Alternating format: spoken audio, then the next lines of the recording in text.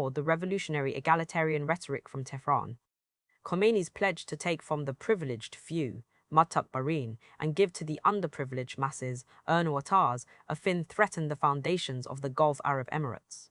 They also feared retribution for setting Saddam on the Iranians. In October 1980, Iranian President Hojatul Islam Ali Khamenei warned, "We are determined to send Saddam to hell. His collaboration's turn will come later." I am referring to the sheikhs in the Gulf region whose governments have supported unbelief against Islam. On May 25, 1981, the emissaries of Bahrain, Kuwait, Oman, Qatar, Saudi Arabia and the United Arab Emirates (UAE) formed the Cooperation Council of the Arab Gulf States, known more generally as the Gulf Cooperation Council, the GCC, or as I would have it, the Arab NATO. The agenda was broad, including economic relations and a monetary union, but the concerns were narrow: military cooperation and collaboration against Iranian revisionism. The GCC's creation was welcomed in the Atlantic world. UK Prime Minister Margaret Thatcher wrote to Reagan on September 1981, pointing out that there may be some genuine substance behind the newly developing Gulf Cooperation Council, which could, in time, evolve along the lines of ASEAN, the Association of Southeast Asian States, more an economic than a military organization. When the Bahraini authorities uncovered a coup attempt by the Islamic Front for the Liberation of Bahrain in December 1981, pressure on the military front escalated. The Bahrainis claimed that the Islamic Front was based in Tehran, although the group contained mainly Bahrainis, with some Kuwaitis, Saudis, and Omanis. In February 1982, GCC Secretary General Abdullah Bishara said, "What happened in Bahrain was not directed against one part of the body, but against the whole body," an enigmatic way of saying that this was not just a coup against Bahrain, but against the Gulf Arab dispensation. Saudi Interior Minister Prince Nayef chided Iran for its sabotage activities and noted pointedly, "They have unfortunately become the terrorists of the Gulf." The Bahrain incident gave the GCC the opportunity it needed to set aside the minor parts of its agenda and move to the main course. By March 1982, the GCC formed a joint military force, neither NATO nor the Red Army, said Bishara. A series of hasty summit meetings across 1982 cemented the alliance, with a defense pact agreed upon in November. In deference to Iran's strength at that time, the GCC did not move to a formal mutual defense pact. That would have been a cow belly that they wished to avoid. In early 1983, the GCC held its first military exercises in the UAE, which over the years got more and more sophisticated, as the GCC states have used their petrodollars to buy more and more high-tech weaponry and training from the Atlantic states. Between the Saudi Eurofighter Typhoons and the UAE's F-16s, the GCC is close to demonstrable air superiority over the Iranians. But the real power will not come from any maddening war against Iran. The Iraqis already showed that this was going to be bloody and senseless affair. The real military build-up was for domestic repression. The GCC very quickly set up the capacity to exchange intelligence and to mutually train each other using the best riot control equipment on the market. Article 1 of the Security Control Document of the GCC, after all, allies opponents of regimes with criminals. On February 23, 1982, Prince Nayef supported the formation of a Gulf Internal Security Force to defend Gulf security and to be called the Gulf Rapid Deployment Force. 2 years later, the GCC created the Peninsula Jazeera Shield Force, based in Saudi Arabia at King Khalid military city and ready to deploy in the region when called upon. The GCC's conundrum was made more complex when the Bush administration hastened to war against Afghanistan in 2001 and Iraq in 2003.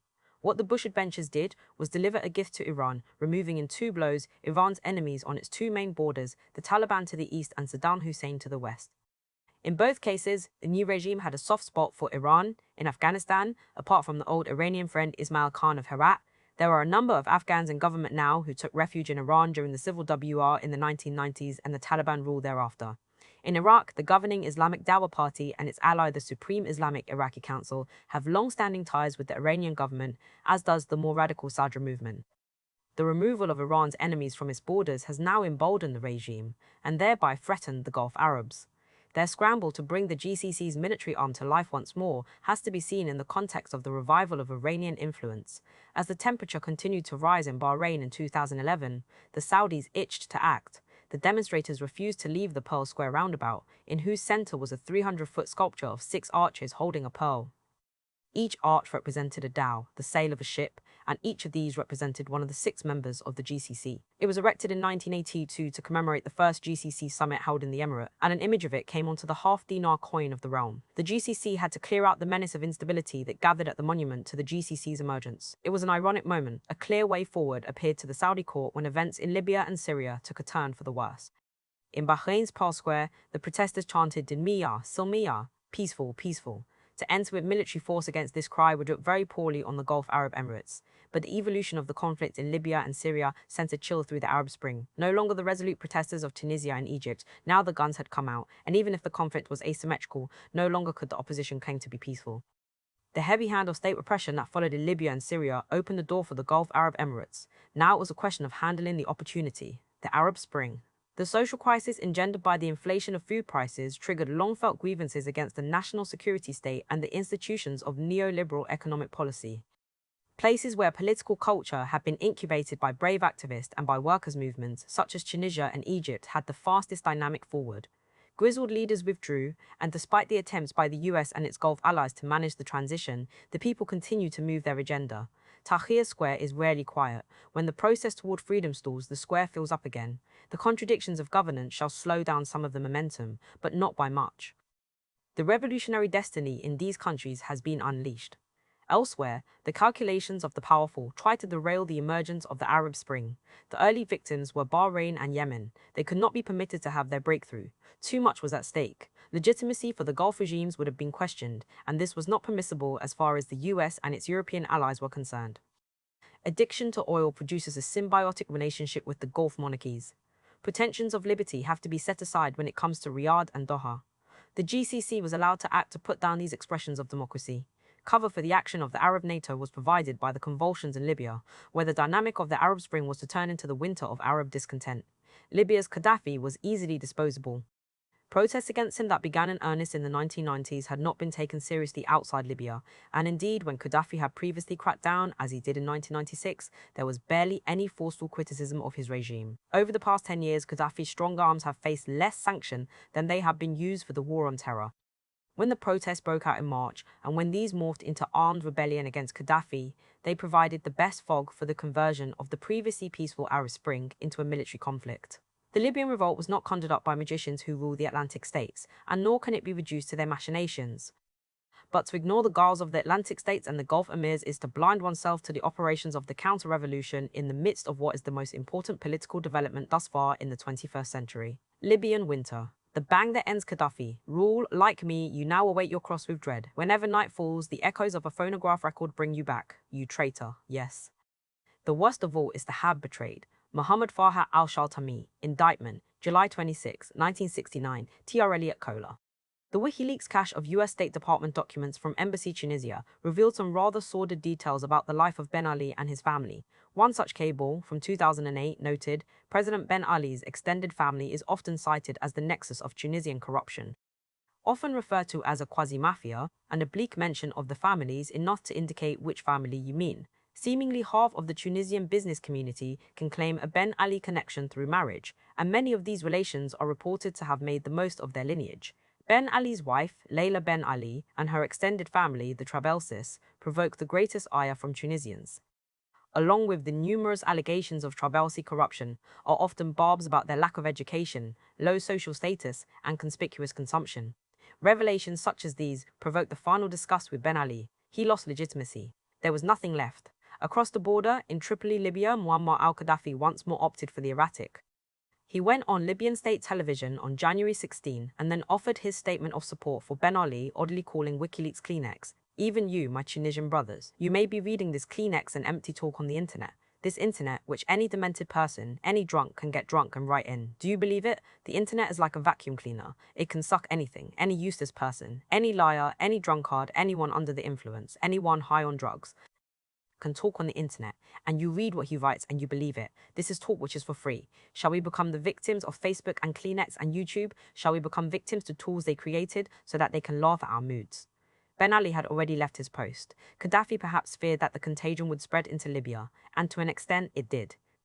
But the fate that would befall Gaddafi was not spread by WikiLeaks or Facebook or even the dreaded YouTube, where I watched his January 16 speech. It would come from older movements with deeper roots and grievances. Around January 16, Gaddafi remained a loyal soldier in the US-led war on terror and in the promotion of neoliberal consumerism, apart from his general uncle-like antipathy to information technology.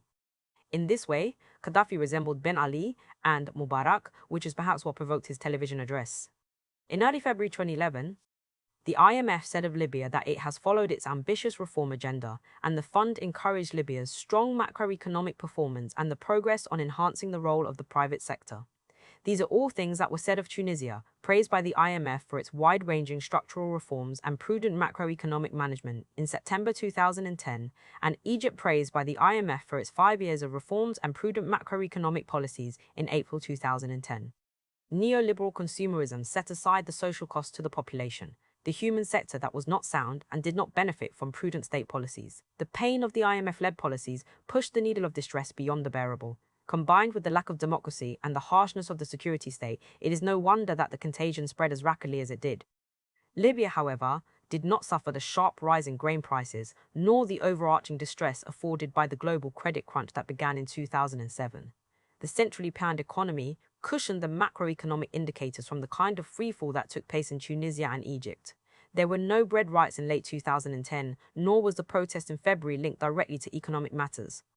Other issues took center stage in Libya, mainly anger at the suppression of genuine democratic opportunities for the population. Rumors of a demonstration on February 17, 2011 hastened the hand of the Gaddafi regime. 2 days before, the police arrested human rights lawyer Fathi Turbel Salwa and the novelist Idris al-Mezmari. They, along with other lawyers such as Salwa al-Dikhaili, made up the leadership of the February 17 movement, formed to commemorate the date of the 2006 police firing in Benghazi at a demonstration which killed 10, and to build the movement for civil liberties that grew out of it.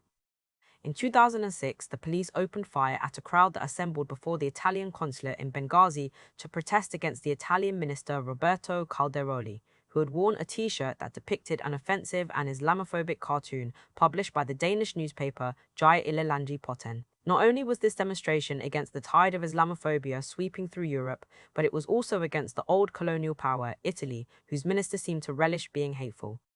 That the police opened fire to defend the consulate of the old colonial power sent a chill through Benghazi, where there were deep roots of anger against the Gaddafi regime. What was so remarkable about the 2006 protests and the movement that built on it was its Catholic reach. The original protesters were largely political Islamists as well as pious Muslims, and those who defended them were middle-class professionals and intellectuals, Turbel, al-Dihali, and al-Mezmari, for instance. The police firing revived deep-seated anger at the way Gaddafi's regime has treated the eastern part of the country, the old Ottoman Volkliatoy Cyrenaica, and it underscored the basic military state character of the Gaddafi regime, easy to turn to guns when other means lay at its disposal. A few hundred people gathered outside the police headquarters to protest the arrest of Turbel and al-Mismari. The police broke up the crowd, and the Gaddafi regime sent the Interior Minister Abdullah Sanusi and Saadi Gaddafi to take charge of the city. Saadi, who gives off the impression of being lost, fancies himself as a peacemaker and tried to walk the streets of Benghazi to that end. His charms were lost on the city. It was a failed mission. Enthused protesters gathered at the Maidan al-Shajara, where they fought off the police attempt to break up their resolve. News of the Benghazi revolt spread to other towns, and in Al-Baida and Az-Zintan, the protesters burned down the traffic police headquarters and the police station respectively. The revolt in earnest tried to match the state repression with its own violence. There was no other way to go. Gaddafi's Libya would not tolerate a Gandhi. It had to be fought with force of arms. On February 17, the days of rage protest was larger than it would have been had Gaddafi's regime not made the arrests 2 days beforehand. Those arrests provided the best advertisement for the protests. Rumors spread that Gaddafi's regime, like Mubarak's before him, released 30 prisoners, armed them, and sent them to shoot at the protesters. 14 people died that day, with some additional killed in sporadic fighting in Al-Baida, Az-Zintan and Dana. The numbers were not huge, but they are of course considerable, 10 here, 13 there. Undaunted, the next day, the protesters in Al-Baida captured a military base. In a sign of what was to come, the rebels executed 50 African mercenaries and 2 Libyan conspirators, according to Al Jazeera. In Derna, the rebels burnt down a police station, where prisoners died in their cells. Focus remained on the institutions of repression, the police and the military. On February 20, a 48-year-old executive at the state oil company, Mahdi Ziu, filled his truck with propane tanks and drove into the gates of Benghazi's Katiba, the barracks that housed the main force of the regime. Protesters rushed in and took the barracks. By February 21, the city was in the hands of the rebels. Gaddafi's envoys, Saadi Gaddafi and Abdullah Senussi, fled back to Tripoli. The hasty speed of the fall of Benghazi showed the brittleness of the regime. Its base of support in the city was negligible, and its command over the repressive apparatus minimal. Those that remained with Gaddafi, such as the troops in the El Fadil Bou Omar compound, were besieged and, as news reports put it, butchered by angry mobs. UN High Commissioner for Human Rights Navi Pillay denounced the behavior of the Libyan government. More condemnation would come soon. On February 22nd, the former British Foreign Minister David Owen called for military intervention, and on February 23, Luxembourg's Foreign Minister Jean Asselborn called the situation genocide. The words genocide and military intervention were chilling. They represented a push from the Atlantic powers to transform the rebellion into a massacre and to insert themselves into North Africa and its spring. Events on the ground did not suggest that things were so bleak for the rebels. The rebels' advance continued, and by the end of February, the rebels had seized Libyan Air Force planes and Libyan Navy ships, for which reason, on February 27, Abdul Hafiz Goga, a senior lawyer and human rights campaigner, announced in Benghazi, "We are completely against foreign intervention. The rest of Libya will be liberated by the people and Gaddafi's security forces will be eliminated by the people of Libya." Goga's assertion was to be of no consequence by March 1, when the leadership of the newly created National Transitional Council of Libya, NTC, joined with the Atlantic powers and the Gulf Arab emirs to call for foreign intervention. The French, British and Americans hastened to put through a confusing resolution in the United Nations on March 17, IST-UN Resolution 1970 UN, Resolution 1973. Aerial bombardment by NATO began on March 19. In no time, Gaddafi's military prowess was degraded. It took a few months for the NATO aerial and naval power to fully wipe out Gaddafi's regime and for the rebels on the ground to make the most of the air cover to assert themselves over the Libyan landscape. On August 22, the rebel forces took Tripoli. Gaddafi disappeared. On October 20, Gaddafi was killed in Sirte, his hometown. The future of Libya remained an open question. Would the Libyan rebels set aside the many sectarian, religious and tribal affiliations that bedeviled them and combine to properly fight off the Gaddafi regime? If it succeeded, what kind of Libya would these rebels create? During the military campaign, the rebels refused to succumb to a unified military command, which is what NATO preferred, and so did NATO's generals, such as the CIA asset General Khalifa Belkacem Haftar. The rebels wanted to fight in a military coalition. This meant that with the fall of Tripoli, the rebel command remained diffuse. There was no civil war as such, but there was no unity either. There was a government, but no state with the authority to enforce its laws on the population. Each city, Misrata, Zintan, Derna, has its own military authority, with little coordination amongst them and very little respect for the central government. There is still every indication that the neoliberal clique that authored the NTC remain in control over the main arteries of accumulation in Libya, notably the oil ministry and the central bank. It is these people, as journalist Patrick Cockburn comments, that speak the best English and are prepared to go before the United States Congress to give fulsome gratitude for America's actions. Or as the Middle East Report editorial of March 23 warned, these are the people who are apt to be the most willing to give favorable terms to Western oil firms for invigorated exploration and exploitation of the country's hydrocarbon deposits. Libya remains in political paralysis. It is not clear what kind of political dispensation will form. What is clear is that the new Libya has opened itself to the neoliberal reformers in a way that they found difficult even under a pliant Gaddafi. The rebels from below, who spent the most blood in the conflict, are not the immediate beneficiaries of the revolution, but they are not quiet. They retain their guns. They have their imaginations for a new Libya. What comes is to be seen. But how did we get here? The humanitarian intervention from the Atlantic states and the Gulf Arabs attempted to wrest the dynamic from the rebellion from below and from the Arab Spring in general.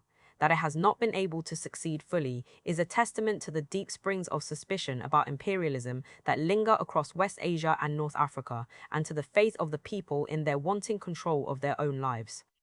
In November 1942, when Field Marshal Erwin Rommel's Afrika Korps was defeated by the Allies in Benghazi, Tobruk and then El Alamein, British Prime Minister Winston Churchill cautioned, "Now this is not the end. It is not even the beginning of the end." But it is perhaps the end of the beginning. Before we get to the end of beginning, it makes sense to unravel the Libyan labyrinth, to understand how we got to February 15, 2011, then to the Atlantic involvement in this war, and to what this says for the future of imperialism and the doctrine of humanitarian intervention. Itsu Gaddafi's revolution. In 1969, Colonel Muammar al-Gaddafi, aged 27, surprised the aged King Idris, then in Turkey for medical treatment, with his attack on the Benghazi radio station on September 1 and with the subsequent coup d'etat against the monarchy. Inspired by the free officers of Egypt, Gaddafi and his fellow colonels forced marched the fragile Libyan state and even more fragile Libyan society into a new dispensation. Devastated by Italian colonialism and World War II, the new Libya under Idris could aspire to little. In 1959, Time enumerated the particulars, with emphasis on the one resource that Gaddafi capitalized upon. Free Libya's legacy from its past includes rich Roman ruins, live German landmines, and a fierce resentment among Libya's, predominantly Arab 1,000 and 30,000 population against all things foreign. Gaddafi drank deeply in the well of that patriotism and anti-colonialism, covering his coup in the mantle of Umar al-Mukhtar, whose face would then adorn the Libyan 10-dinar bill, and whose struggle against the Italians was made immortal for the worldwide audience by Anthony Quinn in the 1981 film, financed by Gaddafi's government, The Lion of the Desert. As World War II slipped into the horizon, discussions in the Atlantic world threatened to divide Libya along its three Ottoman provinces, Tripolitania to the Italians, Cyrenaica to the British, and Fezzan to the French, the Bevin-Sfora Plan of May 10, 1949. Fortunately for the Libyans, the Haitians voted against this plan in the United Nations and tipped the balance toward independence. But with King Idris on the throne, Libya enjoyed a constrained freedom. When the Italians established themselves in Libya in 1927, Idris and his Sanusi circle escaped to British-controlled Egypt, where they became the clients of London, a fact begrudgingly noted in Evans Pritchard's informative The Sanusi of Cyrenaica, 1947. In 1951, when Libya was formed, Idris took up the mantle, but essentially retired to his honey-coloured palace in wondrous Tobruk. Tripoli was a backwater for him. He preferred Cyrenaica. Idris's flag for the new Libya borrowed from Cyrenaica's emblems, with the star on the crescent, not Tripolitania's totems, a palm tree, a star, and 3 half-moons. Popular anger against the Idris realm grew in the west, and eventually in the east, Idris had to seek protection from the HMS Bermuda in July 1958 and then the British 10th Armoured Division on October 29, 1959, when they protected him from a general uprising and played, as a British government official wrote at the time, a vital role in keeping King Idris alive and on the throne 11. Appliant Idris signed off on an essential 20-year Anglo-Libyan treaty in 1953, which by many appearances seemed to have been drafted in Prince Charles Street by the overeducated bureaucrats of the Foreign and Commonwealth Office. It allowed the British to maintain bases in eastern Libya, at Tobruk and El Adem, and the next year, it allowed the United States to lease the Wheelus Air Base just outside Tripoli. The cost was modest, 7,024,000 tons of wheat as a down payment and an annual rent of $4 million. It was from the Wheelus base that the US flew sorties across the Mediterranean, with the F-101 and F-101 and F-102 aircraft screaming near the Gulf of Sidra. The troops stationed at these bases kept to themselves. Most American servicemen are apathetic to service in Libya, wrote the anthropologist Louis Dupree in 1958, and almost never leave the airbase. Others, when they do leave, make asses of themselves. The United States was interested in the southern coastline of the Mediterranean, what the Romans had called Mare Nostrum, our lake. In 1885, the Italian writer Emilio Lupi put the case for the lake plainly. Even if the coast of Tripoli were a desert, even if it would not support one peasant or one Italian business firm, we still need to take to avoid it being suffocated in Mare Nostrum. The French had Morocco, the Italians must have Tripolitania.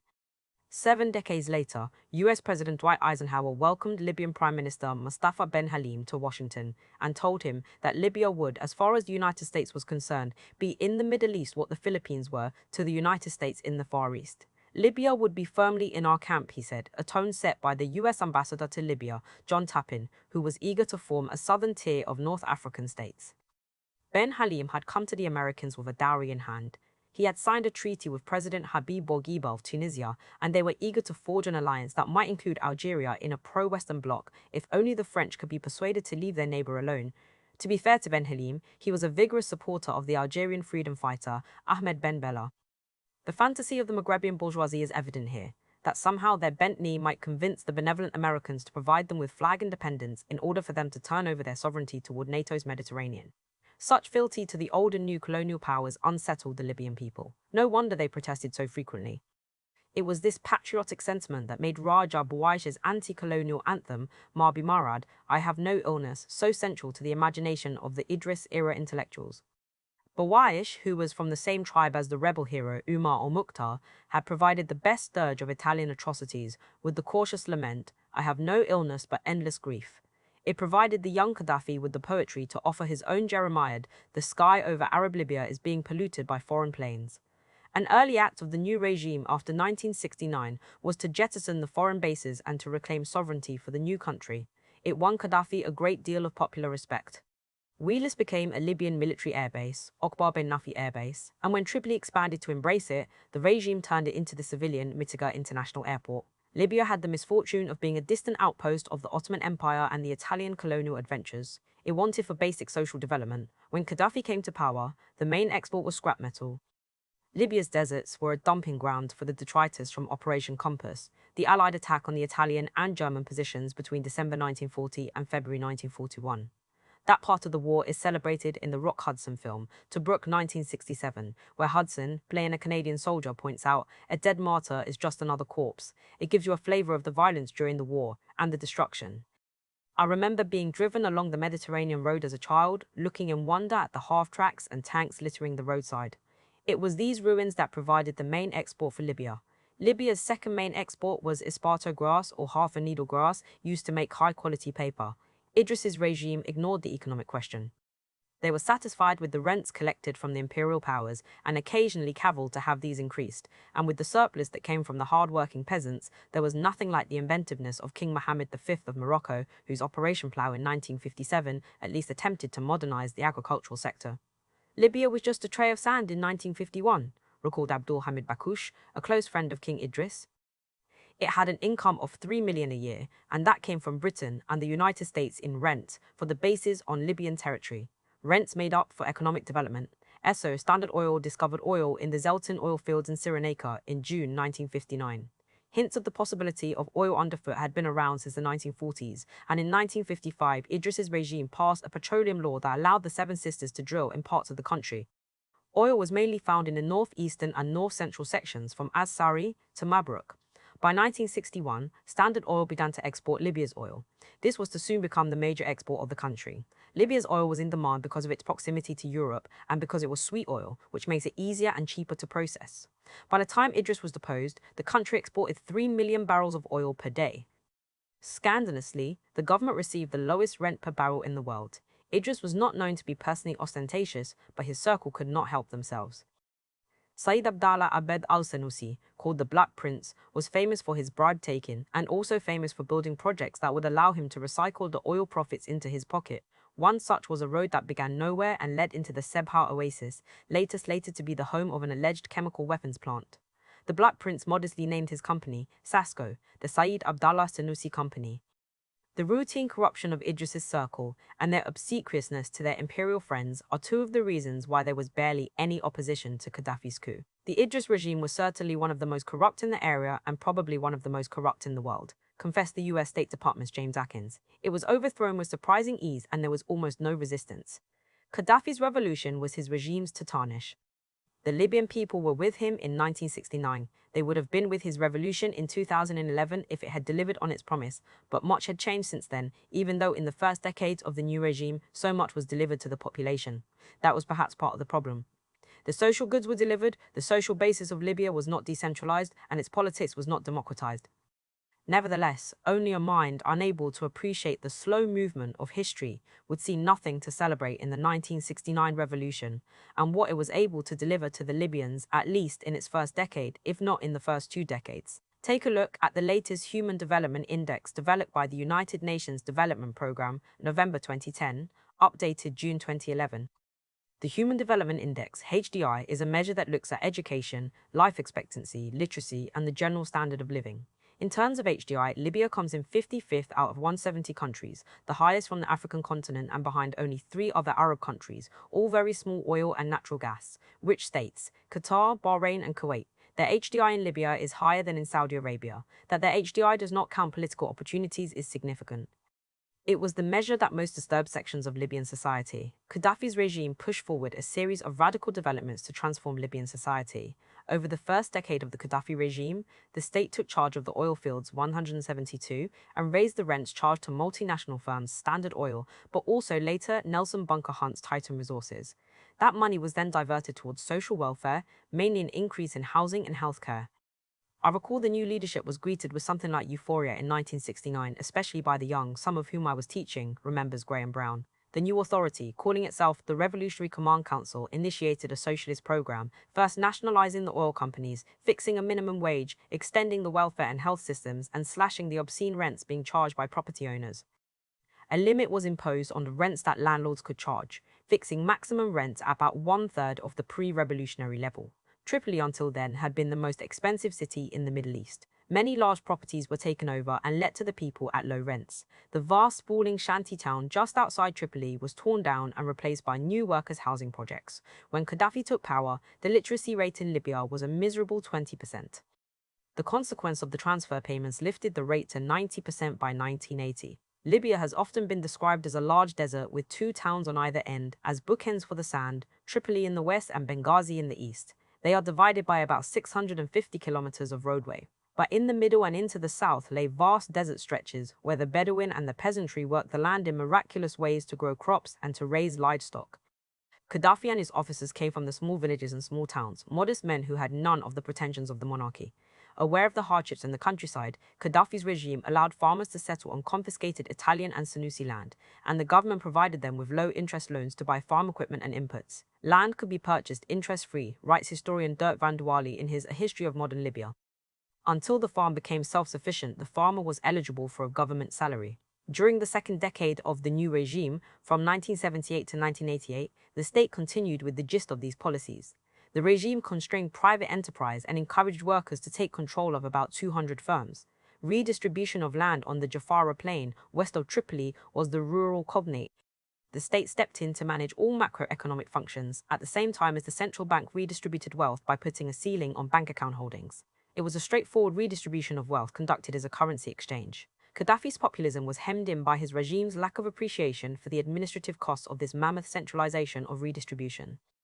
After his coup, sections of the educated professionals fled the country, offering their services to the Gulf Arab emirs so that Ben Halim became an advisor to Crown Prince Fahd bin Abdulaziz or to the financial and business world that centered around Beirut. As the state's administrative apparatus fumbled, Gaddafi attacked the overwrought bureaucrats. They became even more inefficient, Van Douwali notes, making Gaddafi's harangues against them a self-fulfilling prophecy that would lead to their evisceration after the mid-1970s.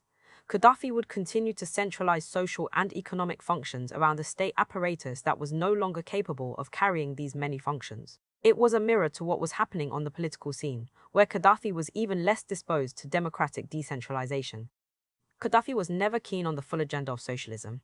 He liked the abstract idea of redistribution, but like most authoritarian populists, he had not considered the mechanisms to transfer authority and decision-making to localities who might then harness their newly provided wealth for the betterment of their towns and villages. Instead, Gaddafi turned over the fruits of social wealth to the people at the same time as his regime centralized the mechanism for the redistribution of those fruits. The gargantuan state was not capable of being efficient, and this led to serious problems of incentive in the population and to alienation from its mechanisms. Rather than address these administrative problems, Gaddafi relied upon the oil revenue to pacify the population. That he and his circle did not steal from the oil profits is commendable, and it is the reason why social projects made an impact on the lives of the people. By the 1980s, Libya could boast of very high human development indicators. In literacy and health, in the main, it was the oil that prolonged his revolution and allowed his central state to appear benevolent even as it monopolized decision-making in the country. Gaddafi's own idea of democracy was centered around him, his clan, the Qaddafi, and his men of the Ten, Rihal al-Qaima, his military associates and childhood friends. To be fair, Gaddafi's was not a personality cult of the kind produced by Saddam Hussein after 1978. The democratic setup, which he called the Jamahiriya state of the masses, exceeded what King Idris allowed. The failure to engage with a real democratic experience rankled on Gaddafi himself, and he would return over the course of the following 42 years several times with new ideas for it. In 1978, he created the Revolution Committee movement, Harakat Olajnati Athora, and then in 1988 he went to the General People's Conference to promise more civil and political liberties. The Revolution Committee movement was not a real development. Like Mao's Cultural Revolution and Red Guards, it sought to undermine the official institutions by creating a parallel structure dominated by Gaddafi, who claimed to have no official position in the government. This abeyance of authority, "I am not the leader," was dangerous because it weakened the established systems which turned to Gaddafi for his almost regal assent or views. The Revolution Committee movement was filled with Gaddafi's cronies, such as Khalifa Khan Aish, Kawaldi Hamidi, Mustafa Karabi, Abu Bakr Yunus, the leadership of the security services, chillingly named the Leaders Information Office, Maktab Emalumatul QCD, and Abdesalam Jaloud, who was hastily removed for being too radical. There was no sense of the failure of the process of democracy, of the state of the masses, of a rhetorical facade that stood in for the whims of the men of the tent. Gaddafi conducted the remarkable feat of centralization of power in the name of decentralization. Over time, the limited democratic spaces strained against both the rhetoric of the regime and the aspirations of the people. In 2009, Gaddafi's son, Saif al-Islam Gaddafi, delivered a speech at his alma mater, the London School of Economics. "In theory, Libya is the most democratic state in the world," he said, chuckling. When the audience laughed with him, he smiled and laughed along, saying, "In theory, in theory, in theory." Even the Gaddafi inner circle recognized that although the theory of the Jamahiriya, or state of the masses, is of interest, the practice has been anything but. By 2000, only 10% of the eligible citizenry came to the Congress meetings, and over 70% did not believe that they could influence political decisions, as shown by surveys collected in Amal Obeidi, Political Culture in Libya. This is a serious indictment that Gaddafi's regime had a strong stomach for authoritarianism, is illuminated by his active support for Charles Taylor in his war against the people of Liberia. In his Green Book, Gaddafi offered an alternative to the Jamahiriya idea of democracy. The natural law for any society is tradition, custom, or religion. The state of the masses claimed to organize community power absent the social baggage of tribe and faith. But such a move would be idealistic, and it would threaten the new regime with the loss of sections of the population to a brewing counter-revolution, whose main agents were the deposed royals and their imperial allies. There was little time to build up a new social fabric, so the Gaddafi regime, for reasons of instinct or opportunity, seized upon those provided for them. Gaddafi relied upon well-trod capillaries of power, the hierarchies of tribe, faith, and army. Unwilling to opt for a radical democratization of the society, Gaddafi pursued a tense dance from the 1970s to 2011, offering carrots to his allies and sticks to his potential enemies, reining in the leadership of these traditional hierarchies, and then offering them patronage when it suited him.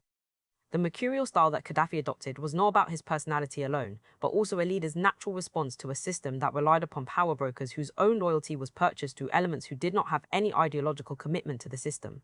By the 1980s, the web woven by the Gaddafi regime began to unravel.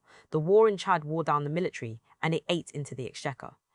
The return to eastern Libya of the Afghan Arabs jihadit by the late 1980s and the Algerian Civil War in 1991 brewed the stew of extremist political Islam in the towns of Derna and Benghazi. The tribal leadership cavilled at the regime as it floundered. Old social classes pushed against the regime at the same time as the new social classes, the educated middle-class professionals, made by the transfer payments of the national development regime set up by Gaddafi, began to turn on it. They wanted more political power. The new dilemma seemed to be beyond Gaddafi, whose own health, two strokes, and poor capacity to delegate authority led to an unfinished battle between those who would be called the reformers, led by Saif al-Islam Gaddafi, and the national development hardliners, putatively led by Mu'tasim Gaddafi. It is fitting that the leaders of the two wings are sons of Gaddafi. It tells us a great deal about the involution of his regime. Geography of identity? Gaddafi's new regime purportedly attempted to overthrow the supremacy of the tribes. In fact, it strengthened his own tribe, the Qadhadafa, and gained the trust of other significant tribes of the western and southwestern parts of the country, such as the Magraha of Misrata and the Wafala from Sirte to Fezzan. These tribes are vast kinship groups spread over considerable territory. 1 million or so of the Wafala do not march in evolutionary lockstep. What Gaddafi's regime was able to enjoin was the support of the tribal elders, who by one way or another would procure the sympathy of their tribal structures for the regime for as long as that loyalty remained.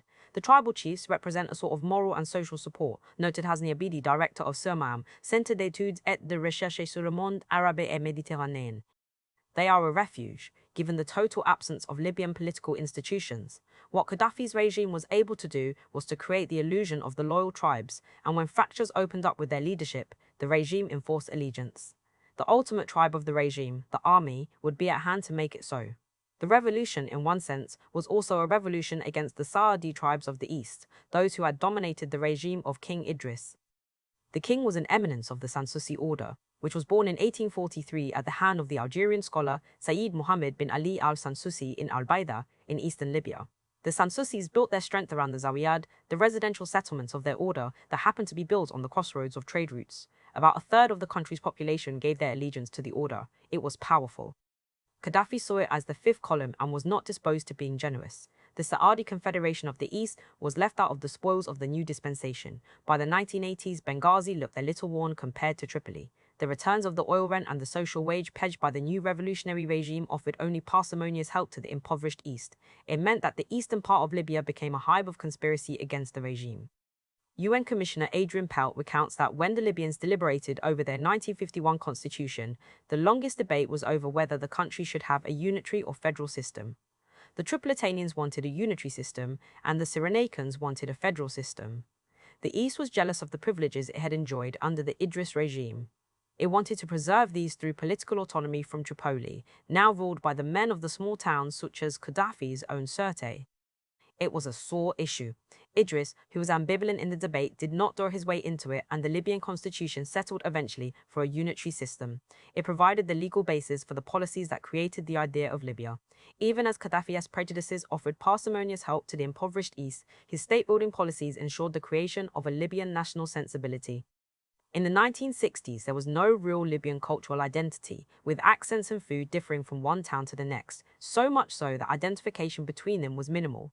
The regime's new education system drew talent from across the deserts and enabled young people to move from one locality to another. The oil industry and the Great Man-Made River, depicted on the 20-dinar note, pulled the new mobile middle-class professionals, the oil workers, and the construction workers from one end of the country to another. It was the state bureaucracy and the military that finished the process, cementing the basis for Libyan personhood, now formulated around a culture polished by the authoritarian populist state. Even as a Libyan identity flourished, neglect of the tribes of the east and of the communities of the Jebel Nafusa, the mountains of the northwest, continued. Across North Africa, the Amazigh peoples, derogatorily known as the Berber, strive for autonomy and dignity. From the Kabars of northern Algeria to the Rifians of northern Morocco and to the Tuareg of the Sahara, the Amazigh peoples, or the Amazighen, have struggled against the national liberation states with little success. In Morocco, King Mohammed VI, in fear of the Amazighen revolts, hastened to allow Tamazight as an official state language. Gaddafi has been routinely hostile to any attempt by the Amazighen to comport themselves in their language, much like the Turkish policy of banning the Kurdish language and their identity, or the French, who, in the name of enlightenment, banned the Tahitians from speaking their own language. Over the past decade, the Libyan state vacillated over the idea of recognizing the existence of the Amazigh peoples. In August 2007, the government allowed the World Amazigh Congress to be held in Tripoli. A year later, Gaddafi went to Jadou in the Nafusa Mountains to meet with Amazigh leaders. "You can call yourselves whatever you want inside your homes," Gaddafi is reported to have told them. "Berbers, children of Satan, whatever, but you are only Libyans when you leave your homes." The idea of Libya as an Arab country was firmly in the imagination of the Gaddafi regime. It was a normal tendency of modern nationalism to deny the fractures within a nation-state and to pretend that minority rights and cultural expression are the first gesture towards secession. The denial of those rights, history shows us, are more likely to spur secession than the recognition of them in the first place. In 1993, Gaddafi survived an assassination attempt in the town of Bani Walid in the Misrata district. Gaddafi went to the elders of the Warfala tribe, those who dominate the region, and told them that they must both deliver the culprits and then collectively condemn the plot. They refused to do so. Gaddafi's alliance with the Warfala frayed. It is in such instances that it becomes clear how Gaddafi lost the loyalty of the natural leaders. During the rebellion in 2011, substantial numbers of the Imazighen and the Warfala turned their backs on Gaddafi and provided the basis for the final push against Tripoli. Sociologist Mohamed Bamir investigated 28 of the tribal declarations issued by the tribal leaders between February 2011 with March 9, 2011. He found that the vast majority highlighted national unity or national salvation rather than tribal interests. These declarations also demonstrate that Libya's tribes are not homogeneous entities, but rather are composed of diverse members with varying social and economic backgrounds. This reality reflects the nature of Libyan society as a whole, which has a 90% urban population and in which intermarriages across tribal lines are common. Gaddafi as natural leaders could not control the desires and ambitions of their populations, the green flag. A nationalist in the Nasser vein, Gaddafi nonetheless was never keen on secularism. His Green Book dismissed capitalism and communism in favor of a third universal theory, to return the Arab world to the fundamentals of Islam in both politics and economics. His new constitution was founded on Islamic principles, Article 2, and his new state attempted to do with Islam what it had done with the economy and with politics: nationalize Islam. The Waqf, the religious trusts, were grasped by the state, which then brought the clergy to heel, as well as promoted ijtihad, personal interpretation of the Quran, and a religious experience without the dominance of the ulema. Once more, Gaddafi would dance between his absorption of Islam into his own third universal theory and a more conventional, even Salafi understanding of Islam. In 1973, for instance, he told the people of Zawara that the Sharia should be the legal code of Libya.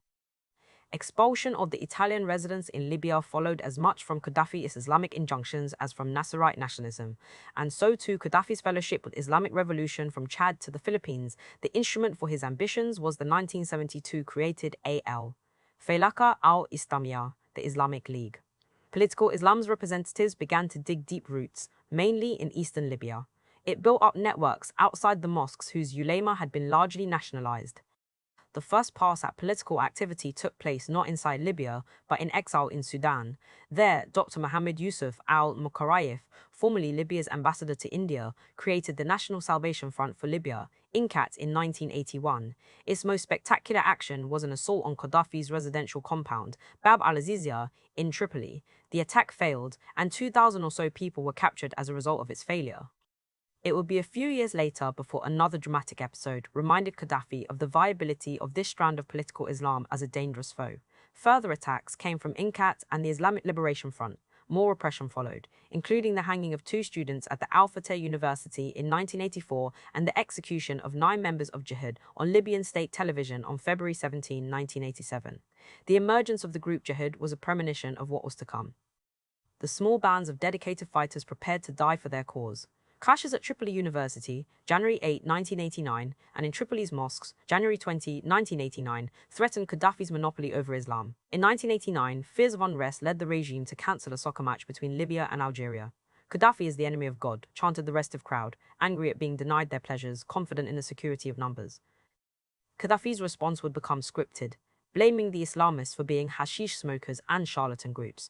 On February 24, 2011, Gaddafi would say that the rebels of Az-Zawiya had taken hallucinogenic drugs in their coffee with milk, like Nescafe.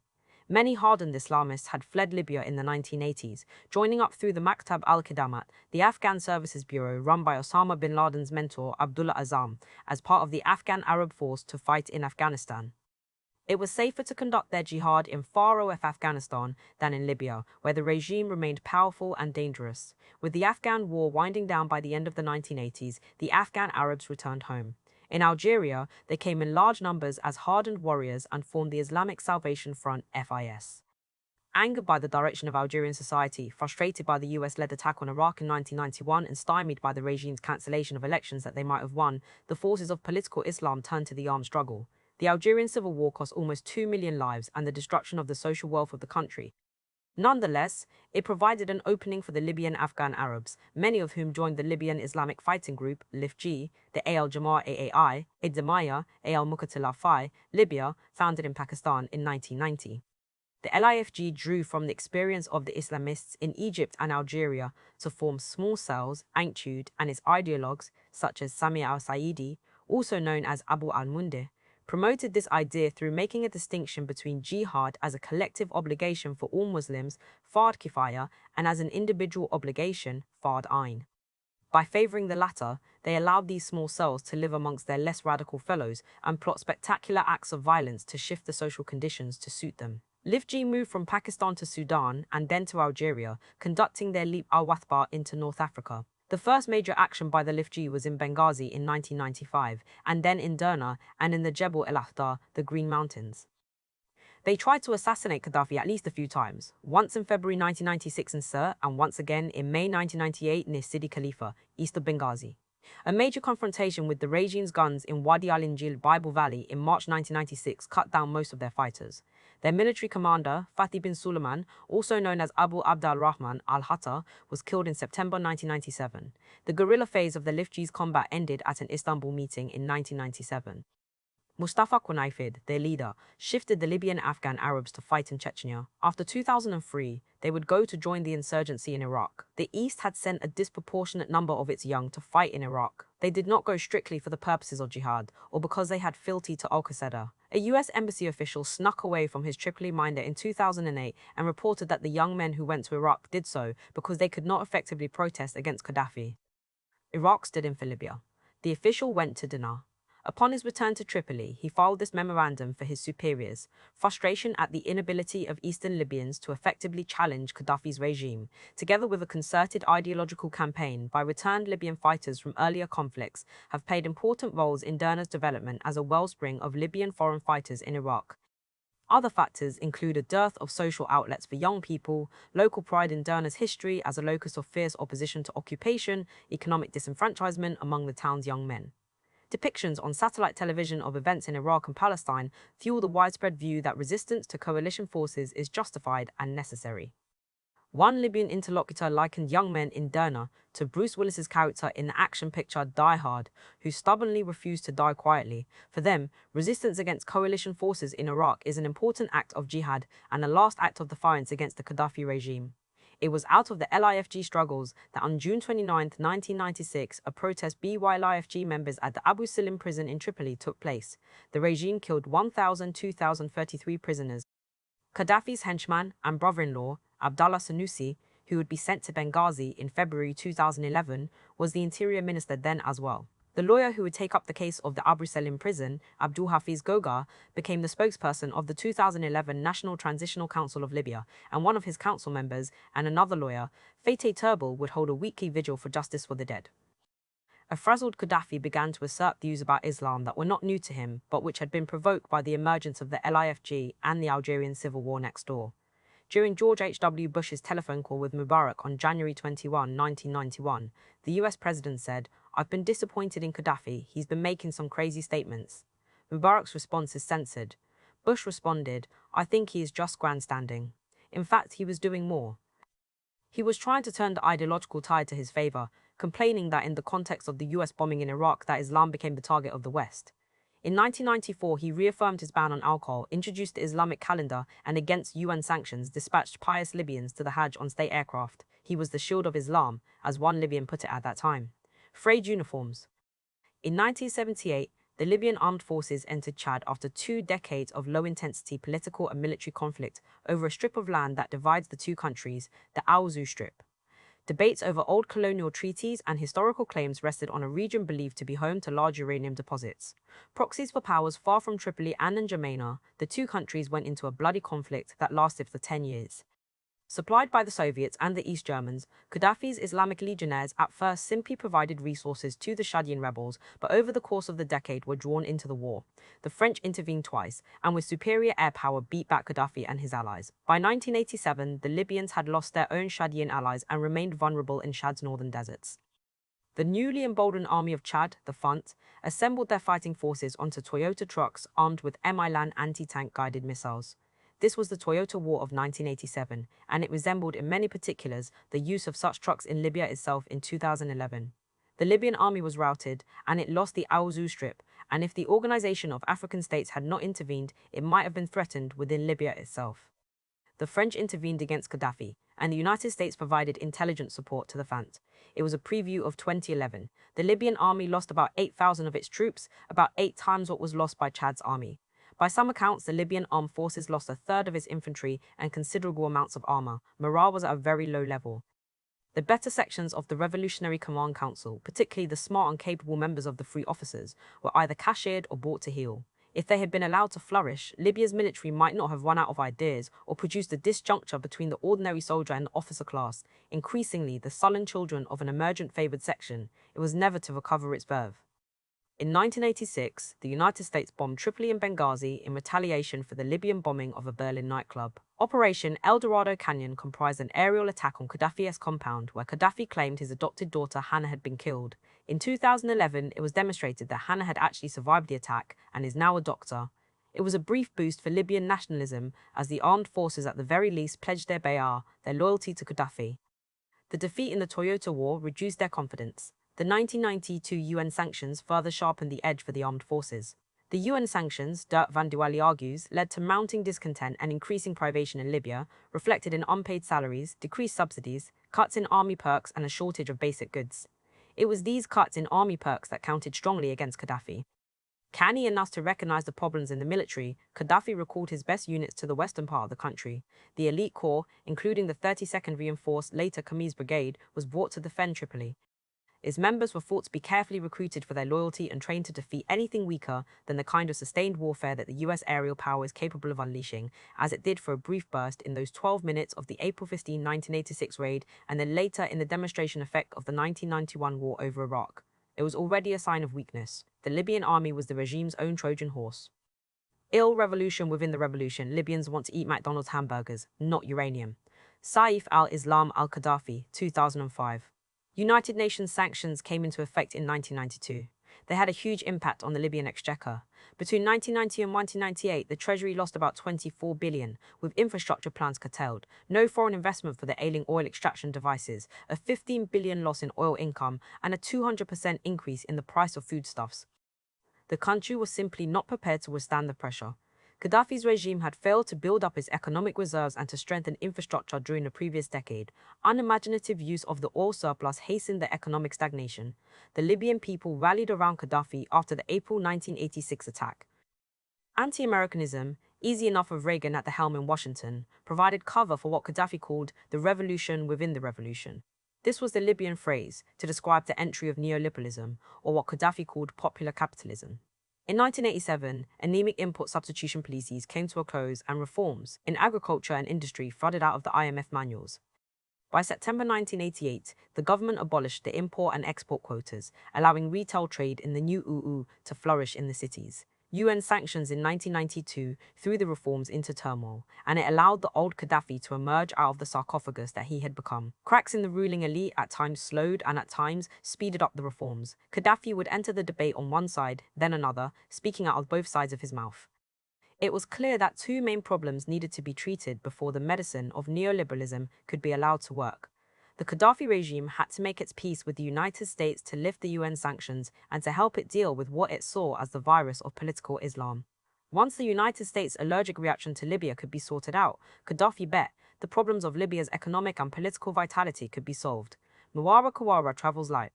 We never would have guessed 10 years ago that we would be sitting in Tripoli, being welcomed by son of Muammar al-Gaddafi, Senator Joseph Lieberman, August 2009.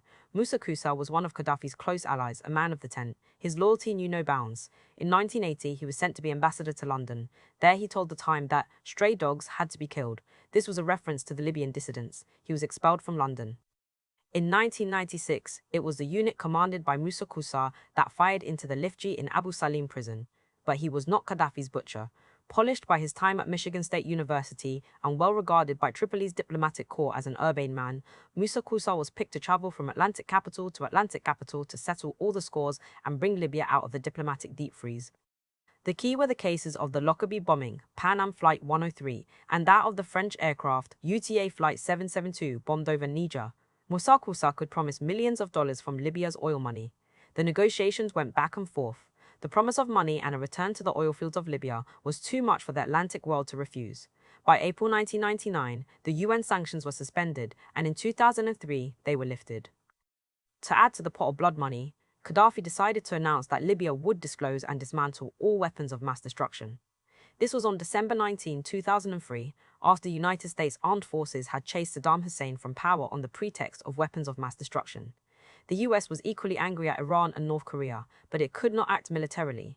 Their nuclear card prevented a repeat of the Iraq adventure. That Gaddafi threw the card on the table revealed his obsequious intentions. Commercial links were restored the next year when a US congressional team led by Congressman Tom Lantos came to Libya. Lantos' team returned to the US with good news about Libya. In 2006, the US State Department decided to remove Libya from its list of state sponsors of terrorism. In October 2008, the Libyans promised to turn over $1.5 billion in the trust fund as compensation for the various bombings. President George W. Bush signed Executive Order 13477, which voided all outstanding claims against Libya. A US ambassador arrived in Tripoli in the wake of US oil companies who have faster jets. Musa Kusa had done a remarkable job. In 1999, Musa Kusa opened conversations with various jihadi groups based in Europe. He wanted to defang their anger. At the same time, Gaddafi's regime put the screws on the hardened jihadis inside Libya and tried to gain the favor of the US since both the American and Libyan regimes shared a fear of Jidayah. After 9/11, Gaddafi was one of the first world leaders to offer his condolences for the horrifying and destructive attacks as he urged Libyans to donate blood for the survivors in the United States. In October 2002, Foreign Minister Mohammed Abdurrahman Chalgam admitted that his government closely consulted with the US on counterterrorism, and a few months later, Gaddafi's heir apparent Saif al-Islam warmly spoke of Libya's support for the Bush war on terror. If you went to Gaddafi's website at this time, you would have read this remarkable statement from the old colonel. The phenomenon of terrorism is not a matter of concern to the US alone, it is the concern of the whole world. The US cannot combat it alone. It is not logical, reasonable, or productive to entrust the task to the US alone. It needed Gaddafi, who was in sheer terror of groups such as the Libyan Islamic Fighting Group. Gaddafi played a double game with the Jihad left. On the one side, by about 2005, the regime had opened a dialogue with the LIFG. In January 2007, Saif al-Islam met with Noman bin Othman, a former leader of the LIFG, and with the Qatar-based Sheikh Ali al-Salabi. The head of LIFG, Abulaid Awlibi, refused to meet with the Gaddafi regime. He had other fish to fry. In November, al-Qaeda's leadership in the borderlands of Afghanistan and Pakistan announced that the LIFG had joined al-Qaeda. Abulaid Awlibi was with Ayman al-Zawahiri when the announcement was made. That was chilling to the regime, whose paranoia over the LIFG had intensified as the Atlantic powers made their own dramatic declarations about al-Qaeda in the Maghreb. The AQIM, despite the swagger of its leadership, has become a kind of trans-Saharan gang involved in the kidnapping and smuggling businesses, drawing from the Tuareg insurgency against the government of Mali and from the remnants of the Algerian civil war. It must have chilled Gaddafi much more to find that Ibn Sheikh al-Libi's funeral service in May 2009 was attended by thousands in his town of Ajdabia. Al-Libi was arrested in Pakistan in 2001 and he died in Libyan custody, apparently with a wink and a nod from Egypt's Omar Suleiman. The enemy of yesterday is the friend of today, Saif al-Islam said in March 2010 at a ceremony of national reconciliation with the Jihad-Idi. It was more theatre than real life, but it was sufficient for Libyan state television. The Jihadu had not been completely pacified, but their lingering presence allowed Gaddafi to pirouette his regime's antipathy to the United States into an alliance. It was enough to keep their water on a slow boil, so as to show the United States of their presence and to therefore become a more credible ally in the war on terror. General William Ward, head of the U.S. military's African Command, AFRICOM, did not need to be persuaded. In a memorandum from 2009, General Ward wrote, "Libya is a top partner in combating transnational terrorism." The settlement of the claims against Libya was not a neutral process, geared only to break the sanctions regime. Alongside the payment of the money came a remarkable shift in the ideological framework of the Gaddafi regime. By the middle of the first decade of the 21st century, little of Gaddafi's worldview would have been recognizable to the young officer of 1969. Gaddafi's interpreter of world events, Dr. Ahmed Fichouri, the Secretary for the Americas in the Ministry of Foreign Affairs, had begun to write summaries of new books for the leader. It tells you something about a person if you know what they are reading. Gaddafi enjoyed the work of Newsweek's international editor, Fareed Zakaria, his The Future of Freedom and the Post-American World, of Thomas Friedman, The World at Flat, of George Soros, The Age of Fallibility, and importantly, the foreign affairs essays of Secretary of State Condoleezza Rice. He kept a scrapbook of pictures and writings of Rice in his compound, in which one finds the bizarre statement, "I admire and am very proud of the way she leans back and gives orders to the Arab leaders, lieza, lieza, lieza. I love her very much. I admire her and I'm proud of her because she's a black woman of African origin." When Obama won the 2008 election, Gaddafi wrote a personal letter to him, November 9, 2008, in which he drew his own conclusion about the election. The main point is that blacks shall not have an inferiority complex and imitate the Yankees. The presence of Rice and Obama in the leadership of the Atlantic states seemed to allow Gaddafi to make that journey from revolutionary nationalism to obedience to the imperial capitals. As African Americans, Rice and Obama provided cover for American repression, allowing the ersatz nationalists to take his place happily beside them. Personalities did not spur the transformation. It was rooted in the need to remove the sanctions and to maintain the older animosities in the new era. The Gaddafi regime's distrust of the Iranians and the Saudis manifested itself in an attempt to join with the US anti-Iranianism and to tar the Saudis with the thick brush of Wahhabism. When Congressman Tom Lantos visited Tripoli in 2006, his second visit, he sat down with Musa Kusa, who warned him, Iran and Iraq used to balance each other out. Now, there is no balance. Musa Kusa was sure that the Iranians are enriching uranium and making a bomb, which was honey to Lantos's belligerent ears. Meeting with military intelligence chief Abdullah Sanusi, Lantos heard how the Libyans expected the US to provide Saudi Arabia with its Judgment Day after 9/11, since most of the hijackers were Saudis, not to attack Afghanistan and Iraq. In November 2006, Ibrahim Dridi, director of the Americas office at the General People's Committee, met with the US embassy personnel to alert them about the Libyan anxiety about Chinese hegemony over the continent. Chargé d'Affaires Ethan Goldrich, bewildered by this turn of events, wrote to Washington, "We find it fascinating that the Libyans have identified a fear of Chinese hegemony as a potential source of common interest with us. Other elements in the foreign affairs bureaucracy in Tripoli did not see the convergence with the United States and its Atlantic partners as such a boon." By 2009, Ahmed Ibrahim, the director of the Green Book Center and a former high official in the People's Congress, told a conference in Tripoli that this convergence with the United States was a great sin and that the Gaddafi regime should snub the US ambassador, who he called a rotten dog. But Ibrahim did not have the ear of the government. Behind his back, the pro-Western reformers in Libya called Ibrahim al-Bahim. Bahima, the feminine of Bahim, refers to a beast, with the street meaning being dullard. Ibrahim was known as the donkey, largely because he tried unsuccessfully to ban the teaching of foreign languages, mainly English, in the 1980s. Such old-school revolutionaries had been sidelined by the late 1990s, even as they retained a small public following among those who had faith in the 1969 revolution's promise. At no point did Gaddafi bulldoze a statue in Bab al-Aziziyah of a US warplane being crushed by a fist, a sculpture to commemorate the 1986 bombing of Libya. Such images remained part of the diet of state propaganda, even as the official current moved in a direction that pleased the Atlantic capitals. It was this lingering faith in the revolution that allowed Gaddafi to awaken the demons of nationalism when it suited him, largely as a bargaining chip for greater economic or political benefits on the world stage. He would do this routinely, as we shall see below, when he tried to get better terms from the oil companies, eager to get their drills into the Libyan sands. There was an element of naivety in the Gaddafi foreign ministry, as Roland Bruce St. Chat John put it in the International Journal of Middle Ecoff studied. The Libyan foreign affairs bureaucrats address diplomatic problems of overwhelming complexity with naive, simplistic solutions. They are increasingly frustrated as policies are greeted outside Libya with widespread disbelief or lack of interest and largely rejected. Nevertheless, on occasion, the old-school bureaucrats were able to push Gaddafi in a worthwhile direction. The most important such maneuver was Gaddafi's attempt to block the idea of a Mediterranean Union mooted by France's Sarkozy.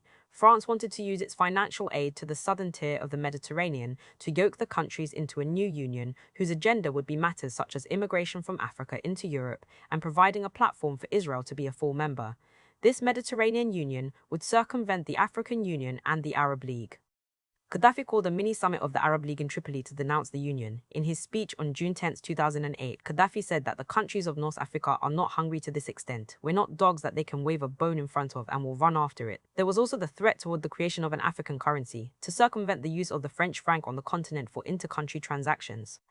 Much the same kind of virulence was reserved for the Italians, for when Gaddafi visited Berlusconi and the Italian parliament, he wore a picture of the great Libyan hero Omar al-Mukhtar on his lapel. It is a picture of the hero as dignified captive, surrounded by preening Italian army and civilian leaders as they prepared to execute the Libyan hero. Gaddafi's residual anti-colonialism came out in his tussles with the Europeans. The Europeans were also eager for Libyan oil. Britain's Tony Blair and France's Sarkozy went to kiss Gaddafi's ring and pledge finance for oil concessions. It is the reason why the British government freed Abdelbasset al-Megrahi, the convicted Lockerbie bomber, in August 2009. It is also the reason why Berlusconi bowed down before Omar al-Mukhtar's son in 2008 and handed over $5 billion as an apology for Italian colonialism. In his characteristic bluntness, Berlusconi said that he apologized so that Italy would get less illegal immigrants and more oil. Gaddafi remained wary of the Europeans, who needed his oil but seemed to despise his person. He saw the United States as somehow changed after 9/11 and hoped to build up relations with the United States as a counter to the pressures his regime seemed to get from the European capitals. No wonder that in August 2009, Gaddafi's testosterone-laden son, Mutassim, told US Senators John McCain, Joseph Lieberman, and Susan Collins that the Libyans could easily buy arms from Russia or China, but we want to get it from you as a symbol of faith from the United States. Gaddafi's anti-colonial ideology was like a gopher, breaking the surface erratically and just as fitfully hastening to bury itself deep into the ground. Gaddafi was willing to give up the main insurance policy of rogue states, his nuclear arsenal. This is an illumination of Gaddafi's bizarre belief in the benevolence of the United States. He was eager to forge some kind of entente despite the press of imperialism on the global south.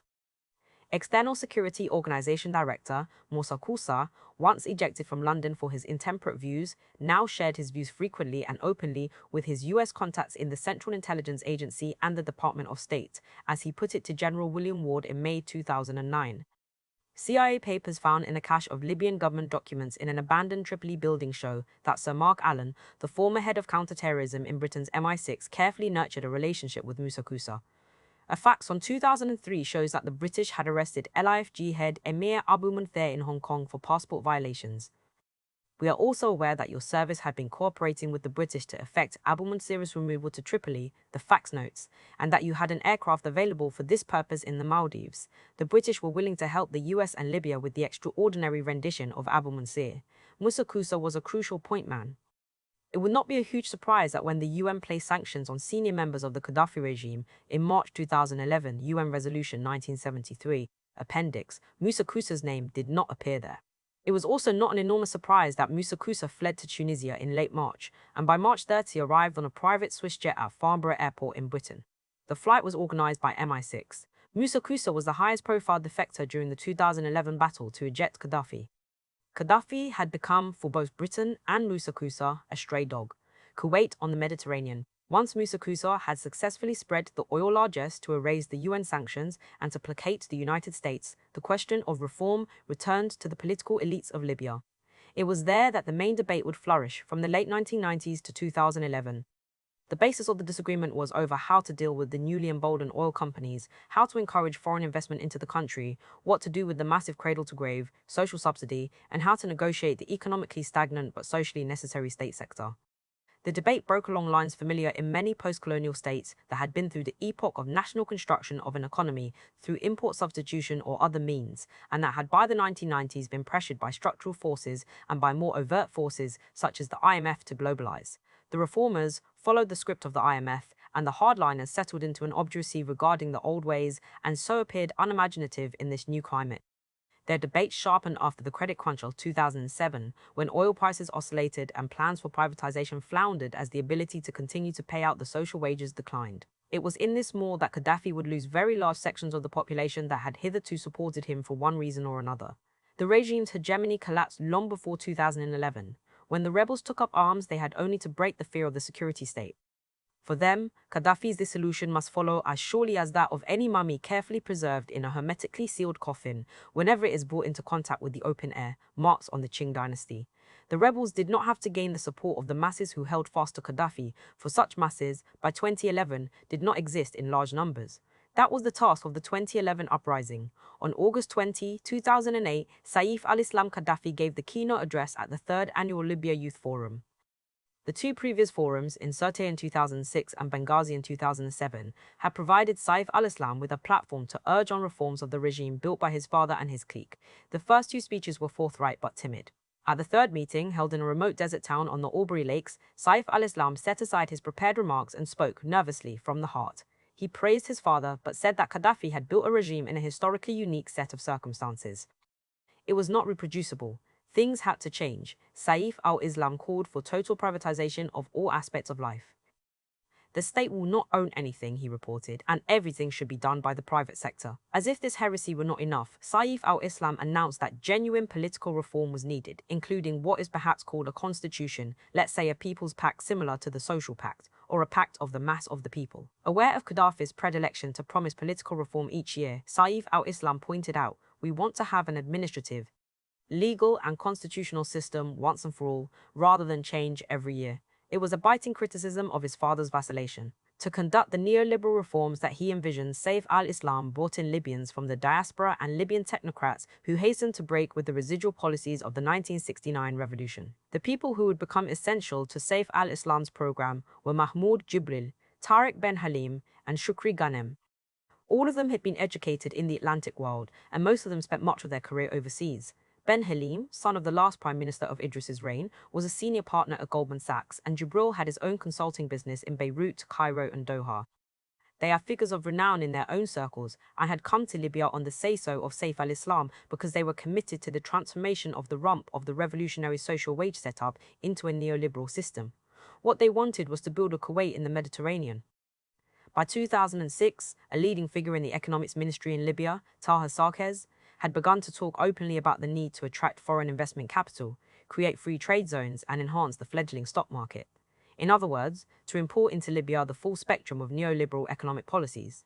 Open doors to finance capital, a place for finance to run its casino activities, and an industrial sector premised upon an absence of regulations.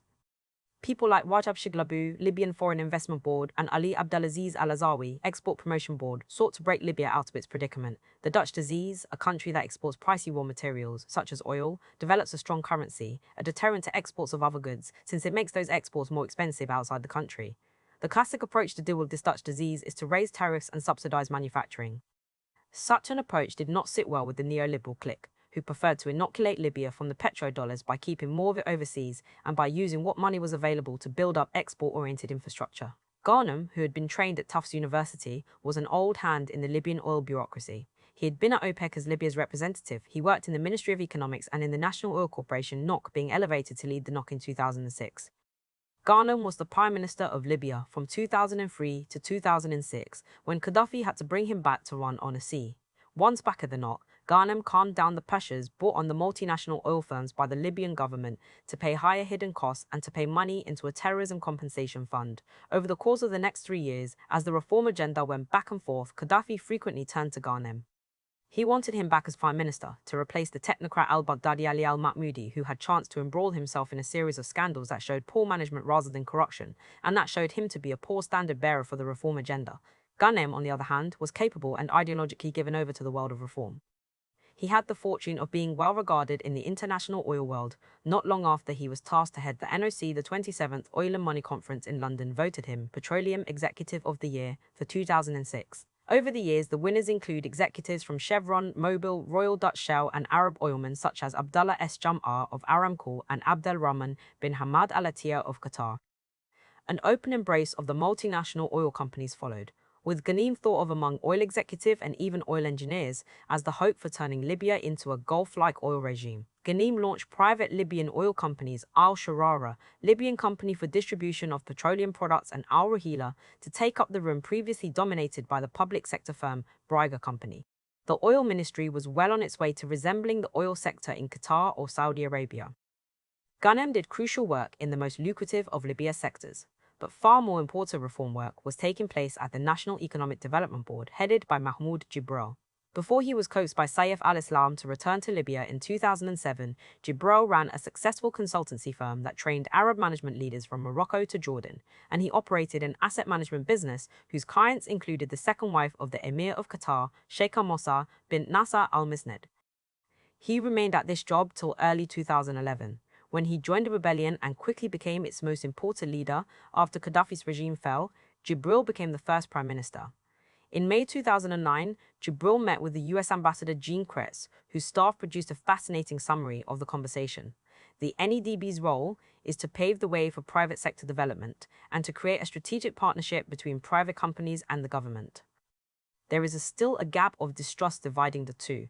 As to whether Libya has a master plan that includes all the 11,000 privatization projects, Jibril admitted that in the past 2 years, Libya had started executing projects without such a plan.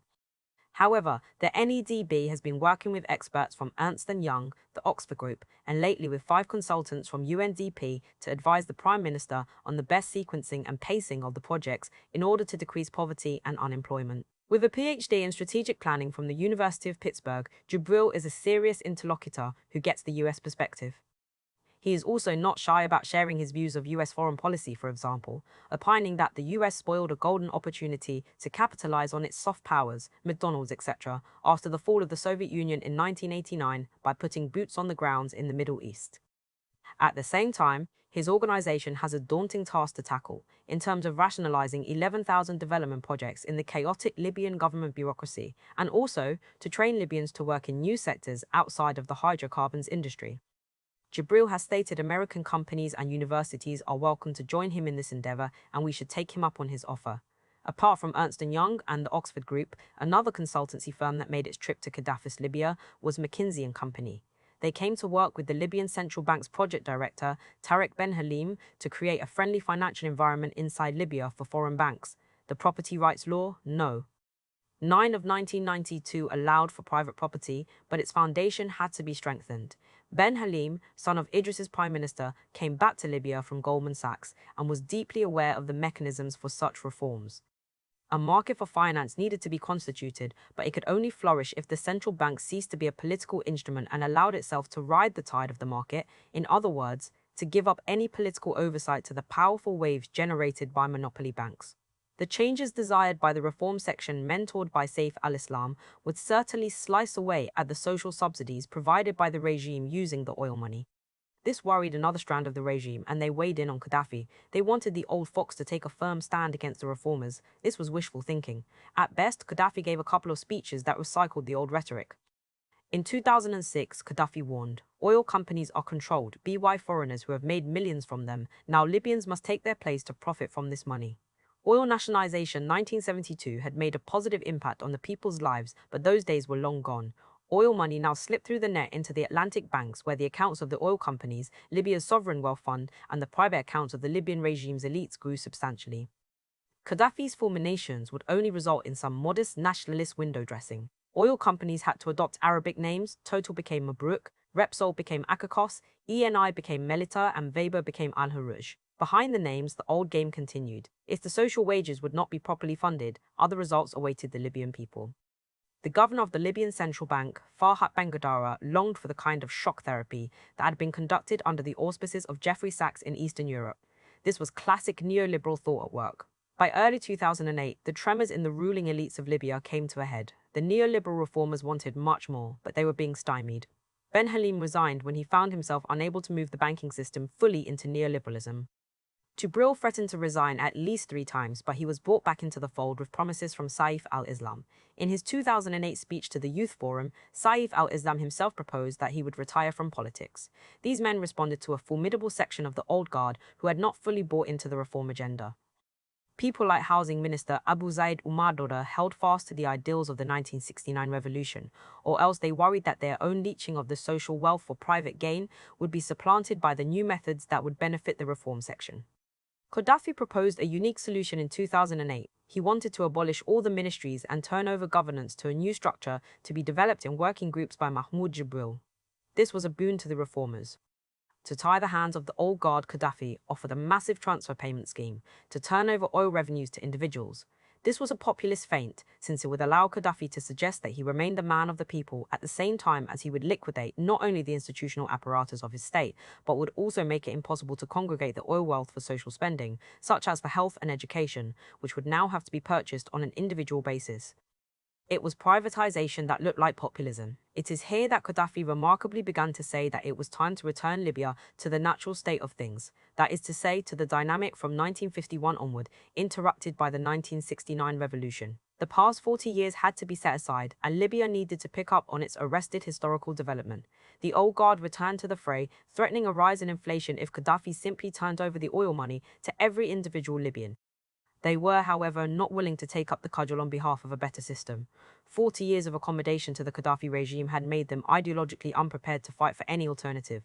They had become defensive and worn down. As early as 2000, the Basic People's Congress had complained about the first generation of reforms. The Congress did not appreciate the privatization of state-owned enterprises and the creation of free trade enclaves. Their periodical, Al-Zaf al-Aqdaf, fulminated against foreign firms and the tourism sector. A section within them was also angry at Gaddafi's political concessions to scale back the UN sanctions and to earn favors in European capitals. The Congress tried to hold the tempo of reforms down.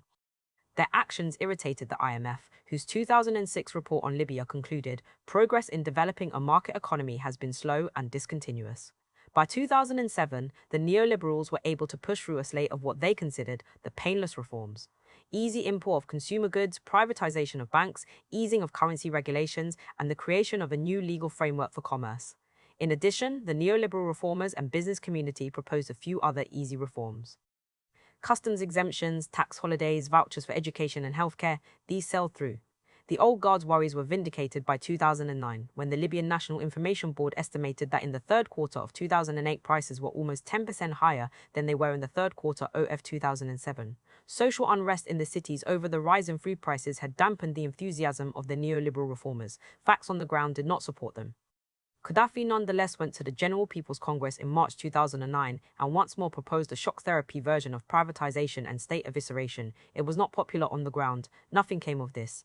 Instead, Gaddafi took to fulminating against prominent businessmen such as Hosni Bey, head of HB Group, and Hassan Tatanaki, head of Challenger Ltd. It was dangerous to accuse these men of corruption, particularly when it had become clear already that wealth had been siphoned off to high officials in the regime and into Gaddafi's own family. Neoliberalism metastasized into Libya, carrying forward its normal forms of privatization and an end to social welfare, but manifesting itself in its local forms. It developed along the grain of the equations of power, here the disgorging of the state of the masses into the hierarchies of family. The Gaddafi clan dug in. It looked like corruption, but it was really neoliberalism's manifestation in the conditions it found in Libya in the early 2000s. The new state had gone into overdrive to demolish what it considered bad construction, painting Izala removal onto its walls. No homes of the elite were slated for destruction and seizure by some foundation or firm. It had become plain even in the Libyan media of the 2000s that the Arakaba Committee, or the Committee for Oversight and Audit, had become a spoon for the skimming of the cream of business activity, with that cream ending up in private hands. Gaddafi's son Saadi had created a free trade area in Zawara, using the regime's funds and pressure. Gaddafi's daughter Aisha had created a charity, Wa Tasemo Foundation, which seemed to be a front for her business activity rather than for aid purposes. The other sons, Mutassim and Mohammed, who dominated telecommunications, had come to armed blows over a Coca-Cola bottling plant in 2006. All of this was miserable, but it was not corruption on a grand, legal scale such as would be familiar to the CEOs of the financial world or of the Gulf Arab Emirs. A US State Department cable from 2006 quite gingerly pointed out, compared to the egregious pillaging of state coffers elsewhere in Africa or the lavish spending of the Gulf Arabs, the Libyans don't see much to complain about in their leader's lifestyle as long as he does a good job of making sure other people get a piece of the pie. When the New York Times' Anthony Shadid and Karim Fahim went into the abandoned Gaddafi properties in August 2011, they reported that they seemed ordinary. Given Colonel Gaddafi's noted flamboyance, the residence of Gaddafi himself was not quite as grand as people might have supposed. They lacked the faux grandeur of Saddam Hussein's marbled palaces. There are no columns that bear the colonel's initials, or fists cast to resemble his hands or river-fed moats with voracious carp. Gaddafi's children had no such scruples. Aisha Gaddafi's lavish compound in the Nofen district in Tripoli was built during those neoliberal reform years of 2005-08. Her brother, Hannibal, financed his lavish lifestyle from the funds in the National Shipping Company. He liked his Dom Perignon and his Gulfstream jet and had a reputation, with his wife the Lebanese model Aline Scarf, of brutality toward their domestic help. In 2008, they were arrested in Geneva for bodily harm, threatening behavior and coercion against domestic staff, and they were known to have burned the Ethiopian nanny of their 2 children, Shwega Mullah, after she apparently failed to keep them quiet. The vulgar expenditures of the children were kept relatively hidden from the population. When the House of Gaddafi decided to be excessively lavish, its members took a flight to London or Geneva and threw themselves a party. No wonder that the citizens of Libya, like those of France 225 years ago and those in Egypt in 1952, walked bewildered through the palaces of their rulers, converting them into museums of excess that needed to be mocked, not seen to be envied. In 2008, as the reformers found their way blocked, a prominent Tripoli attorney, Ibrahim El Mayet, a friend of Shukri Ghanem, went to meet the chargé d'affaires in the United States Embassy. He complained for Ghanem and then laid out why the neoliberal reformers felt that no shock therapy type change would come as long as Gaddafi remained in power. Despite the rhetoric, El Mayet said he and Ghanem believe that al-Gaddafi is not genuinely ready in his heart and in his bones to implement change for 2 reasons. First, real change would entail undoing economic fiefdoms of regime loyalists whose profitability derives from political connections and who would be unable to successfully compete in an economy characterized by transparency and rule of law. Second, genuine reform would be a tacit admission that the Jamahiriya system, of which al-Gaddafi himself was the author, had failed. Al-Gaddafi perceives himself as a superman of histories and is not able to admit fault or weakness. Cosmetic attempts at economic reform are acceptable and help advance al-Gaddafi's goal of re-ingratiating Libya with the West, but the shared assessment of Ghanem and El Mayet is that meaningful economic and political reform will not occur while al-Gaddafi is alive. This is not Gaddafi's own view of why he would not fully support the reforms. It also lays too much on the shoulders of Gaddafi alone, and not on the old guard S bloc and that of the public sector workers who fought against the reformers from the early part of the 21st century. Nonetheless, it says a great deal about the reformers themselves, who believed that Gaddafi had to go for their agenda to go even further. If Saif al-Islam was not the son of Gaddafi, he might well have thrown in his lot with the neoliberal reformers in the rebellion of 2011, many of whom formed the nucleus of the leadership of the Transitional National Council, Jibril first among them. Instead, family ties and the intoxication of power must have led Saif al-Islam to remain by his father's side. But there is also an ideological reason why Saif al-Islam would have been loyal to his father and denigrated the rebels. In September 2007, Saif al-Islam wrote a dissertation at the London School of Economics on the role of civil society in the democratization of global decision-making. From soft power to collective decision-making, the work was advised by a leading neoliberal globalization theorist, David Held. Saif al-Islam argued for the need to give NGOs voting rights at the level of international decision-making, where otherwise the United States and its Atlantic allies hold sway. The essential nature of NGOs, he argued, is to be independent critics and advocates of the marginal and vulnerable. To allow NGOs to temper the ambitions of the North is far more realistic, Saif al-Islam argued, than to hope to transform international relations. That kind of realism led to his faith in the reforms and in February 20's speech for the harshest armed violence against the protests in Tripoli and Benghazi.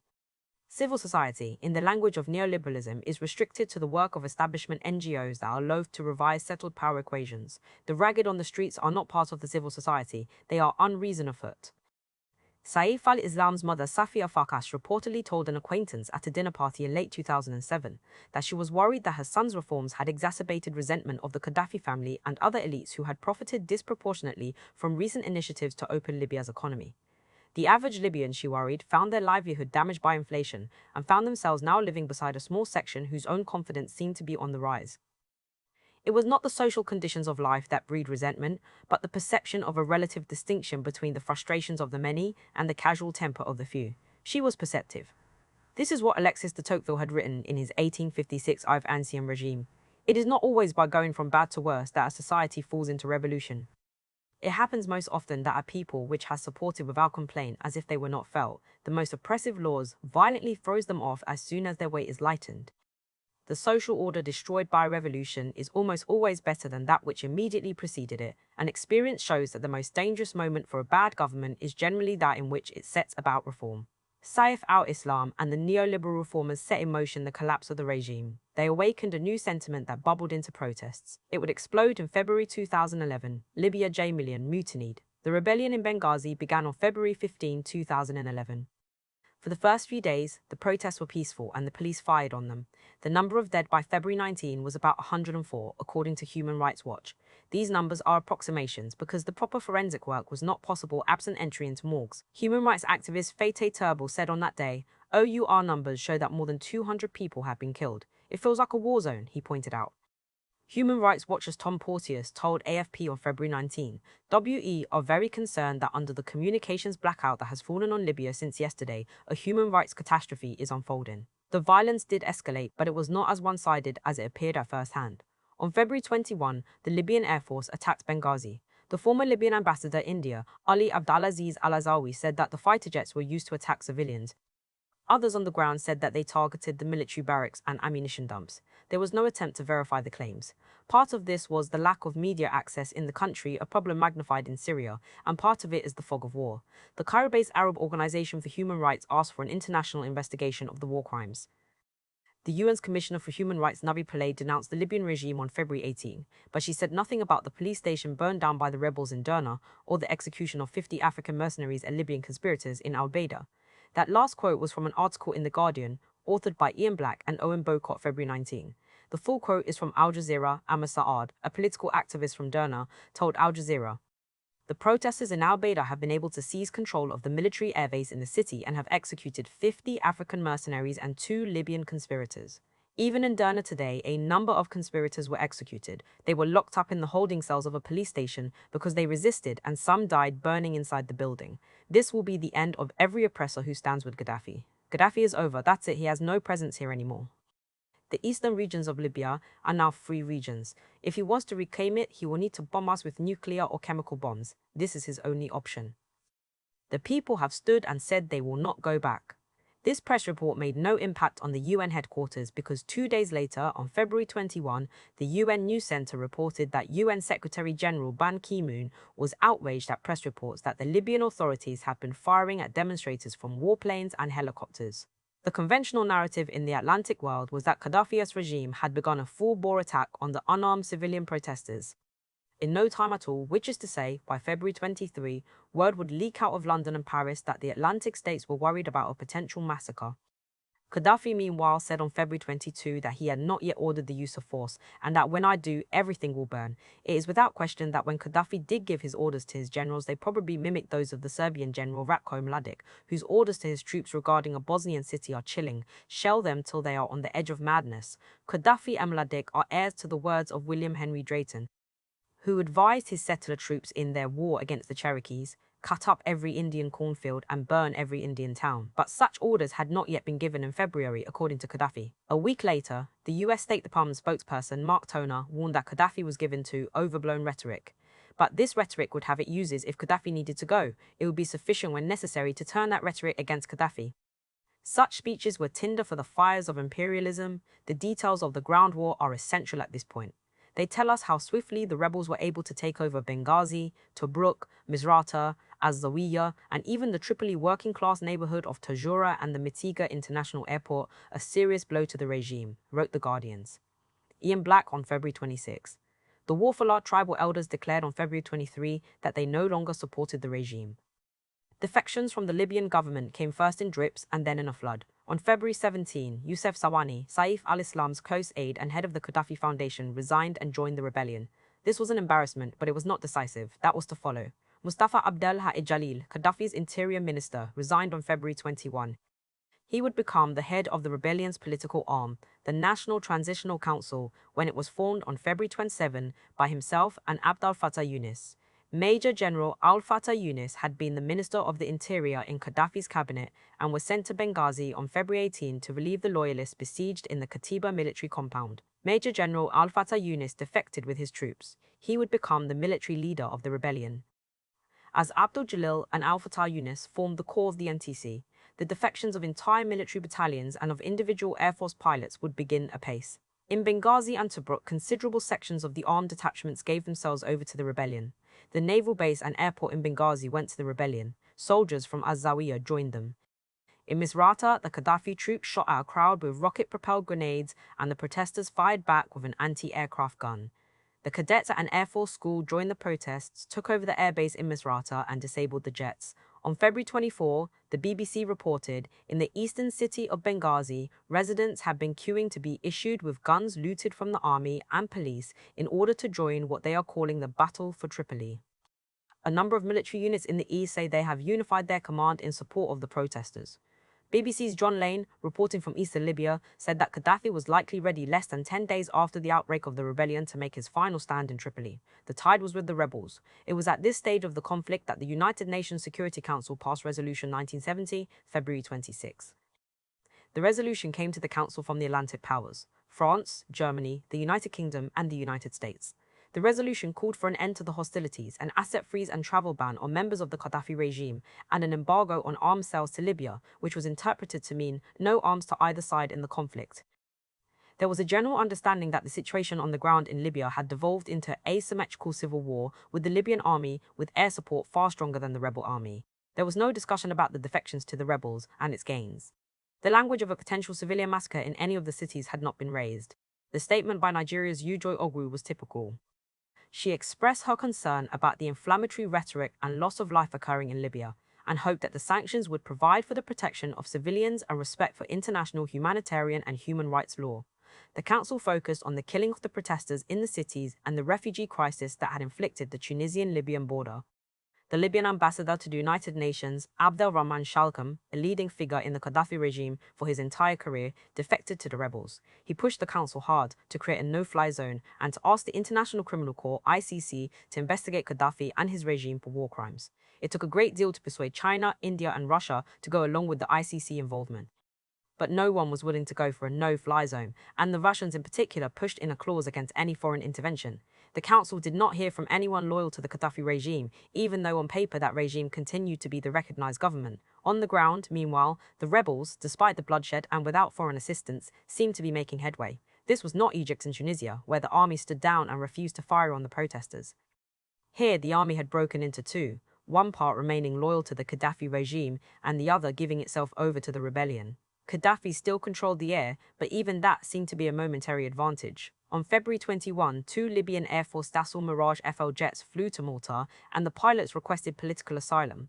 This was a turn for the Air Force. A week later, on February 28, the rebels of Misrata shot down a Libyan Air Force jet. On March 2, when Libyan Air Force jets targeted the weapons dump at Ajdabia, the rebels shot down one aircraft. 3 days later, the rebels in Ras Lanuf shot down a fighter jet. On March 13, Colonel Ali Atiyah announced his defection at the Mitiga International Airport in Tripoli. These high-level military defections continued. On March 1, Brigadier Musa Ad-Gaidan al-Mansouri, head of the Al-Wahat Security Directorate, Brigadier Hassan Ibrahim al-Karawi and Brigadier Dawood Isa al-Kafai defected to the rebellion. Troops joined them. On February 26, 10,000 troops in the east went to the rebellion. Meanwhile, in Azawiyah, the rebels held off the Gaddafi forces on March 1. They took Ghadamiz and Nalut on March 2 and battled Gaddafi's forces in Bin Jawad on March 2 and battled Gaddafi's forces in Bin Jawad on March 5. As they advanced forward, Gaddafi's air force began to be an impediment. When the rebels moved towards Sirte on March 6, the Libyan Air Force fired on them and they retreated to Ras Lanuf. By March 11, Ras Lanuf and Az-Zawiya went back and forth between Gaddafi's troops and the rebels. Brega and Ras Lanuf are not heavily populated towns. They were not of supreme consequence to the fight. More important was Ajdabia, the gateway to Benghazi.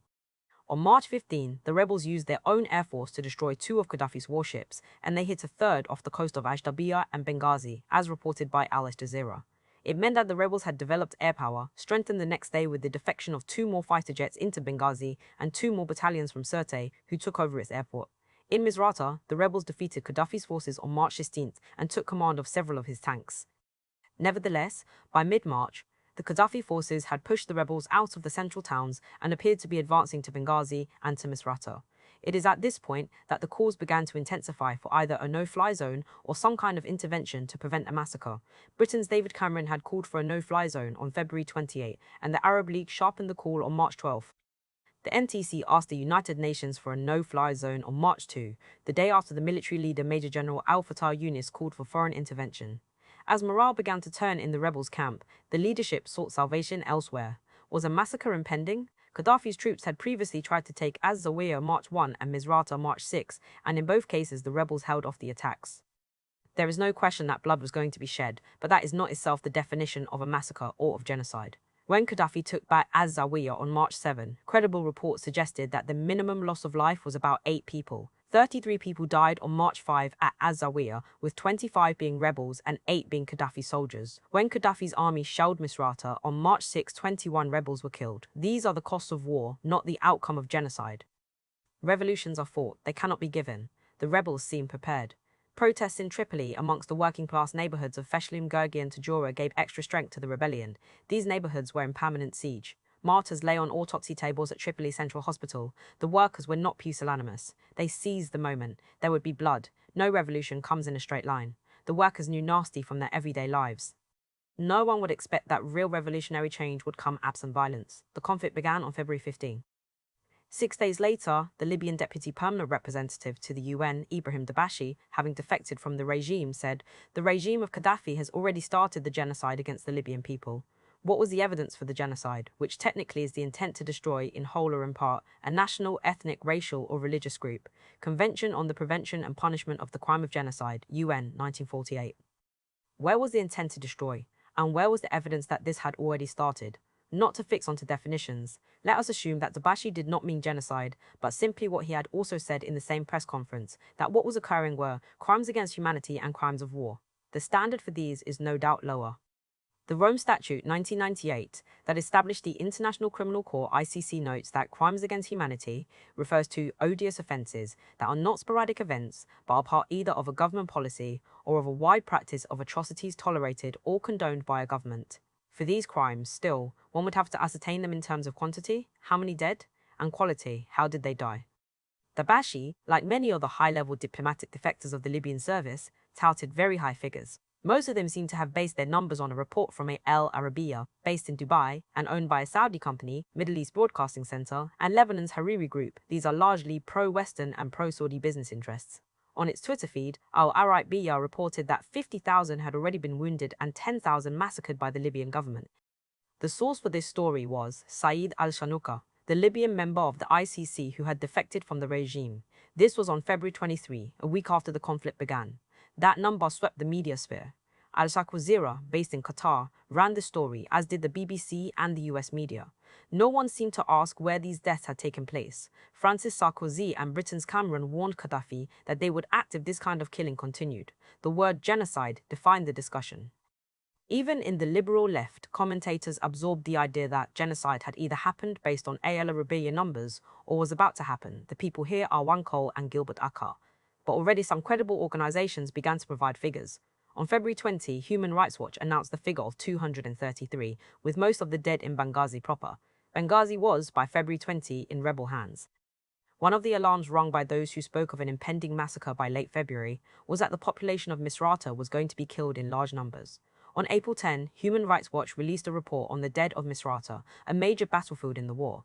What they found for this city of 400,000 was that, according to Dr. Mohammed El Fortier of Misrata Hospital, who had the highest numbers, there were 949 wounded and 257 dead. All of these, surprisingly, the numbers of women dead were only 22, or 3% of the total.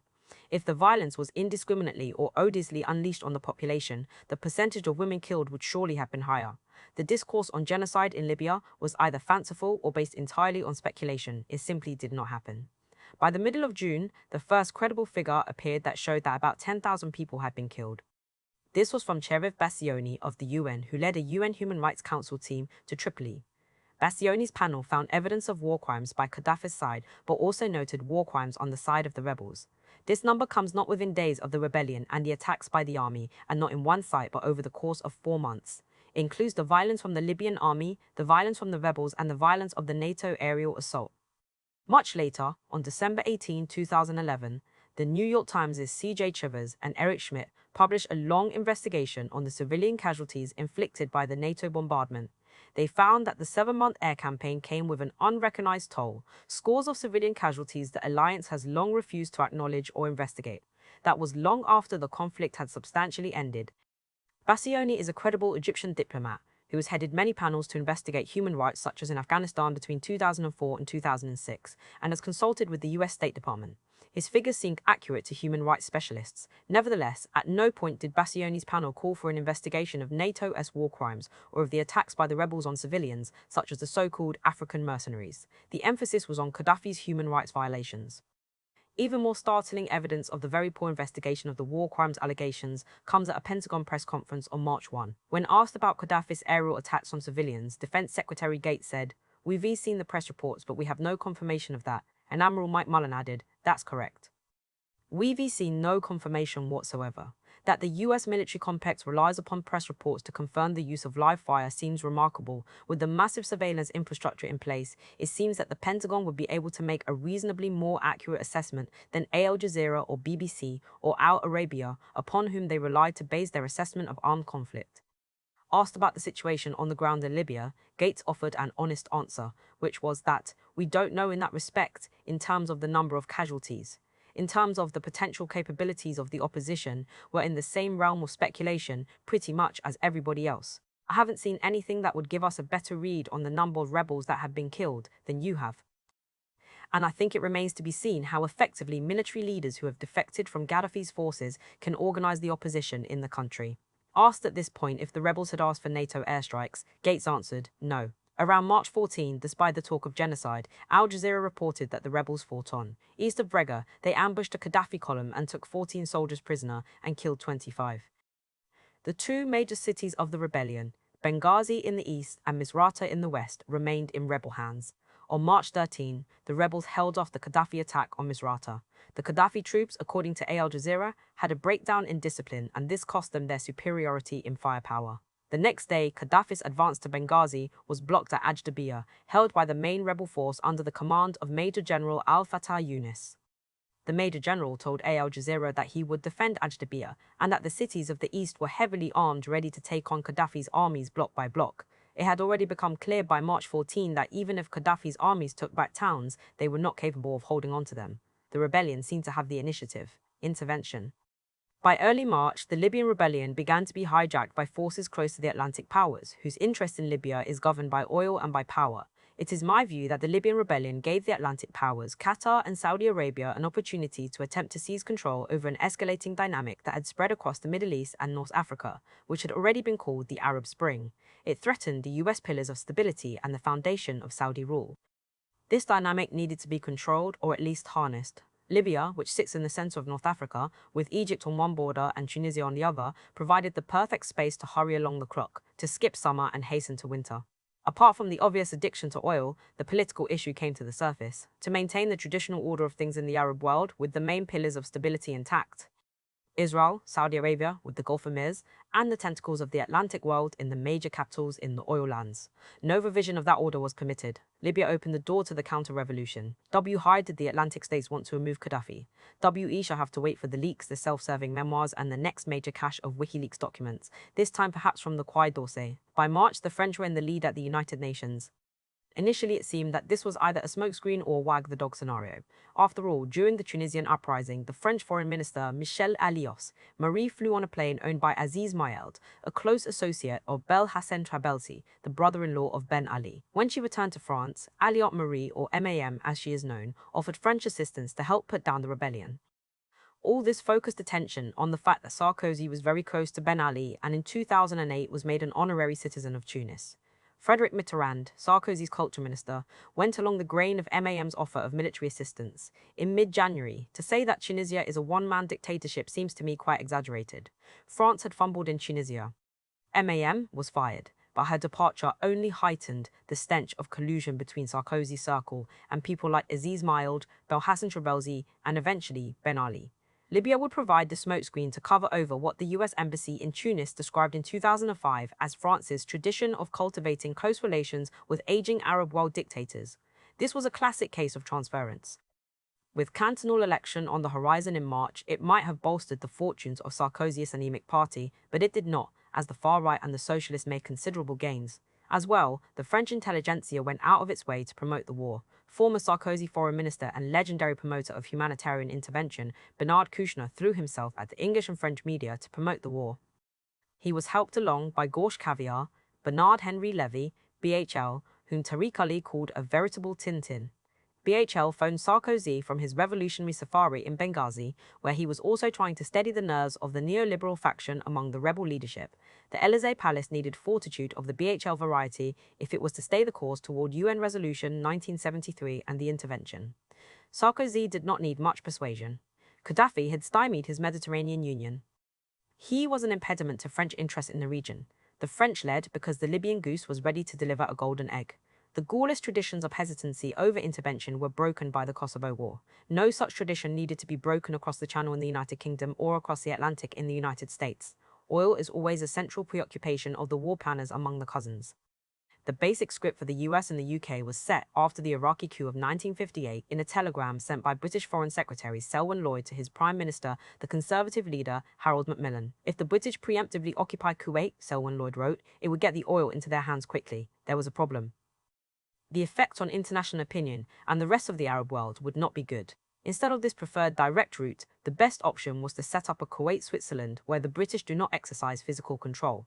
But we must also accept the need, if things go wrong, ruthlessly to intervene, whoever it is has caused the trouble. This ruthless intervention was necessary to protect the Gulf oil reserves and indeed the Arab oil lands. What the US State Department right after World War II called a stupendous source of strategic power and one of the great material prizes in world history. It would be silly to ignore the elephant in the room, namely oil. If oil was one part of the equation, the other was the political necessity to exercise hegemony in the region to maintain that stupendous source of strategic power. The US had come off very poorly with Obama's hesitancy. In Egypt, sending Wisner was the wrong move. So too was the dialogue with Tantawi over stability and Israel. The US needed to get back in the game as the Arab Spring seemed to spiral out of control. Libya was the impetus for a re-engagement on US terms. On March 15, in the White House, President Obama's inner circle sat and made their plans. At the center of it were people who believed that George W. Bush's adventure in Iraq in 2003 destroyed the will among northern states for humanitarian intervention. That will was to be reconstructed. Libya provided the opportunity. A senior administration official told Times Massimo Calabresi the effort to shoehorn the Libyan events into an imminent genocide model is strained. Nevertheless, as early as February, the supporters of humanitarian intervention were laying the predicate for military force. Among those supporters were Samantha Power and Jeremy Weinstein, National Security Council, Susan Rice, UN Ambassador, and Hillary Clinton, Secretary of State. Obama had a harder time with his military commanders, who were loath to enter another conflict on pragmatic grounds. They simply did not have the available troops if the conflict escalated. But Obama got their support, and on March 16 announced that if Gaddafi was not stopped, the words of the international community would be rendered hollow. This was the same argument used by George W. Bush against Saddam Hussein. What really seems to have set the clock to intervention was the pressure from the Saudis and the other Gulf Arabs. They wanted to put down the Bahrain uprising and take control in their own way of events in Yemen. As well, the Saudi king hated Gaddafi. In 2003, at an Arab summit, Gaddafi accused King Abdullah of bringing the Americans to occupy Iraq. The following year, King Abdullah's people accused Gaddafi of trying to kill the king. In 2006, at another Arab summit in Doha, Qatar, Gaddafi faced the king and said, "It has been 6 years and you have been avoiding a confrontation with me. You are propelled by fibs toward the grave and you were made by Britain and protected by the US.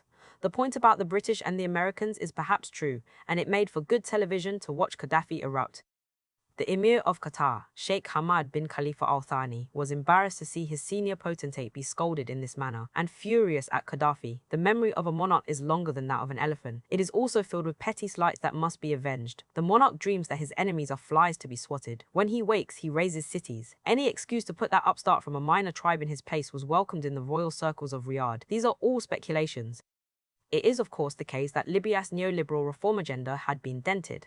Ghanem had sent his emissary, El Mayet, to tell the Americans in 2008 that the agenda would not be able to move unless Gaddafi was out. The old man was willing to go along with the neoliberal reforms, but his regime was incapable of delivering it. It had to be knocked out. There were always conspiracies afoot, but these were not decisive. 3 of the leaders of the February 17 movement went to Paris on December 23, 2010, where they met other figures from the old anti-Gaddafi clique. Fatih Boukris, Faj Tarani, and Ali Younès Mansouri sat down with Gaddafi as old aide-de-camp Nouri Mesmeri, who had defected to the Concorde Lafayette Hotel. What is essential to know about Mesmeri, Gaddafi's shadow, is that he was a crucial figure among the neoliberal reformers, the point man who arranged state trips of foreign leaders and who pampered Gaddafi's children. It is said that Gaddafi insulted Mesmeri at an Afro-Arab summit in Sirte on October 10, 2010, after which he decamped for Paris. It is also said that Gaddafi was angry with the entire clique by December 2010 and had asked Musa Qusar for his passport. This cannot be confirmed. What is clear is that by December, Mesmeri was singing to the DGSE and Sarkozy about the weaknesses of the Libyan state. Their man in Benghazi was Colonel Abdallah Ghahani of the Air Defense Corps. He was arrested by Gaddafi's regime in January 2011. The Atlantic states set aside Ghahani by mid-March. He could not ascend to the leadership of the military side of the rebellion. The CIA already had its man in mind. He would soon be in place. We shall get to him below. Cynics in Washington and Paris used Libya as a way to wash off the stain of Bush's Iraqi adventure from the carapace of the idea of humanitarian interventionism. This is cynical and inhumane. Out of such misplaced idealism comes enormous bloodshed for ordinary people. Resolution 1973. On March 19, the United Nations Security Council voted for Resolution 1973 to establish a no-fly zone over Libya. The violence against civilians and media personnel was cited as the reason for the new resolution. An earlier one, 1970, languished. The Council authorized the banning all flights over Libya except for humanitarian purposes, froze assets of a selection of the Libyan High Command, including all of Gaddafi's family, and proposed to set up a panel of experts to look into the issue within the next year. Even as the members of the Council raised their paddles to indicate their yes votes, French Mirage fighters powered up to begin their bombing runs, and US ships loaded their cruise missiles to fire into Libyan targets. Their bombardments were intended to dismantle Libyan air defences. This was the prelude to the establishment of a no-fly zone. The ground for NATO's intervention was crafted after the genocide in Rwanda, 1994, when an estimated 1 million people were massacred over the course of a few months. This action happened in plain sight, with the United Nations team unable or unwilling to act to stem the violence.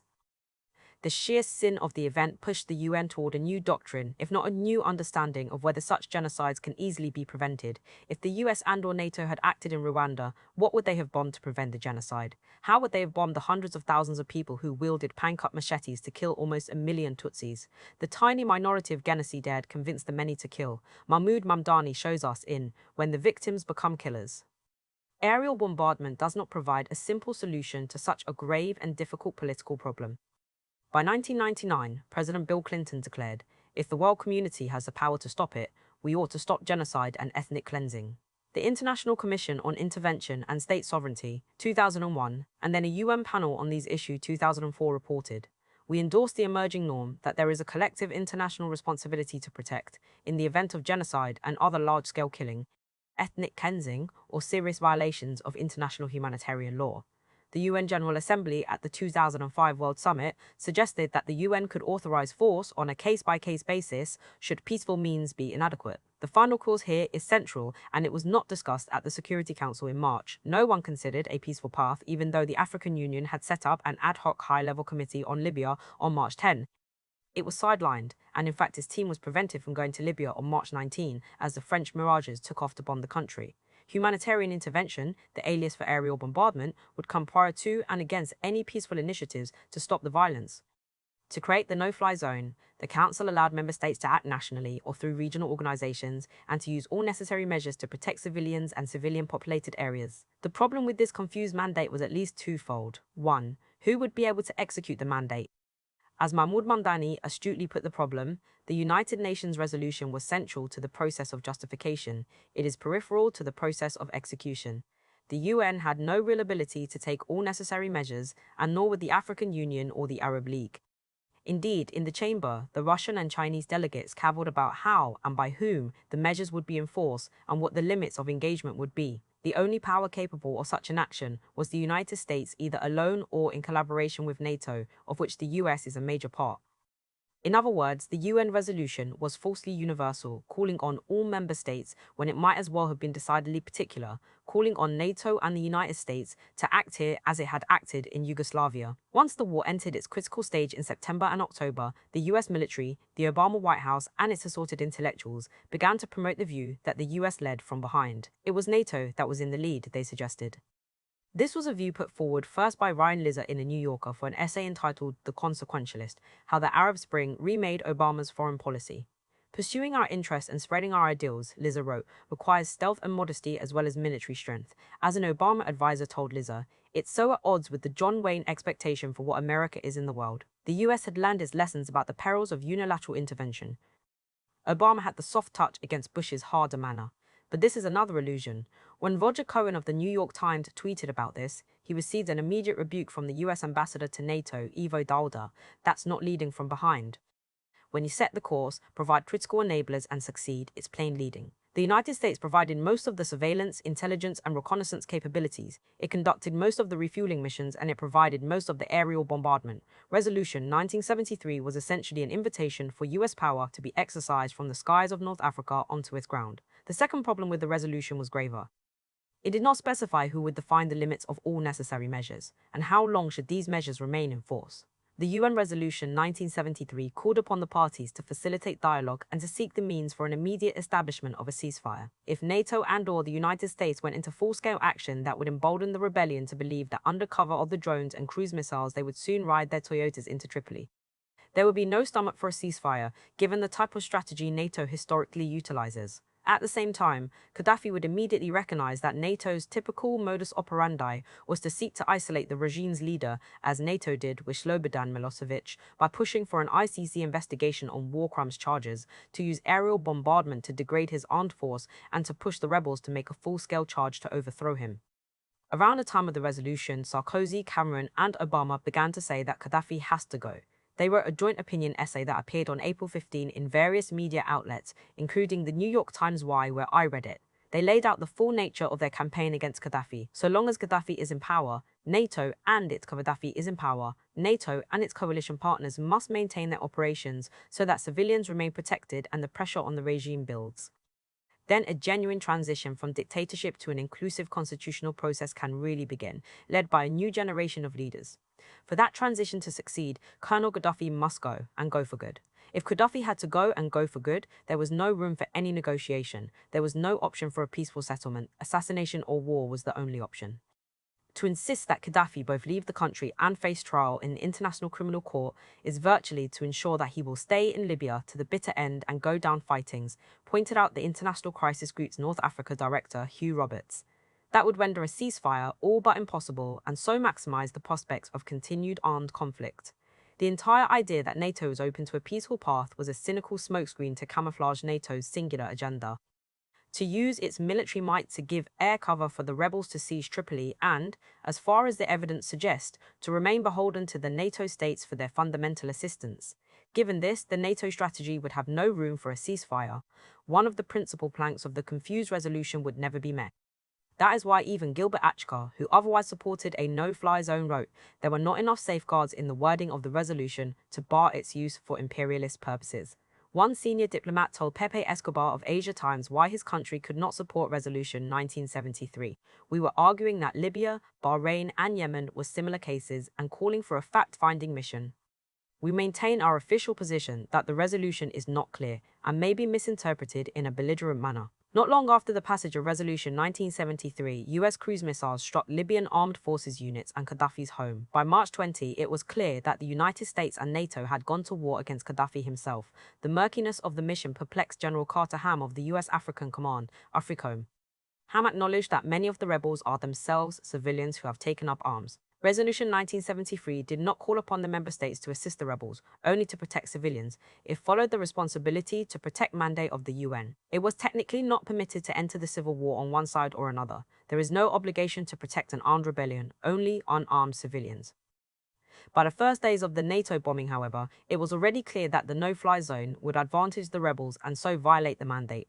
"We do not provide close air support for the opposition forces," General Ham notes. "We protect civilians." However, it's a very problematic situation. Sometimes these are situations that brief better at the headquarters than in the cockpit of an aircraft. But this was disingenuous. The rebel spokesperson and former Good Morning Benghazi presenter Ahmed Khalifa explained, "There is communication between the Transitional National Council and UN assembled forces, in other words, NATO, and we work on letting them know what areas need to be bombarded. This does not sound like the accidents of distance. It sounds more like collusion, with NATO taking a strong position on behalf of the rebels." When Gaddafi's forces engaged the rebels, technically the NATO aircraft and cruise missiles were not permitted to interfere. The resolution had forbidden NATO from sending in ground forces. Technology had rendered the idea of ground forces redundant. The US brought its AC-130 gunships and A-10 Thunderbolt II aircraft into operation over the skies of Libya. These are not designed to help patrol the sky, but are capable of hovering in the sky and firing at ground troops and at heavy weaponry with its cannons, including a 40mm Bofors cannon and machine guns. The AC-130 is essentially boots in the air, and its presence showed that the US arsenal, even under NATO command, was no longer patrolling the skies, but was actively engaged against Gaddafi's forces on the ground. A senior US military official told the Washington Post on March 22nd, "I would not dispute the fact that in some of our actions we are helping the rebels' cause, but that is not the intent."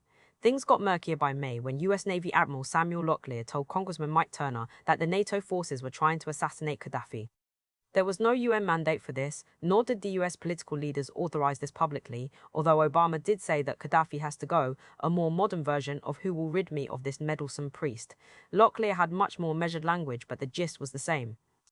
As Turner reports it, Locklear told him, the scope of civil protection was being interpreted to permit the removal of the chain of command of Gaddafi's military, which includes Gaddafi. In any form of English, this means assassination.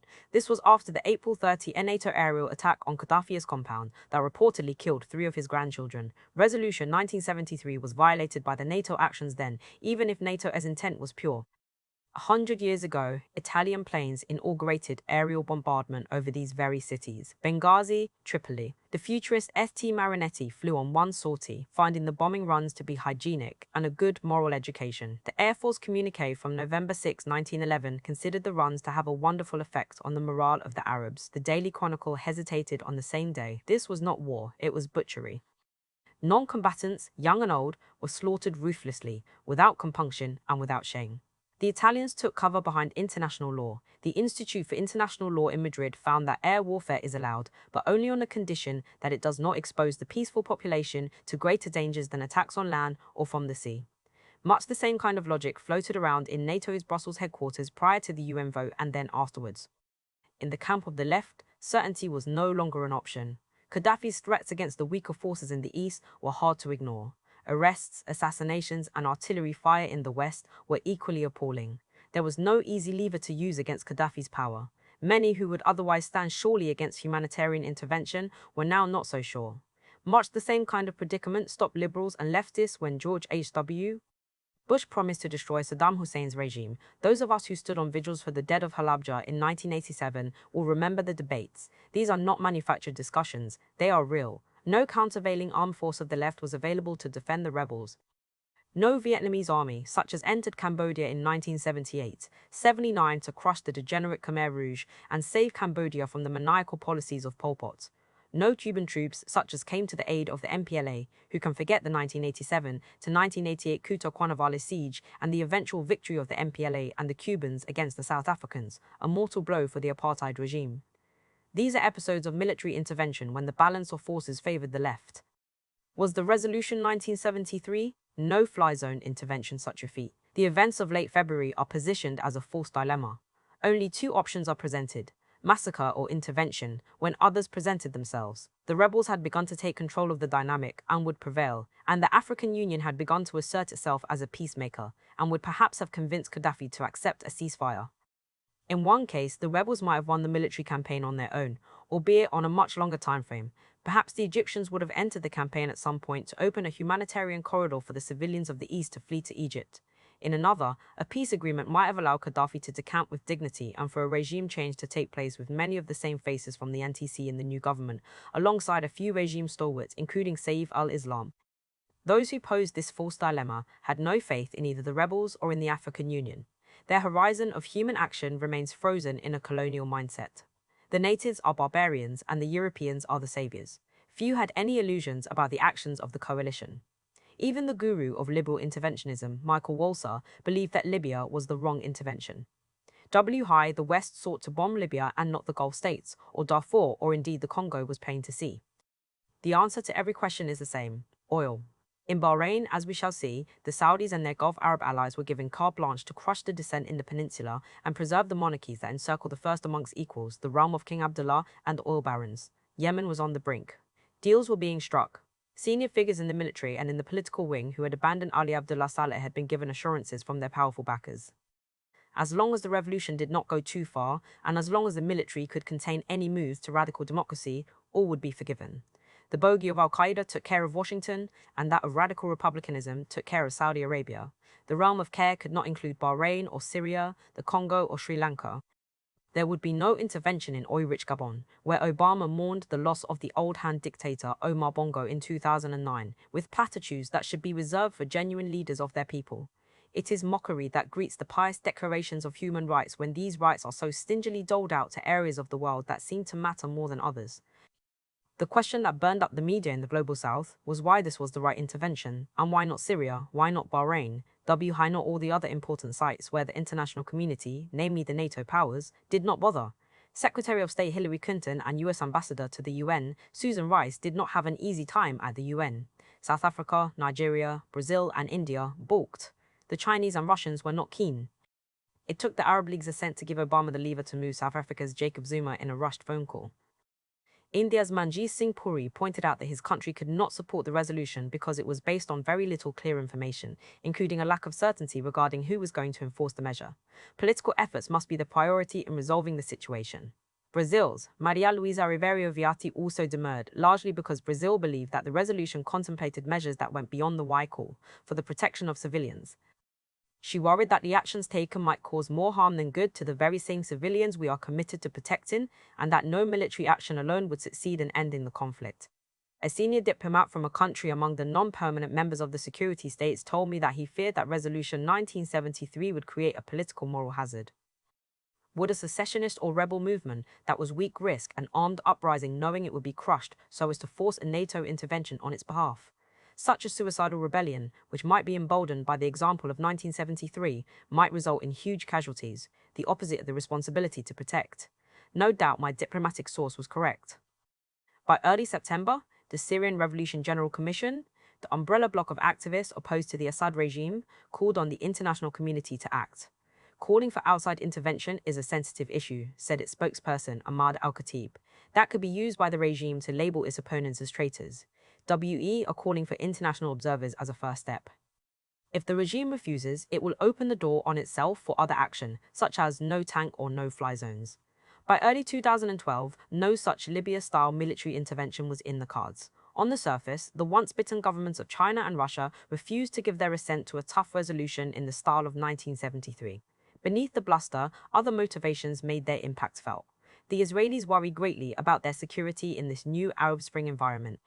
The emergence of political Islam into Egyptian political life threatens security on that border, while the Lebanese continue to refuse to police a border while in a state of dormant war. Despite his own bluster, Bashar al-Assad has turned out to be a resolute border guard for Israel. The worry in the US State Department and in the Israeli government is that there is no alternative to Bashar's regime in Syria as far as this kind of border service is concerned. The US cannot be seen to make any moves in defense of Bashar, and they need not do so. The Chinese and Russian wall allows the US and Israel to benefit as free riders. No one wants to see the precipitous fall of the Assad regime. This cynical analysis might give pause to the Syrian rebels who have been willing to lose blood on the streets hoping for an intervention that will not come. Geopolitics does not dictate it. Brazil, China, Germany, India, and the Russian Federation abstained from the vote on Resolution 1973. 10 voted with the United States, France, and the UK. There were no negative votes. It was hard enough to abstain. China did not use its veto. Later, Foreign Ministry spokesperson Zhang Yu said that her government had been led by the Arab League's plea. They had not anticipated such widespread airstrikes. Turkey, which did not play an active role at the UN, was also furious at the all necessary measures, part of the resolution. Prime Minister Recep Tayyip Erdogan expressed the kind of indignation he has shown at Davos when sharing a panel with Israel's Peres in 2009. We have seen in the past that such operations are of no use and that on the contrary, they increase loss of life, transform into occupation and seriously harm the country's unity. Both China and Turkey suffer from regional divides, Tibet and the Kurds. Libya's east-west cardinal split is far more dramatic than anything that these countries face, but the principle is nonetheless unsettling. If a rebellion breaks out in Kwando Prefecture, would something like Resolution 1973 return to the Security Council? The idea of the no-fly zone came to the Security Council from the defected Libyan representatives February 21, from the National Transitional Council in Benghazi, March 2, from the United Kingdom and France, March 7, and from the Arab League, March 12. That the idea first came from the Libyans at the UN and then from the NTC before it came from the NATO states is important to note, but not significant in itself. Liberal intervention takes cover behind invitations. The US invaded the Philippines in 1898 only after being invited to join in the struggle against the Spanish by Emilio Aguinaldo. When the Spanish fled, the US decided to take over. This kind of imperial grammar moves from 1898 to the 21st century with ease. It is important to note, however, that there was no unanimity in the NTC. On February 27, Abdul Hafiz Goga, the NTC spokesperson, announced in Benghazi, "We are completely against foreign intervention. The rest of Libya will be liberated by the people and Gaddafi's security forces will be eliminated by the people of Libya." The strident calls from Benghazi for intervention come only after March 10 when France recognized the NTC. The calls were heard in the NATO capitals when it was clear that the neoliberal reformer Mahmoud Jibril was the key political person in the NTC. He met with Sarkozy and Hillary Clinton in Paris on March 14, and that the military wing of the NTC was in firm hands, of whose we shall see below. This new clique had banked on NATO air support. It wanted the NATO intervention to strengthen its own hand among the rebels and to sideline the more patriotic and anti-imperialist among them. The NATO intervention was an essential part of the attempt to hijack the Libyan rebellion. In the UN Security Council emergency room, there is a mural done by the Norwegian artist Per Krogh. Its panels showcase everyday life in Northern Europe. At its bottom center, there is a phoenix rising from the flames, around which stand people who might just be Eastern. The women here have their faces covered and the men wear turbans. A field artillery gun points at these people. It is their fate. Under such illusions, the Security Council deliberates. The Europeans and the US knew that they would not have been able to turn those guns as they wished in the case of Libya without cover from the Arab League and from the African Union. The former was much more eager for intervention, and the latter hoped to effect some kind of political solution. Neither was willing to put all its efforts to stop NATO's entry into a rebellion that seemed to have its own dynamic. If the Arab League had said no to the intervention, or if the African Union had been more forceful in its disapproval, such as disregarding the UN and sending its team to Tripoli on March 17, 18, 19 or 20, then it would have been embarrassing for the Atlantic powers to have insisted on a resolution. Bernard Kouchner, the leading advocate for humanitarian intervention, writing in The Guardian on March 24, provides us with an open statement of the importance of the Arab and African fig leaf. Fortunately, the UN, the African Union, and the Arab League are here to provide us with a legal framework so that this momentary violence under Resolution 1973 may serve to achieve real peace. Surely preferable to a pacifism that would allow civilians to be slaughtered. They did not provide a legal framework, they provided political cover. Saudi Arabia delivers the Arab League. On March 12, the Arab League voted to back the idea of a no-fly zone. At this Cairo meeting, only 11 of the 22 members of the League attended the vote. They were hornswoggled by the veteran Saudi diplomat Ahmed bin Abdulaziz Qatan. 6 of the 11 representatives present were members of the Gulf Cooperation Council, the GCC or Arab NATO. It is worth pointing out that 4 of the GCC members are also participants in NATO's Istanbul Cooperation Initiative, formed in 2004 to create interoperability or military cooperation between NATO and these 4 states, Bahrain, Kuwait, Qatar, and the United Arab Emirates. The Arab NATO is also an adjunct of NATO itself. To gain a simple majority of those present in the Arab League meeting in March, the Saudis only needed 3 more votes. They got them. The only countries at the table who voted against the no-fly zone were Algeria and Syria. 11 countries were not present. It was hardly a quorum. Youssef bin Alawi bin Abdullah, the Omani foreign minister, announced this news at a press conference. The GCC's leader Abdurrahman bin Hamad al-Attiyah preened for the cameras. Libya has lost its legitimacy. Amma Musa, Secretary General of the Arab League, told Der Spiegel, "The United Nations, the Arab League, the African Union, the Europeans, everyone should participate." The Arab League had indeed provided the smokescreen for other motivations. This was the spur to get the vacillating members of the UN Security Council to push for a no-fly zone. Mahmoud Jibril hastened to Paris to huddle with the NATO political leaders at a G8 meeting on March 14. Obama worked the phones, using the Arab League's vote as the carrot. On March 17, the UN Security Council voted for the resolution. The day before the Arab League vote, the Saudi regime, according to Toby Jones' writing in Foreign Policy, ordered security forces to blanket the kingdom streets, choking off popular demonstrations and sending a clear signal that public displays would be met with a crackdown. Prince Saud Al Faisal, the kingdom's usually reserved foreign minister, warned that the regime would cut off any finger raised against it in protest. Demonstrations in Al Hofuf and Al Qatif were fumigated. 2 days before the UN vote, the GCC sent a detachment of 1,000 Saudi troops and 500 United Arab Emirates troops, along with a detachment of Jordanians, across the causeway that separates Saudi Arabia from Bahrain. They were part of the GCC's Peninsula Shield. Their commander, Major General Mutlaq bin Salim al-Azima, said, "We have instructions from our top leadership that we are tools of peace and that we will never attack, but in the meantime, we will never allow anyone to attack us." These tools of peace set about doing what they had been trained to do, namely to beat the protesters and fire into crowds. Human Rights Watch documented the death of at least 18 people, but cautioned that this number was perilously deflated. The Bahraini authorities refused admission to hospitals and indeed arrested doctors and nurses who made unpleasant noises. Joe Stork, Deputy Director of HRW's Middle East Section, said in late March, "Bahraini security forces have frequently shown a reckless disregard for human life during crackdowns on protesters.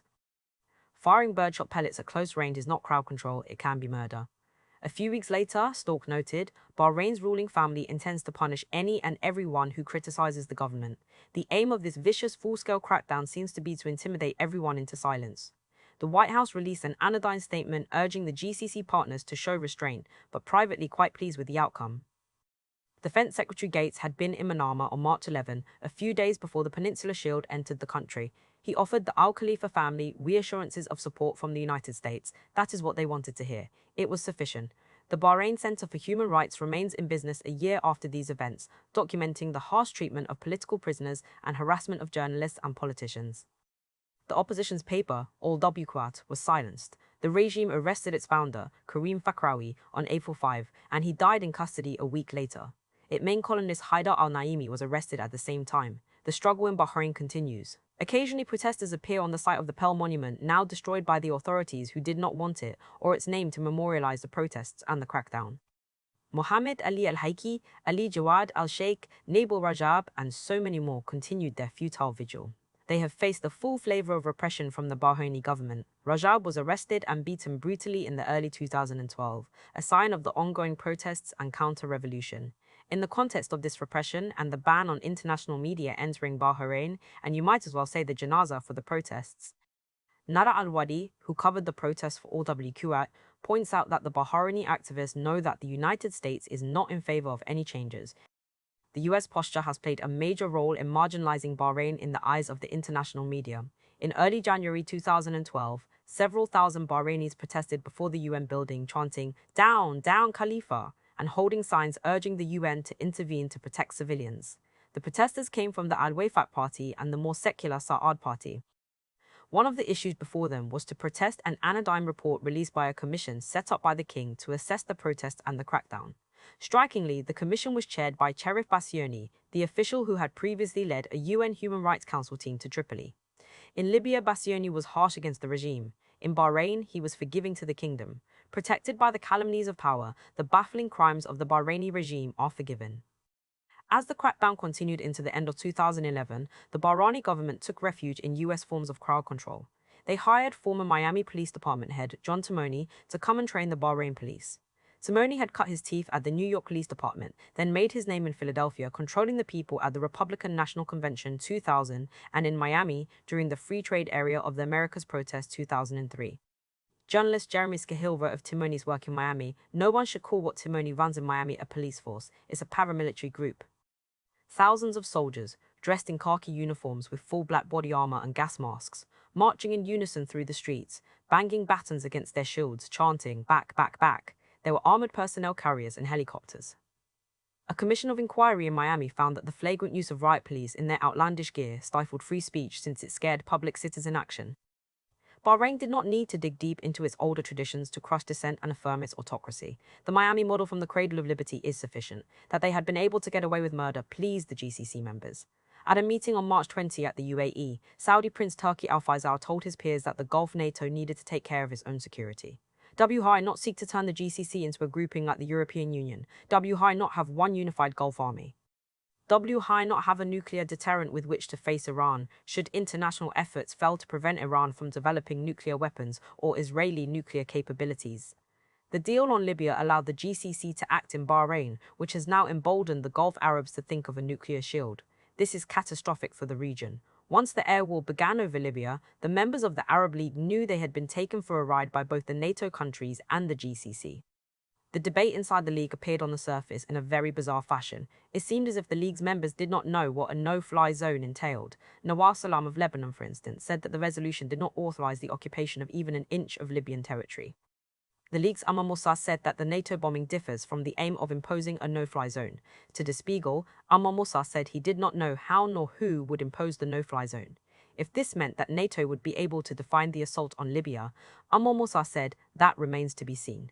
The Arab League's contortions seemed bizarre if one believed that they actually did not know what a no-fly zone would look like.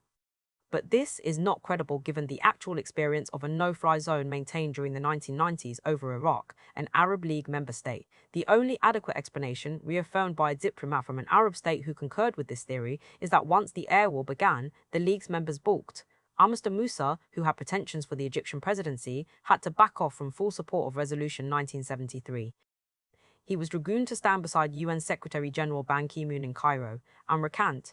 Ban's car was assaulted as he left the Arab League headquarters by protesters chanting, "No fly, no fly." Amr Moussa's bid to become Egypt's next president faltered as he seemed to be outmaneuvered in the Arab League over Libya. One of the key players who whipped Amr Moussa into line was Qatar. At the Arab League, it was Qatar that pushed ahead of Saudi Arabia, pressing the GCC to line up for the yes vote. Qatar did not only provide the political support for the resolution. Once it passed, Qatar worked with NATO on the military end. Recall that Qatar is a member of NATO's Istanbul Cooperation Initiative. Qatar's Mirage fighter jets and its C-17 Globemasters went into action in the air, while Qatari special forces hit the ground. Libyan rebels came to Qatar to train at the same time as Qatar became the base for the communications apparatus of the TNC, a television station, Libya Ohah TV, and a radio station broadcast into Libya from an office in Doha's fabled Souk Waqif. Qatar also became a de facto headquarters of the Libyan Contact Group. The first meeting of the group was held in Doha on April 13. It was chaired jointly by the United Kingdom and Qatar. At this meeting, the contact group reiterated the rhetoric of peace, called on Gaddafi to go, and then established it as the main channel of communication between those who were prosecuting the air war and the trainings for the rebels and the rebels themselves. In other words, the contact group and the Transitional National Council opened discussions about financing. A temporary financial mechanism was set up, humanitarian assistance and recovery, once the war was over. It was a central focal point for deals about the future of Libya, and Qatar's fingerprints were all over it. Qatar also sent its military chief, Abdulrahman bin Hamad Al Attiyah, to Cairo to discuss its Libyan strategy with the ruling military council on April 6. Egypt, by some accounts, had provided arms to the rebels, but it would not enter the conflict with its military. That might have made NATO irrelevant. Retribution by the disgruntled Arab states against Qatar and the GCC's manipulation of the Arab League came in May. The lead candidate to take over the GCC from the retiring Amr Moussa was the GCC's former head Abdulrahman bin Hamad Al Attiyah. Al Attiyah, a Qatari, had been an active player in getting the Arab League support for the no-fly zone. His country, Qatar, was a major booster of resolution. The Arab League would have taken Al Attiyah without complaint had this bad feeling over 1973 resolution not prevented unanimity. At the last minute, the Egyptians threw in their venerable diplomat, Nabil El-Arabi, who became the Arab League's Secretary General in May 2011. Al-Attiyah had been set aside. Africa, dented shield. Gabon, Nigeria, and South Africa voted for UN Resolution 1973. South Africa had intended to vote against it or to abstain, but a phone call from Obama to Jacob Zuma was the decisive factor. The vote from these three weakened the process that was ongoing in the African Union, AU, namely to create a framework to bring peace to the overheated Libyan conflict. On March 10, the African Union's Peace and Security Council met in Addis Ababa, Ethiopia, and set up a high-level ad hoc committee on Libya. They were to fly into Tripoli and put pressure on Gaddafi. Gaddafi respected the African Union. After he felt let down by the Arab League in the 1980s, Gaddafi pivoted toward Africa. He had become the biggest backer of the African Union, including using Libyan state funds to build houses for all the African leaders for their 2001 summit in Lusaka. If anyone could influence Gaddafi, it was the African Union. By all indications, Gaddafi did not want to become an utter pariah, at least not in the eyes of those whom he sought out as his peers, the African leadership. That was the only possible lever. The African Union panel on Libya included heads of government such as Amadou Toumani, Toure of Mali, and foreign ministers such as Henry Oryem Okello of Uganda. Toure was an interesting choice. In 1991, as head of the Parachute Commandos, he overthrew the austerity dictatorship of Moussa Traoré, who governed Mali from 1968, but turned over the country to civilian rule. Not for nothing is he known as the soldier of democracy. 10 years later, Toure returned to politics and has since won 2 elections to lead his country. Okello studied and lived in Britain for a number of years before he returned to enter the family business. His father was president of Uganda in the 1980s. He was an active member in the Juba peace talks with the Lord's Resistance Army. Their credibility is as good as anyone else. The other 2 members of the panel are pale shadows of Toure and Okello. Mohamed Ould Abdelaziz also conducted a coup in Mauritania. To his credit, he resigned his position, put on a suit to campaign, and won the election to the presidency in 2009. But there was no real transition. Congo-Brazzaville's Denis Sassou Nguesso has presided over his country and run it since 1979. Sassou Nguesso shares much with Gaddafi, including a putative radical past. He is the leader of the Parti Congolais du Travail, but is better known as a big spender to tender his own family's needs. He saw the writing on the wall in 1991, was ousted from power, engineered a civil war that lasted through the 1990s, and returned to being head of government in 2002. Their effective leader was Jacob Zuma of South Africa. When formed on March 10, the panel had hoped to arrive in Tripoli before March 20, but they were prevented from their mission by Resolution 1973 and the immediate assault on the country. The UN declined to allow the African Union panel to proceed, despite assurances from both Tripoli and Benghazi that they would entertain the mediation. It was a remarkable example of the UN stopping a peace envoy and preferring bombardment. A month into the conflict, the UN allowed the African Union panel to try its hand. The conflict appeared to be at a stalemate, so the NATO spokesperson, Oana Langescu, said that the alliance has always made it clear that there could be no purely military solution to the crisis. The African Union proposal was quite simple: an immediate ceasefire, unhindered delivery of humanitarian aid, protection of foreign nationals, and a dialogue between Benghazi and Tripoli for a political settlement. Zuma South Africa had voted for Resolution 1973, so he had credibility in Benghazi. On April 10, Zuma saw Gaddafi but did not fly to Benghazi. It was a bizarre turn of events. An already demoralized African Union had to chalk up another defeat. The African Union stumbled along. A preparatory meeting of the African Union panel met on June 26, but did not suggest anything new. They had their roadmap, but it required NATO to stand down. By the AUS meeting in Equatorial Guinea on June 30, the African Union's Libya panel's chair, Mauritania's president Mohamed Ould Abdelaziz, had already gone on record that Gaddafi could no longer leave Libya. But the African Union, unlike NATO and Benghazi, would not make Gaddafi's departure a precondition for negotiation. That was a recipe for no dialogue at all, as the International Crisis Group recognized in its June 6 report, making Sunday of Libya. The African Union did not count out Gaddafi's removal, but would only allow that as a possible outcome of the discussion between the two sides. No such discussion took place. The International Crisis Group report upheld the African Union view that a political breakthrough is by far the best way out of the costly situation created by the military impasse. Their position mirrored the basic peace platform of the African Union. It asked for a third-party political intervention. The Atlantic powers could not be a third party. They have no credibility to be unbiased. The Crisis Group went elsewhere for its mediators, a joint political initiative by the Arab League and the African Union, the former viewed more favorably by the opposition, the latter preferred by the regime, is one possibility to lead to such an agreement. Such political intervention could not occur, the Crisis Group argued, without the leadership of the revolt and NATO rethinking their current stance. The position of the crisis group and the African Union was shared by Brazil, Russia, India, China, and South Africa, the BRIC states. At their summit in Sanya, China on April 14, the BRIC states essentially endorsed the African Union's stalled process. The BRICS had a vision that was far more robust than that of the Atlantic powers. It came out of the 1990s, when it appeared as if history had ended and Americanism was the sole approach to human affairs. During the 1990s, the countries of Africa, Asia, and Latin America tried to develop a new set of institutions to push against the economic and political assertions of the Atlantic powers. As the Group of Seven G7 1974, these Atlantic powers corralled the Third World's initiatives inside the United Nations and gave priority to the G7's own favored institutions, the IMF, the World Bank, the General Agreement on Trade and Tariffs, and of course, NATO. The Non-Aligned Movement, NAM, 1961, formed the Group of 15, G15, 1989, which narrowed into the India, Brazil, South Africa, IBSA, 2003 bloc, and finally to the BRICS 2006.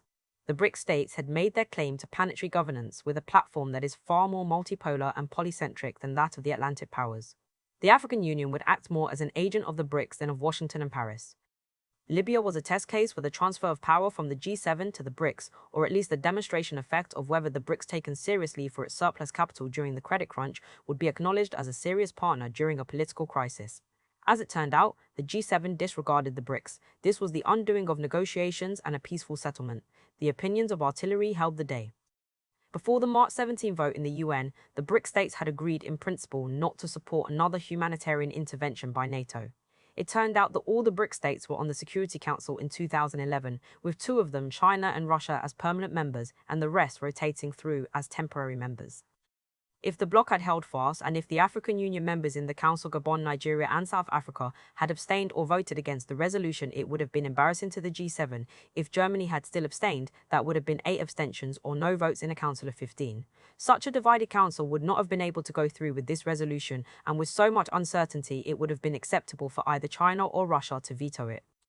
But this did not occur. South Africa voted with the G7. The BRIC states came to Sanya for their second major summit. Between discussions on the credit crunch and their mutual trade relations, the BRIC states released a statement on the events in the Middle East and North Africa. What they saw was a shift of power towards ordinary citizens, a fact that must have certainly confounded one or two of the heads of government who had to swallow hard while they accepted that phrase into the final communique. When it came to Libya, the consensus was not so clear. The Sanya Declaration was a bit stifled. Nonetheless, the 5 states agreed that the military option should not be relied upon to bring peace to Libya. Reconciliation between the population required a political platform and guarantees that revenge would not be on the table and that the good of Libya would harness maximalist claims from either side. All parties should resolve their differences through peaceful means and dialogue in which the UN and regional organizations should, as appropriate, play their role. The BRIC states called for an immediate ceasefire to assess the degradation of the civilian infrastructure and to provide humanitarian aid. This was to be monitored by some combination of UN peacekeepers and the African Union peacekeepers, with every indication that if this plan would go through, the BRICS countries might have provided some material and logistical support. The regional organizations, the African Union in particular, had made its attempt. It had been set aside.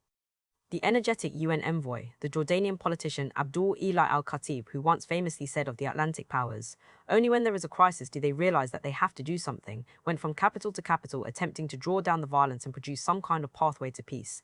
For the UN, the war had become a humanitarian catastrophe.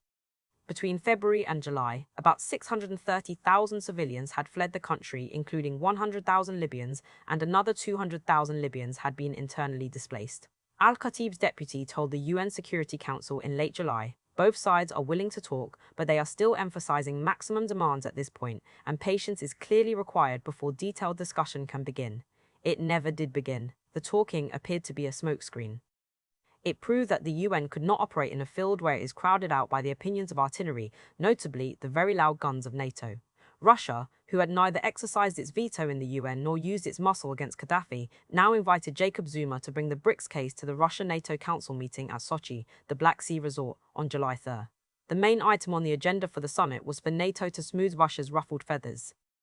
The Council was created in 2002 to make sure that the increased tensions between the two did not detract from Russia's support of the war on terror. NATO's gradual march eastward, attracting former Eastern Bloc states into its agenda, came just after NATO's air war in Yugoslavia 1999 and its war in Afghanistan 2001 onward. All this seemed to Moscow like encirclement. Bush's insistence upon missile defense and the US push to bring NATO and several Eastern European as well as East Asian states into its missile defense plans rattled Moscow's justified paranoia. The war over South Ossetia in 2008 allowed Moscow to flex its muscles, but this did not dampen NATO's confidence. Its ships entered the Black Sea to deliver aid to Georgia. Russia went technical here, pointing out that the number of NATO ships in the area violated the 1936 Montreux Convention. Over the past decade, Russia has moved closer to the new formation that comes out of the non-aligned movement, the G15 and IBSA. China joined IBSA to block the new trade rules that would have gone through in Cancun 2003 and to formulate a common agenda at the Copenhagen 2009 meeting on climate. These discussions and the creation of a common platform produced the BRICS formation. Russia, long adrift somewhere between its own Cold War past and Boris Yeltsin's subservience to the US, found a new anchor with the locomotives of the Global South. At Hainan in April, the BRICS powers strongly criticized the NATO war on Libya and formulated the principles that would appear in the African Union High-Level Ad Hoc Committee on Libya's June 15 statement to the UN. BRICS held out for a negotiated settlement and cautioned against the habits of war. Ruhakana Rugunda of Uganda represented the African Union at the UN meeting, where he pointedly noted, "It is unwise for certain players to be intoxicated with technological superiority and begin to think they alone can alter the course of human history towards freedom for the whole of mankind. Certainly, no constellation of states should think that they can recreate hegemony over Africa." Rugunda was the Ugandan representative to the UN and has now been moved to a domestic cabinet post. The African Union told the UN that given its experience in Burundi, in particular, it would be able to handle the negotiation and the transition in Libya. It was in this context that the Russians involved themselves in the Libyan stalemate, sending unofficial diplomats to Libya and pushing back in the halls of NATO. At Sochi, Russian President Medvedev invited Zuma, who has been at the head of the African Union's attempts in Libya, to join the deliberations. Zuma told the NATO chiefs that they had overstepped the UN resolutions 1970 and 1973, and that the only way forward was negotiations. If the NATO chiefs could pressure the Benghazi Transitional Council to back down from its maximalist position, Gaddafi must go immediately, Zuma suggested. The way could open for peace with honor. The NATO chiefs listened to Zuma tell them about the African Union's framework agreement on a political settlement, and watched Medvedev applaud the African Union for its work and offer his support to the framework and the African Union's roadmap. Russia and the African Union offered to lean on Gaddafi to abide by the terms of the roadmap, and they wanted NATO to lean on the Transitional Council to do the same. There was even a suggestion that they would provide an exit for Gaddafi, moving him out of Libya to a post at the African Union or somewhere to smooth the transition to peace in Libya. NATO left Sochi indifferent to Russian concerns over missile defense, with bland promises over progress at their next meeting in Chicago. On Libya, there was no progress as there could be none. Libya is the first battleground of a new Cold War, this one not between the US and Russia, but between the G7 and its military arm, NATO, and the BRICS, who have not much of a military arm. The G7 commands the skies and the rhetoric of freedom, but it does not have a sustainable economic base and no sense of a political process that does not come with aerial bombardment and its threats. NATO's sword would never grow cold. The BRICS failed to build on the momentum after the credit crisis of 2007 forced the G7 to invite them to help save the world financial system. The BRICS states showed up, opened their checkbooks, but seemed to do so servilely. They did not insist on greater power in the secret rooms where the G7 makes its decision. When the search for a candidate to lead the IMF opened up in the summer of 2011, the BRICS states failed to coalesce around their candidate. Our European once more leads the IMF. They also failed to voice their alternative to the deflationary strategies of the international financial organizations. All this took place despite the fact that the IMF announced that the United States will cease to be the world's largest economy by 2016. That reign began in the late 1920s. In its place will come China, the anchor of the BRICS. Wen Jiabao, the Chinese premier, tried to reassert the BRICS position with How China Plans to Reinforce the Global Recovery, Financial Times, June 23. Wen called the bet. China is at ready, but not yet to take on the political challenges alone. It sought to work through the BRICS formation, but without a confrontational attitude. Neither China nor the BRICS in general are willing to stand up to the G7 in the international arena. On the question of international politics, the BRICS have been a bother to the G7. If the BRICS were defeated in their quest to participate in the Libyan imbroglio, they have so far declined to allow the G7 to repeat their Libyan mission in Syria. The BRICS have refused to allow any strong UN resolution for that country. The grounds are that NATO misused Resolution 1973 on Libya, and it would do the same in Syria. The G7's case on Syria was made by the French representative to the UN, Gerard Araud, on June 13 in Oedado de Sao Paulo to win over the Brazilians away from what the French see as South African obduracy. Since June, the BRICS states blocked a resolution in the Security Council.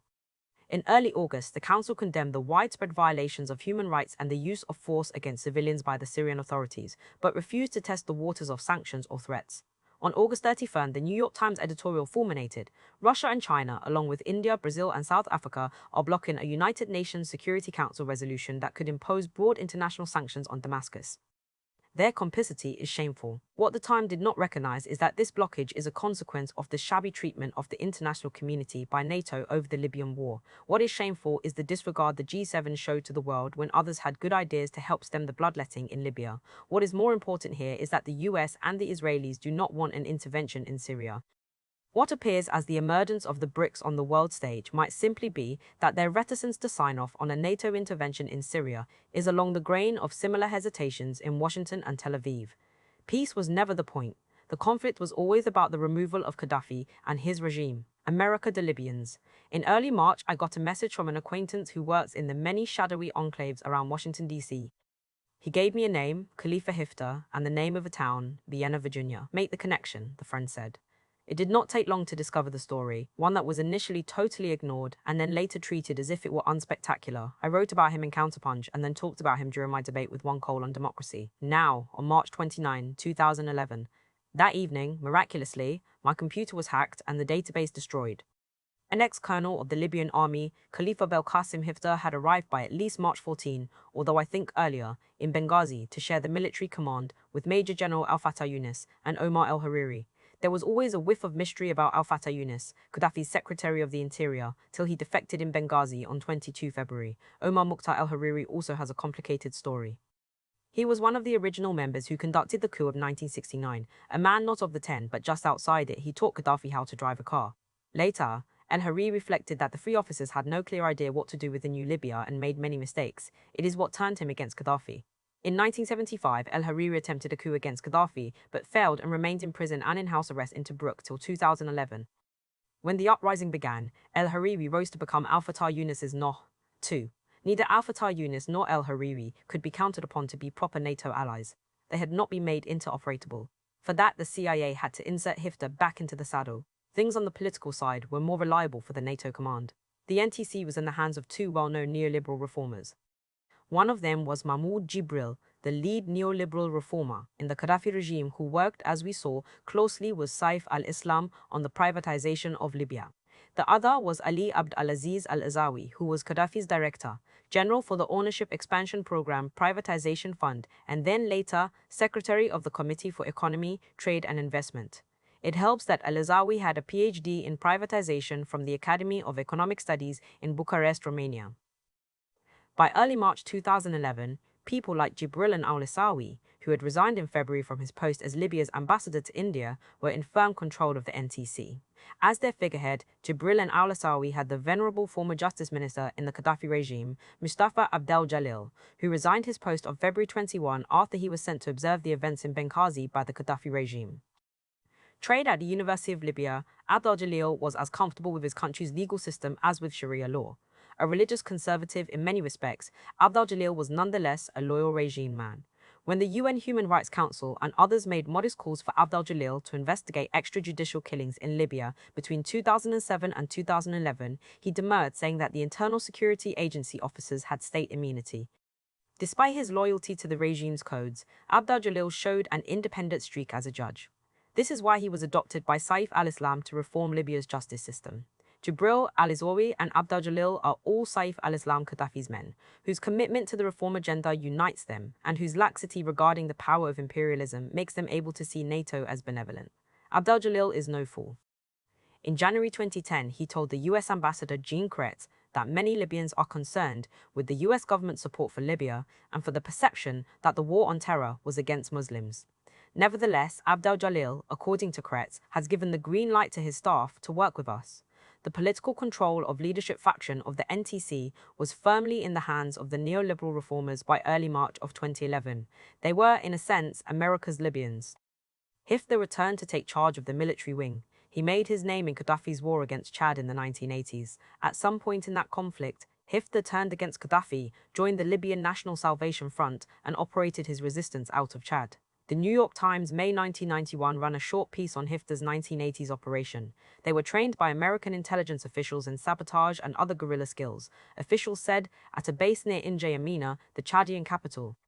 The plan to use exiles fit neatly into the Reagan administration's eagerness to topple Colonel Gaddafi. When the US-supported government of Chad, led by Hissène Habré, fell in 1990, Hifter fled Chad for the United States. It is interesting that an ex-colonel of the Libyan army was able to so easily gain entry into the United States. The US State Department said that Hifter and his men would have access to normal resettlement assistance, including English language and vocational training and, if necessary, financial and medical assistance. Also of interest is the fact that Hifter took up residence in Vienna, Virginia, less than 7 miles away from Langley, Virginia, the headquarters of the CIA. In Vienna, Hifter formed the Libyan National Army. In March 1996, Hifter's army attempted an armed rebellion against Gaddafi in the eastern part of Libya. The Washington Post, March 26, noted that its reporters had heard of unrest today in Jabal Akhdar, mountains of eastern Libya, and said armed rebels may have joined escaped prisoners in an uprising against the government. The leader of the Contra-style group was Hifter. 23 rebels, soldiers, and prisoners were reported to have died in this uprising and prison break. It is worth reporting that the Libyan Islamic Fighting Group also conducted an operation in the Wadi al-Injil Bible Valley in March 1996, perhaps coordinated with the Libyan National Army. Was it a coincidence that about 4 months later, Abdullah Sanusi's guards opened fire on the mainly LIFG prisoners at Abu Salim jail and killed 1,200, the burr under the saddle of the Islamists and the human rights lawyers that would finally push them to their rebellion in 2011? History called Hifter back 15 years later. In March 2011, Hifter flew into Benghazi to take command of the defected troops, joining Al-Fatah Yunus, whose troops had been routed from Ras Lanuf on March 12. They faced the advance of Gaddafi's forces toward Benghazi. It was in this context, with the uprising now firmly usurped by a neoliberal political leadership and a CIA-backed military leadership, that talk of a no-fly zone emerged. In late March, the military wing went through its own power struggle. A new military spokesperson, Colonel Omar Ahmed Barni, announced that Hifter, who had hitherto been no seri in the hierarchy but in command of the ground forces, would be the head of the rebel armed forces. A few days later, the NTC reversed Ahmed Barni's announcement and declared that Al-Fatah Yunus remained in command. Hifter had his base among the civilians who joined the rebels, while Al-Fatah Yunus was thought to be popular among the defected troops. Many in the NTC felt that Hifter had returned with a great deal of arrogant self-assurance, with the belief that his history and his links to the CIA earned him the right to be in charge. "We defined the military leadership before the arrival of Hifter from the United States," said Hafiz Gohar, the vice president of the NTC.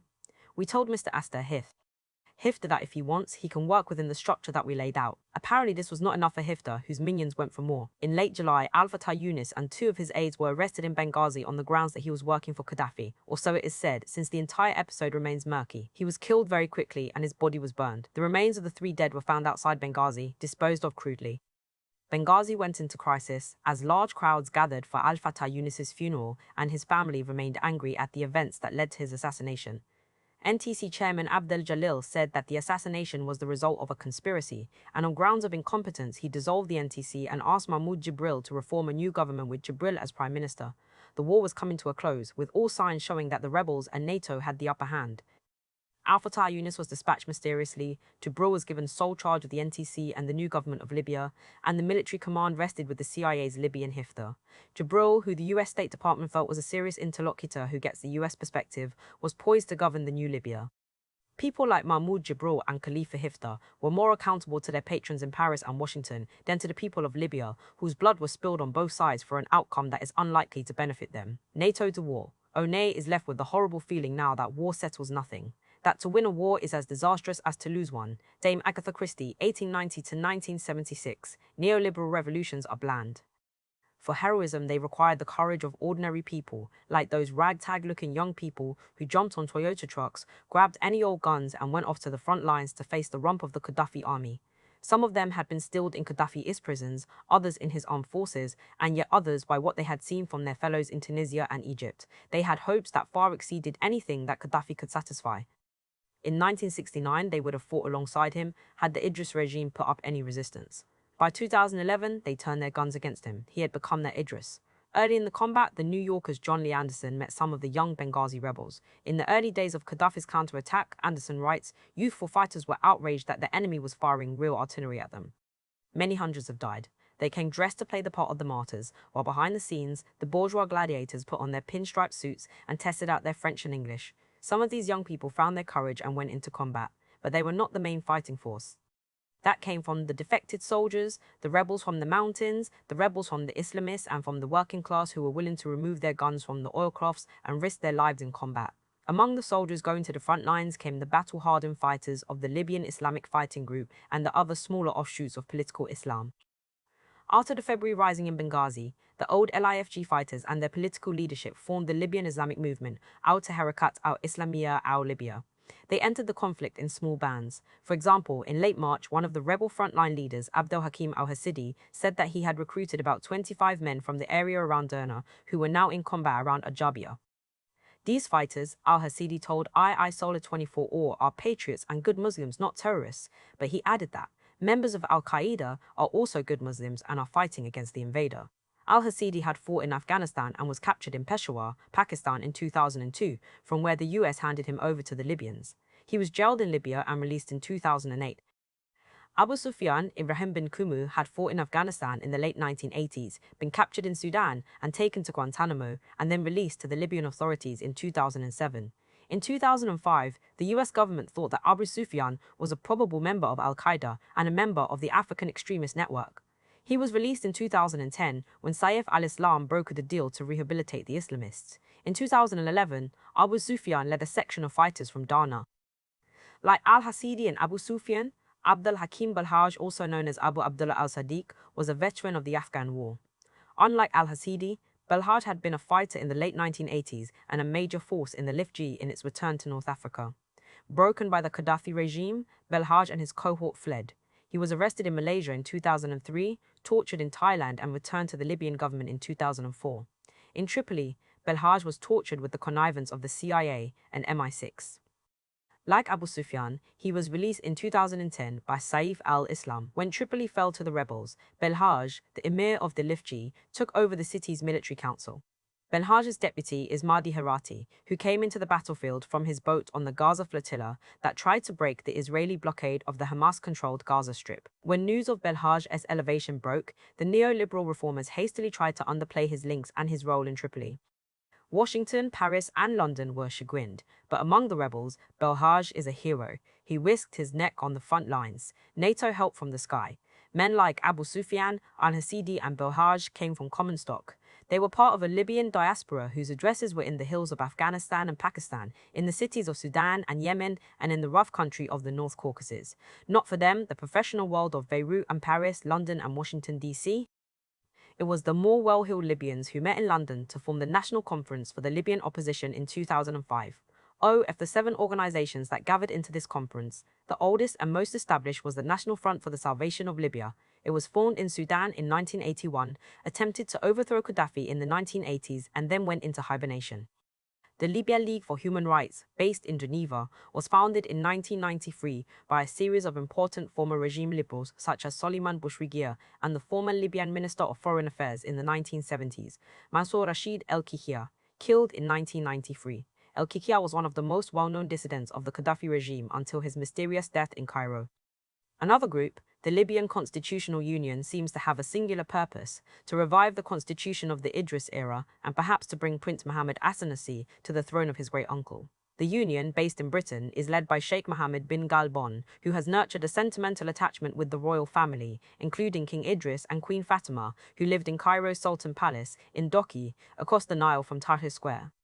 The most recent organization to join the conference was formed in London in 2002, the Libyan Timazite Congress. The conference collapsed in 2008. The conference from 2005 to 2008 set the template for the role of the Libyan diaspora in the Benghazi-based National Transitional Council.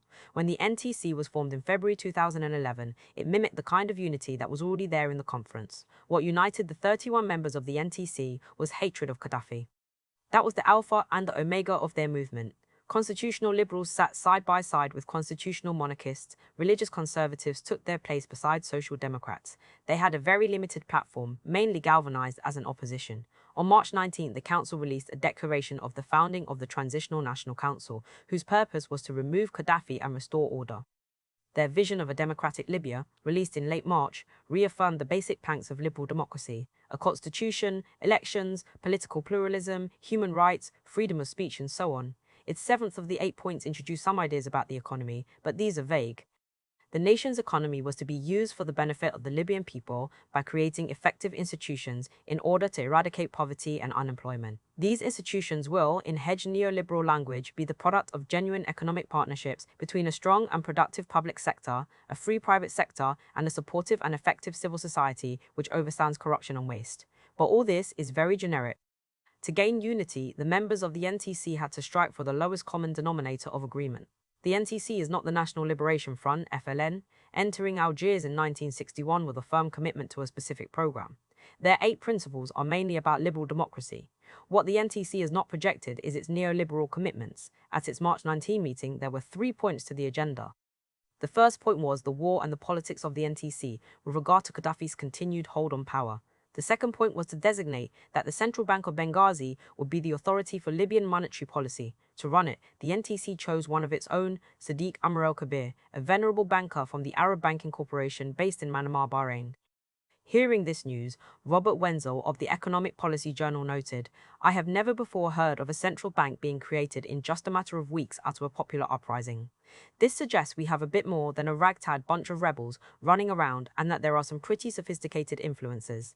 Not on the council itself, but in its penumbra, was Dr. Tabor Ali Tarhouni, a student activist at the University of Benghazi in the 1970s and later in exile, a professor of economics at the University of Washington in Seattle. Tarhouni would become the new finance minister. Tarhouni was the financial brains of the council.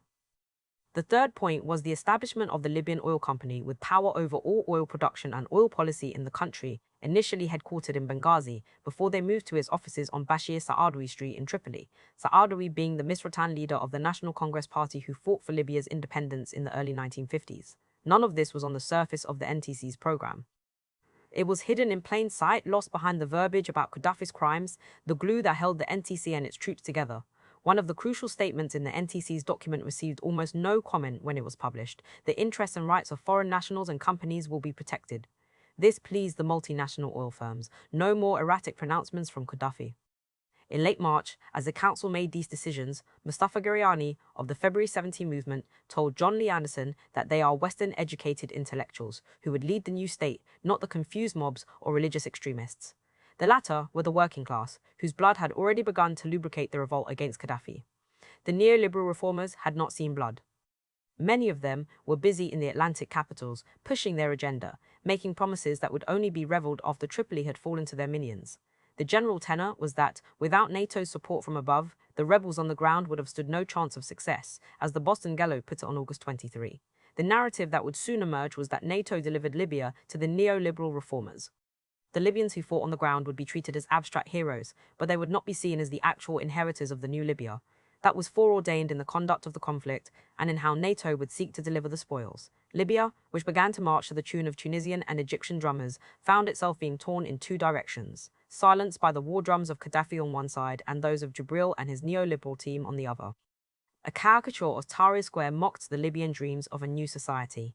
Once NATO got into the act, its bombardment set the stage for the war. The war took place in several overlapping but distinct stages. It was remarkably well executed in military terms. Even though it seemed to take longer than it did, the collapse of the Gaddafi regime was swift. Bombardment. After March 19, Operation Odyssey, Dawn conducted 6 weeks of sustained bombardment of Gaddafi's military and communications infrastructure. The Libyan Air Force and military bases were put out of commission, as were oil installations, power grids, television and radio stations, and the homes and offices of the leadership. In mid-June, one of NATO's strikes killed some civilians in Tripoli. NATO's operation commander, the Canadian LT General Charles Bouchard, noted, "NATO regrets the loss of innocent civilian lives and takes great care in conducting strikes against a regime determined to use violence against its own citizens." What was awkward about this apology is that it did not come to the heart of the NATO strategy. Its bombers routinely struck the major cities, targeting the oil installations and the bases. The massive firepower launched at Tripoli in particular seemed much less precision bombing, to take out some specific target, and more terror bombing, to break the morale of the civilian population. This was the philosophy of shock and awe, or rapid dominance, developed by Harlan Ullman and James Wade, with the basic premise that overwhelming force from the air would strike a society hard and paralyze its will to carry on. The U.S. State Department's legal counsel, Harold Koh, told the U.S. Senate Foreign Relations Committee that the Libyan adventure does not constitute a war because there are no U.S. ground troops in Libya. There is a limited risk of escalation. There is a limited means of military means and, remarkably, there are no US casualties. What you have instead are drones and cruise missiles that strike at populations whose sorrows do not trigger any, the legal terms that indicate warfare and suffering. WE are back to the first aerial bombardment in world history, the Italian bombing of Tajura and Ain Zara in 1911. The first communique from the Air Force said what the NATO command would be more embarrassed to say, which is that the bombing had a wonderful effect on the morale of the Arabs. Denials about the ferocity of the bombardment and the civilian casualties had been casual during the conduct of the war. On August 8, NATO aircraft targeted the town of Majer, south of Zelitan city. At that time, evidence of sustained bombardment of civilian homes had begun to emerge. The next day, the New York Times noted there was no evidence of weapons at the farmhouses, but there were no bodies there either, nor was there blood. Case closed. On December 18, 2011, when C.J. Chivers and Eric Schmidt of the Times went back over the story, they offered the following narrative. The attack began with a series of 500-pound laser-guided bombs called GBU-12s, ordnance remnants suggest. The first house, owned by Ali Hamid Gafez, 61, was crowded with Mr. AT&T 11, was crowded with Mr. Chaja. Gafez's relatives, who had been dislocated by the war, he and his neighbors said. The bomb destroyed the second floor and much of the first. 5 women and 7 children were killed. Several more people were wounded, including Mr. Gafez's wife, whose lower left leg had to be amputated, the doctor who performed the procedure said. Minutes later, NATO aircraft attacked 2 buildings in a second compound owned by brothers in the Jared family. 4 people were killed, the family said. Several minutes after the first strikes, as neighbors rushed to dig for victims, another bomb struck. The blast killed 18 civilians, both families said. The death toll has been a source of confusion. The Gaddafi government said 85 civilians died. That claim does not seem to be credible. With the Gaddafi propaganda machine now gone, an official list of dead issued by the new government includes 35 victims, among them the late-term fetus of a fatally wounded woman the Gafez family said went into labor as she died. The Zlitan hospital confirmed 34 deaths. 5 doctors there also told of treating dozens of wounded people, including many women and children. This is one incident, there are many others. When asked by Human Rights Watch to allow an investigation, the new Libyan authorities were clear. Fred Abrahams of HRW was quite mute in his allegations. He touted a figure of 50 civilians killed by NATO, hardly a credible number, given the New York Times analysis. We've not alleging unlawful attacks, let alone war crimes, said Abrahams. We believe the onus is on NATO to investigate these cases thoroughly so they can identify and correct the mistakes. NATO denied the mistakes. Ibrahim Dabashi, the Libyan representative to the UN, asserted that 40,000 people had died in the civil war, but that Gaddafi was responsible for these deaths. If NATO or the rebels had killed anyone, it was because Gaddafi had used them as human shields. There is no need for a NATO investigation, Dabashi noted. Usually it is acceptable that there will be some civilian casualties because of some errors. Mistakes, errors. That is as far as memory is going to allow for the NATO bombardment. Humanitarian intervention cannot permit its preferred means to be tarnished. Given this attitude, we shall never know the scale of the civilian deaths as a result of the NATO bombardment conducted to protect civilians. The bombardment of Libya between March and August 2011 was a massive campaign, with 20,000 sorties launched to erode the power base of Gaddafi. No regime can last such an assault. It was remarkable that Gaddafi was able to hold off for as long as his regime did. Serbian model. The NATO states followed their playbook from the later stages of the breakup of Yugoslavia. Early into the conflict, Paris, London and Washington shifted their allegiance to the NTC, the rump government that stood in for the 1990 declaration of Kosovo by its parliament.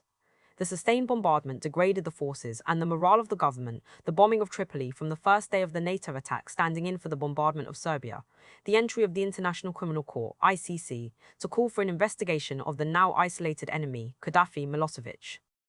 The ICC's erratic and arrogant lead investigator, Luis Moreno Ocampo, opened an investigation into Gaddafi and his family on March 3, long before the UN Resolution 1973 of March 17. He aggressively made statements as if of fact about alleged war crimes by the Gaddafi regime. For instance, Moreno Ocampo stated that Gaddafi's regime was giving Viagra to its troops to promote mass rape of women.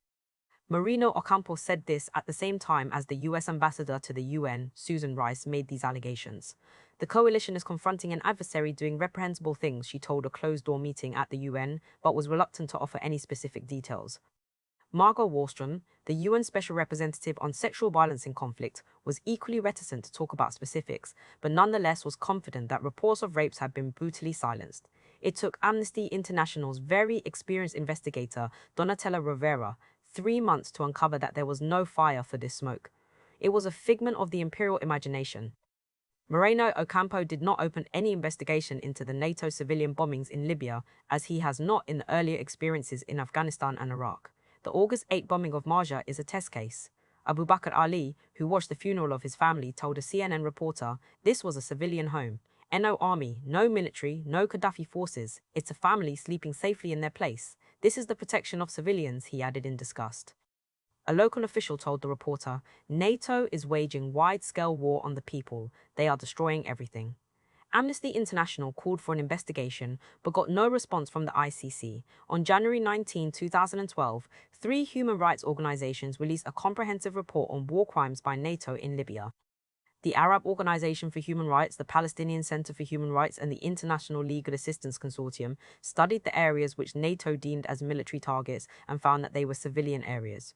"We are not making judgments," said Raji Sarani of the Palestinian Center for Human Rights. "That is not the mission mandate, but we have reason to think that there were some war crimes perpetrated." NATO dismissed the report and the ICC did not bother with it. There would be no investigation of the war. The final nail in the coffin of the investigation was struck by UN Secretary-General Ban Ki-moon late in 2011. Security Council Resolution 1973, I believe, was strictly enforced within the mandate. On a few occasions, NATO targeted the radio and television stations in Tripoli, arguing that this was to disrupt the broadcast of Gaddafi's murderous rhetoric. How NATO could see this as part of Resolution 1973 is unbelievable, and how this can pass by the foreign media as acceptable, the killing of journalists, beggars belief. The Coalition to Protect Journalists wrote a careful and correct letter to NATO command. "As an organization of journalists dedicated to the defense of press freedom around the world, we are concerned any time a media facility is the target of a military attack. Such attacks can only be justified under international humanitarian law if the media facility to being used for military purpose or to incite violence against the civilian population. For this reason, we believe it is essential for NATO to provide a more detailed explanation as to the basis for July 30 attack on Libyan broadcast facilities." No such explanation was forthcoming. There was no outrage on CNN or Al Jazeera. The international media showed its hand as an adjutant in NATO's war, calling into question its trustworthiness. Moreno Ocampo yoked the ICC to the NATO strategy and undermined the integrity of the ICC in the process. Snake oil. It was essential to control the narrative about the war. Amnesty International's press releases did not bother the international media. Meanwhile, Al Jazeera, which had played a cheerleader's role in Tunisia and Egypt, did the same in Libya. But this time, Al Jazeera did not have to distinguish itself too far from its paymasters, the Qatari royals, who were the biggest boosters of the rebels. Al Jazeera was producing uncorroborated reports of hospitals being attacked, blood banks destroyed, women raped and the injured executed, reported Patrick Cockburn. He talked to Amnesty's Libya expert Diana El-Tahawi, who told him, "We spoke to women without anybody else there all across Libya, including Misrata and on the Tunisia-Libya border. None of them knew of anybody who had been raped. We also spoke to many doctors and psychologists with the same result. Investigation was irrelevant. What was important was the story. No wonder that the US State Department helped Jibril's NTC hire a series of Washington, D.C. public relations lobby firms, such as Patton Boggs. Vincent Fridici, the former director of operations for NATO, ran the NTC's account at Patton. The fulminations at the mouth continued despite the lack of evidence. The White House Middle East strategist Dennis Ross brushed aside the briefing books to tell a group of foreign policy experts at the White House Roosevelt Room, were looking at Srebrenica on steroids, the real or imminent possibility that up to 100,000 people could be massacred and everyone would blame us for it. Such numbers and such fears would remain on the surface of news reports. It would eclipse news of rebel attacks on what they called mercenaries, but were often dark-skinned migrant workers or southern Libyans who were either fighters or else were simply hapless civilians, of NATO civilian deaths, or of other such unsavory information. When news came of the displacement of the entire population of the town of Tawagar, only 25 miles outside Misrata, as the war came to the close, it produced a little embarrassment and then silence. Tawagar once housed 30,000 people. It is now empty. An unusual story in the Wall Street Journal, June 21, provided some context for the events. The rebels from Misrata, who fashioned themselves as the Brigade for Purging Slaves, black skin, rode into Tawagar, a town that housed mainly dark-skinned Libyans. Ibrahim al-Halbous, commander of the rebel force, said of these townsfolk, "They should pack up. Tawaga no longer exists, only Misrata.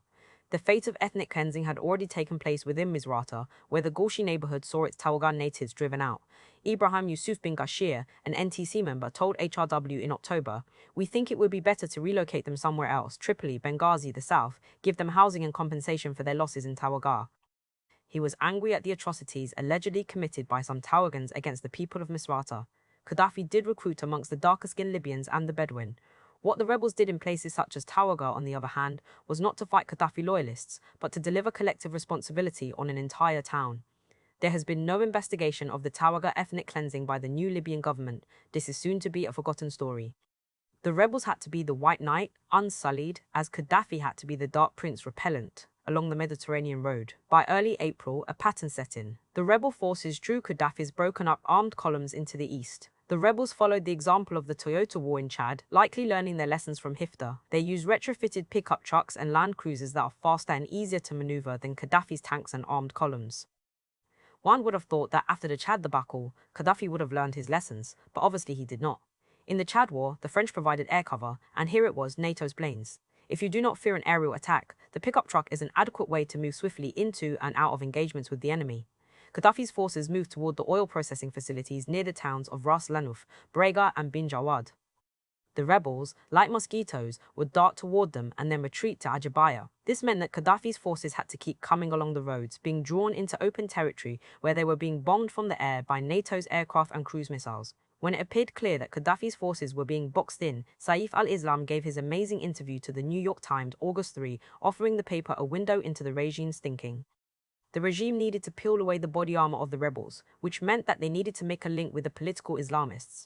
Arguing that it was the Islamists who killed al-Fatah Yunus, Saif al-Islam said they decided to get rid of those people, the ex-military people like Abdul Fattah and the liberals, to take control of the whole operation. In other words, to take off the mask. Saif al-Islam, who had long fashioned himself as one of those liberals, now said that he was ready to sign an agreement with the Islamists to turn Libya into Waziristan on the Mediterranean, an Islamic zone, like Mecca. The Islamists are the real force on the ground. It was a move of great desperation. The Islamists disdained the Gaddafi regime. It wanted no pact with it. Saif al-Islam's interview was a sign of the weakness of the Gaddafi regime along the Mediterranean road, IF by sea. Gaddafi's troops oscillated along the Mediterranean road and garrisoned Tripoli, but they did not have access to the air or to the sea. The no-fly zone morphed into a no-water zone.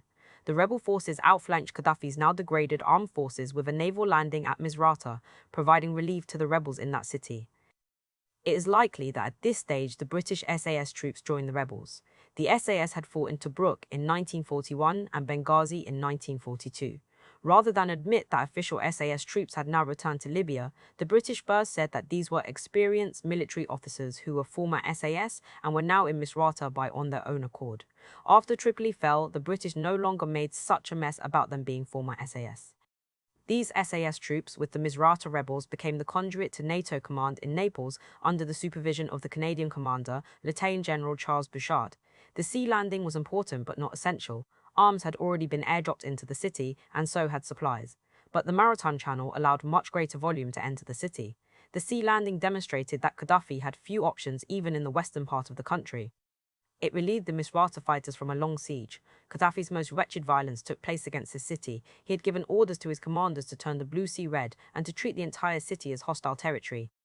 Gaddafi's main commander, Yusuf Ahmed Bashir Abu Hajjar, told his forces, "It is absolutely forbidden for supply cars, fuel and other services to enter the city of Misrata from all gates and checkpoints." Such collective punishment against Misrata mimics what the Misratans did to Tawaga. Guru in the mountains. One of the most contentious moments in the UN Security Council debate over Resolution 1973 was on arms delivery. Resolution 1970 had declared an arms embargo against both sides in the conflict. When the draft of 1973 returned to the Council, the US insisted on adding a crucial phrase. The Council authorized members to take all necessary measures, notwithstanding paragraph 9 of 1970, to protect civilians and civilian-populated areas. Paragraph 9 of the February 26 resolution established the arms embargo. The new resolution upheld the embargo, but then this curious bureaucratic phrase with "notwithstanding" at its core seemed to circumvent the strict embargo. On March 26, White House spokesperson Jay Carney told the press that the resolution provided the US with flexibility within that to take that action supply military equipment if we thought that were the right way to go. In other words, the arms embargo was flexible. The next day, US Defense Secretary Robert Gates told NBC's David Gregory that on the question of the arms supply, no decision has been made about that at this point. The French were less chary about arms delivery. They moved weaponry by air to Benghazi and then to Misrata before they were parachuted into the Jebel Nafouza and into the southern part of Libya. The French justified their action by saying that their arms drops were in the same league as the use of NATO attack helicopters against Gaddafi troops in Misrata to unblock what has become a block situation. As Philippe Galli of Le Figaro put it on June 28, more colourful in French, dorment un coup de pouce afin de sortir d'une situation bloquée. The Imaziens who got some of the arms in the Jebel Nafouza intensified their campaign in the mountains. Having gained control of the highlands, the Imaz again moved to link up with rebels in Az-Zawiya, just west of Tripoli. When Az-Zawiya fell, Gaddafi's regime lost access to its supplies. This was a crucial blow. Evidence of the retribution set in early in the conflict. In Yafran, the homes of those of the Masha Ashia who supported Gaddafi were set upon and burned, as the New York Times put it, August 9. These occupants vanished from the mountains, apparently having fled. Many Amazigh residents say the Masha Ashia are not welcome back. Operation Mermaid Dawn. By August 17-18, the NATO and rebel assault moved toward Tripoli. The target set became larger, a NATO official admitted, and so NATO's aircraft and cruise missiles could strike large troop detachments or simply their bases. An early plan for the war called for the NATO strikes to become unbearable. During the final bombardment of Tripoli, by all accounts, the strikes were a form of annihilation. The troops were now concentrated and easy to strike. US satellite imagery showed where Gaddafi's troops were, and this information was relayed to the rebels on the ground. In other words, NATO provided logistical and communication support to the rebels in the final stage. As well, Special Forces units from Qatar, France, Britain, and the United States were on the ground with the rebel units, helped call in airstrikes and offering leadership for some of the more difficult strikes. The communication systems in Tripoli had been knocked out. The city was a sitting duck. Between August 18 and 20, NATO hammered Tripoli with a bombardment that some describe as apocalyptic. One of the more dramatic events of the weekend was the aerial attack on a tent city outside Gaddafi's compound. Forbes notes, the identities of the dead were unclear, but they were in all likelihood activists who had set up an impromptu tent city in solidarity with Gaddafi in defiance of the NATO bombing campaign. Such incidents are apparently legion. The Gaddafi regime, before it disappeared, claimed that the bombings in this period in Tripoli killed about 1,300, with 5,000 wounded. These figures will never be verifiable. They are gone in the dust of the fall of Tripoli. The bases of the 32nd or Kamiz Brigade were strewn with corpses, many of deserters killed by the troops as the bombs fell and others felled by the bombs themselves. Whatever happened to the defensive unit around Tripoli is mysterious. It is likely that they vanished into their kin networks, or they might have been less disposed to the regime than supposed and went into hiding, waiting to reappear as civilians. Or they were scared by the massive bombardment and simply decided to throw in the towel. There was no Al-Taba al-Kamid, no special uprising to defend Gaddafi and his regime. The bombing raids on August 20 weakened the city. At 8 p.m. on August 21, just when the Ramadan fast was to break, the sirens went off in the mosques of Tripoli. The main one was at the Ben Nabi Mosque on Sarim Street in the city centre. This siren was the call for the underground rebels to seize the city. Rebel leader Fatih al-Baha said that over the past 3 months, the NTC had worked to build up armed sleeper cells inside Tripoli. It was a daring move and swift. Inside Tripoli, sections of Gaddafi's security staff had already reached out to Benghazi and given over their allegiance to the new regime. People such as Mahmoud Ben Jumawa, a senior officer in Gaddafi's personal security team, worked closely with the Tripoli underground in his neighborhood of Fashloom. Ben Jumawa made contact with a neighborhood committee that included people like Abdel Bassat al-Tubal, a brigadier general in the local police. In Souk al-Jamaya, a nearby suburb, Hakim Barzayan worked closely with another informer in the internal security service. In the industrial suburb of Tajura, the local underground was also in touch with the security services who shielded them from the crackdown in March. Weapons had also come into the city from the sea over the previous days, as NATO vessels filled with weapons docked in Tripoli, according to the Benghazi military commander, Colonel Fadlallah Harun. An amphibian assault on the city came alongside renewed aerial bombardment. The 15,000-strong Tripoli task force trained in Qatar and helped along by Qatari special forces pushed into the city. They were the spear. Tripoli fell to the rebels. They stormed into the Green Square, now the Martyr Square. Gunfire rent the air. It could have been both celebratory and accusatory, joy or anger. In some places, it meant that scores had to be settled. Rebels marched around taking out their anger on the loyalists or the mercenaries. One rebel, Ahmed bin Sabri, showed the independents Kim Sengupta the bodies of 30 men, hands tied behind their backs, bound and dumped on the side of the road. "Come and seize," he said. "These are blacks, Africans hired by Gaddafi mercenaries." Racism combined with a visceral hatred for Gaddafi found its outlet on these dark-skinned soldiers and migrant workers. Any Libyan with a black skin accused of fighting for the old regime may have a poor chance of survival, wrote Patrick Cockburn in late August. It was a pitiful start to the new order. Amnesty International found that the rebels had killed detainees at 2 camps in Tripoli. At one of them, Kilit al-Fajon, about 60 detainees tried to escape. As the detainees barged through the hangar gates, 2 other guards opened fire and threw 5 hand grenades at the group, wrote Amnesty in a report. 23 detainees survived the attack. Much the same kind of bloodletting took place in the southern desert oasis of Ghadames, where the Tuareg were forced out because of their support for the Gaddafi regime. Some of them decamped to Mali, where they joined the National Movement for the Liberation of the Azawad and went to war against the Malian government in early January 2012. The regime refused to fall fully immediately. The rebels said they had some of the Gaddafi family in custody, including Saif al-Islam. Then, remarkably, Saif al-Islam appeared in person for a press conference, said that the fight was still on, and disappeared. A few days later, it appeared that Gaddafi's family, minus Saif al-Islam and the old colonel, had arrived in Algeria. Towns such as Bani Walid, Sirte, and Sabha in the south of the country refused to give up. They held fast, under siege from the rebels. NATO bombed them at will. They were the Boucher inutils, the useless mouths that could be done away with.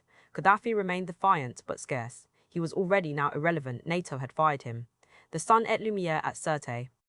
On the dusty reaches out of Sirte, on October 20, a convoy flees a battlefield. A NATO aircraft fires and strikes the cars. The wounded struggle to escape. Armed trucks with armed fighters from Misrata rush to the scene. They find the injured, and among them is the most significant prize. A bloodied Muammar Gaddafi stumbles, is captured, and then is thrown amongst the fighters. One can imagine their exhilaration. A cell phone video camera traces the events of the next few minutes. A badly injured Gaddafi is pushed around, thrown on a car, driven around on its bonnet, and then the video gets blurry. The next images are of a dead Gaddafi. He took a bullet in the side of his head. These images go onto YouTube almost instantly. They are on television and in the newspapers. It was impossible not to see them. One of the important ideological elements during the early days of the war in Libya was the framing of the arrest warrant for Gaddafi and his clique by the International Criminal Court's selectively zealous chief prosecutor, Luis Moreno Ocampo. It was enough to have press reports of excessive violence for Moreno Ocampo and Ban Ki-moon to use the language of genocide. No independent forensic evaluation of the evidence was necessary. NATO sanctimoniously said that it would help the ICC prosecute the warrant, despite the fact that the United States, NATO's powerhouse, is not a member of the ICC. This remark was echoed by the National Transitional Council, the rebels' political instrument in Benghazi. Humanitarian intervention was justified on the basis of potential or alleged violations of the Geneva Conventions. It is disquieting that the intervention is to end with a violation of those very conventions, notably the Third Geneva Convention, Article 13 on the treatment of prisoners, and the Fourth Geneva Convention, Article 27, again on the treatment of prisoners. It would perhaps have been inconvenient to see Gaddafi in open court. He had long abandoned his revolutionary heritage, 1969-1988, and had given himself over to the US-led war on terror, at least since 2003, but in fact since the late 1990s. Gaddafi's prisons had been an important torture center in the archipelago of black sites utilized by the CIA, European intelligence, and the Egyptian security state. What stories Gaddafi might have told if he were allowed to speak in open court? What stories Saddam Hussein might have told had he too been allowed to speak in an open court? As it happens, Hussein at least entered a courtroom, even as it was more kangaroo than judicial. No such courtroom for Gaddafi. Dead men tell no tales. They cannot stand trial. They cannot name the people who helped them stay in power. All secrets die with them. A month later, on November 19, Saif al-Islam was detained in Ubari, in the south of Libya. He was flown to Zintan, where he was held in custody by the rebels. There was no transfer to any judicial authority. 3 months later, in January 2012, Donatella Rivera of Amnesty International worried about this delay. At the moment, she noted, there is no central authority to speak of, so it's difficult to speak of an independent judiciary. City-based rebels acted for themselves. The Zintan rebels had plans for Saif al-Islam. They were not willing to hand him over to the ICC or to the new government. But Saif al-Islam is not the only person. 70,000 Gaddafi fighters sit in Libyan jails without recourse to any judicial procedure. This worried the UN's Human Rights Office. Mona Rishmawi and Hani Migali of the UN made several trips to Libya, pointing out the situation is a recipe for abuse. The Gaddafi-era prisons remain, and only the nature of the prisoners has changed. The Islamists and liberals are now the jailers. The pro-Gaddafi fighters are unchained. Libya's cities celebrated the fall of Gaddafi. But what are the people celebrating? Certainly there is jubilation at the removal from power of the Gaddafi of 1988-2011. That Gaddafi had alienated everyone. It is in the interest of NATO and the neoliberal clique to ensure that in this auto-da-fe, the national liberation, anti-imperialist of 1969-1988 is liquidated, and that the neoliberal era is forgotten, to be reborn anew as if not tried before. That is going to be the trick. To navigate between the joy of large sections of the population who want to have a say in their society, which Gaddafi blocked, and Jibril would like to canalize, and a small section that wants to pursue the neoliberal agenda, which Gaddafi tried to facilitate but could not do so over the objections of his men of the Ten. The new Libya will be born in the gap between the two interpretations. The manner of Gaddafi's death is a synecdoche for the entire war. NATO's bombs stopped the convoy, and without them, Gaddafi would probably have fled to his next redoubt. The rebellion might have succeeded without NATO.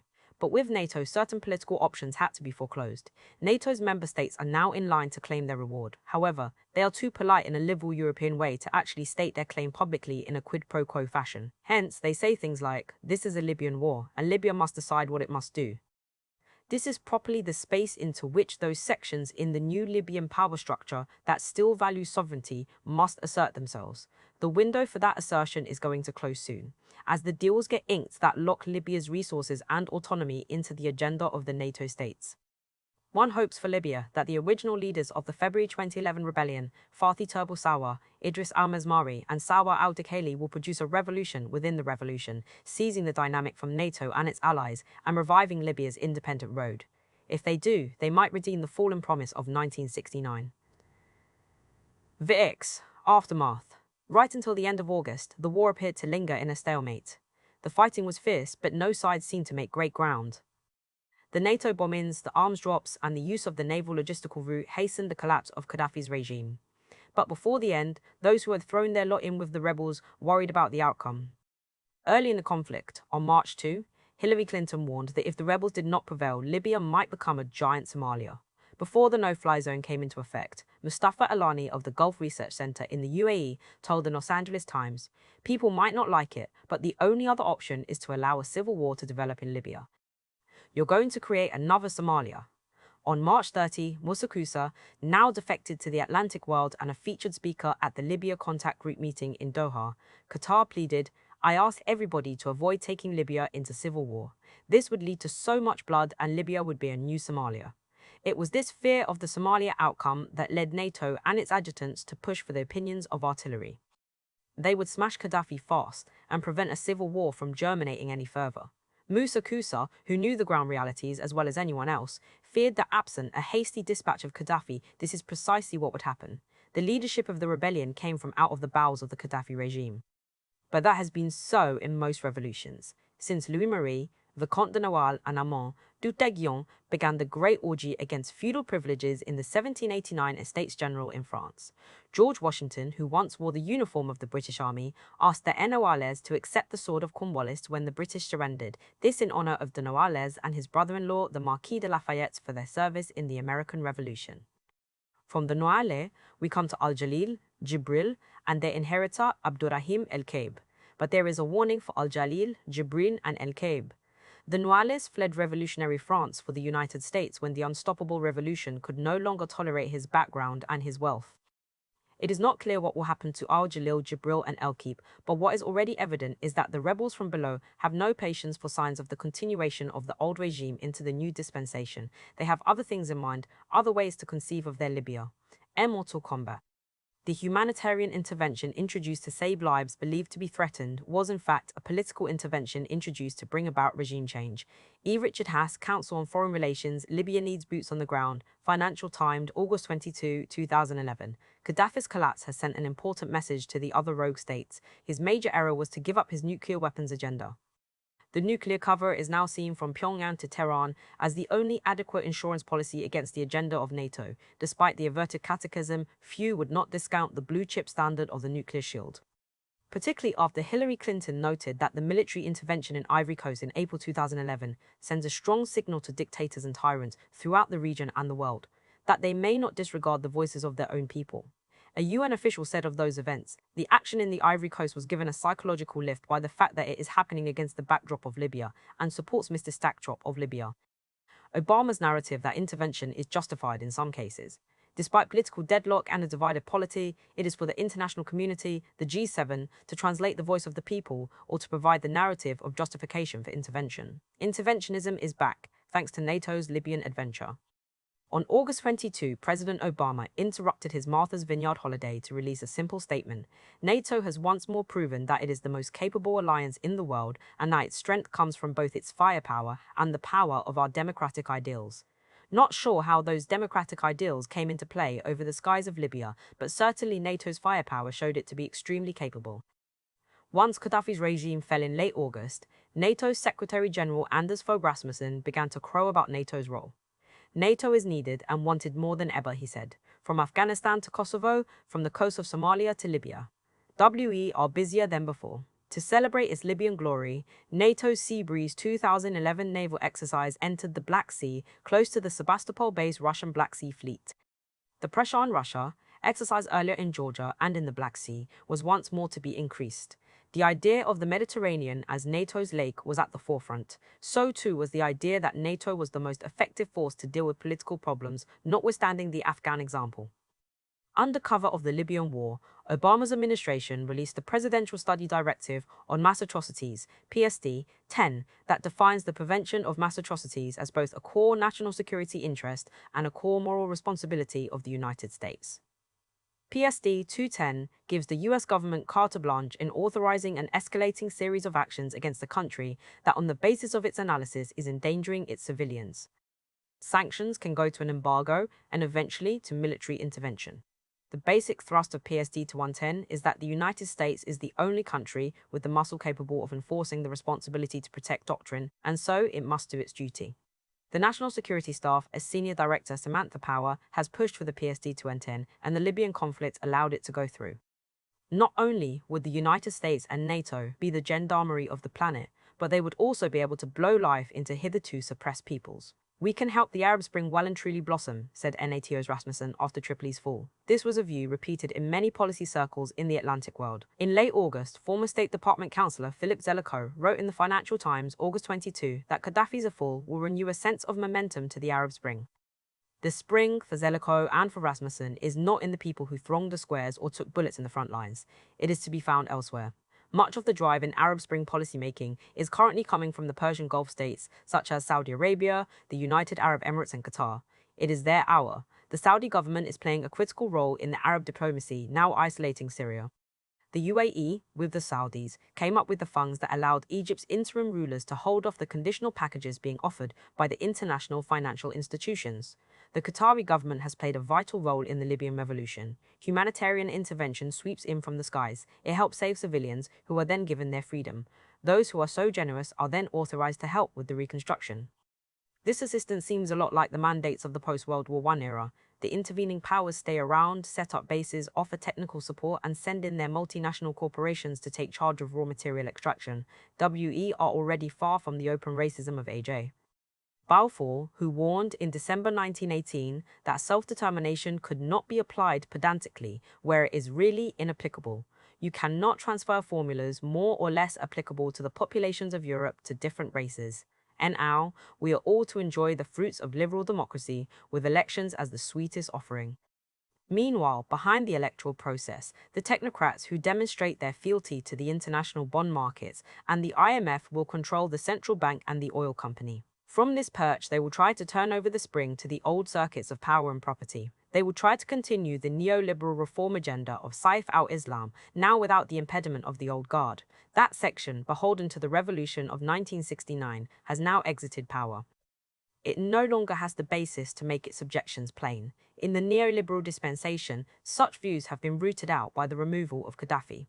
All that will be allowed is marginal debate on aspects of governance that have nothing to do with the neoliberal agenda. On that agenda, I doubt very much that the new Libyan government will allow much debate. It is a terrific irony that the neoliberal reformers could transform into the rebel leadership, while the old guard now seems identified with Gaddafi. In the last decade, it was this old guard that fought against Gaddafi's new allegiance to the neoliberal view. They are now scared, sullen, withdrawn. Some have fled Tripoli for the outer reaches of Libya or to neighbouring Algeria. Others are incognito. They do not wish to be named. Politics is the poisoned chalice. They have drunk enough for many lifetimes. There seems to be no room in this new Libya for their old socialist visions. It is simply Jahiliya ignorance to the Islamists and obstinacy to the neoliberals. By November, when it was clear that the war was over, Jubril left his post as interim prime minister. He had completed his historical mission, which was to be the liaison between the National Transitional Council and NATO. Jubril was too closely linked to the neoliberal reformers to be capable of bridging the gap between the fighters and the neoliberals. Mustafa Abdel-Jalil remained in office as the chair of the NTC. He appointed Abdurrahim El-Kaib to replace Jubril. El-Kaib came to his post with little tarnish. He had left his native Tripoli for the United States, where he trained as an engineer, taught at the University of Alabama, and went to work at the Petroleum Institute in the UAE.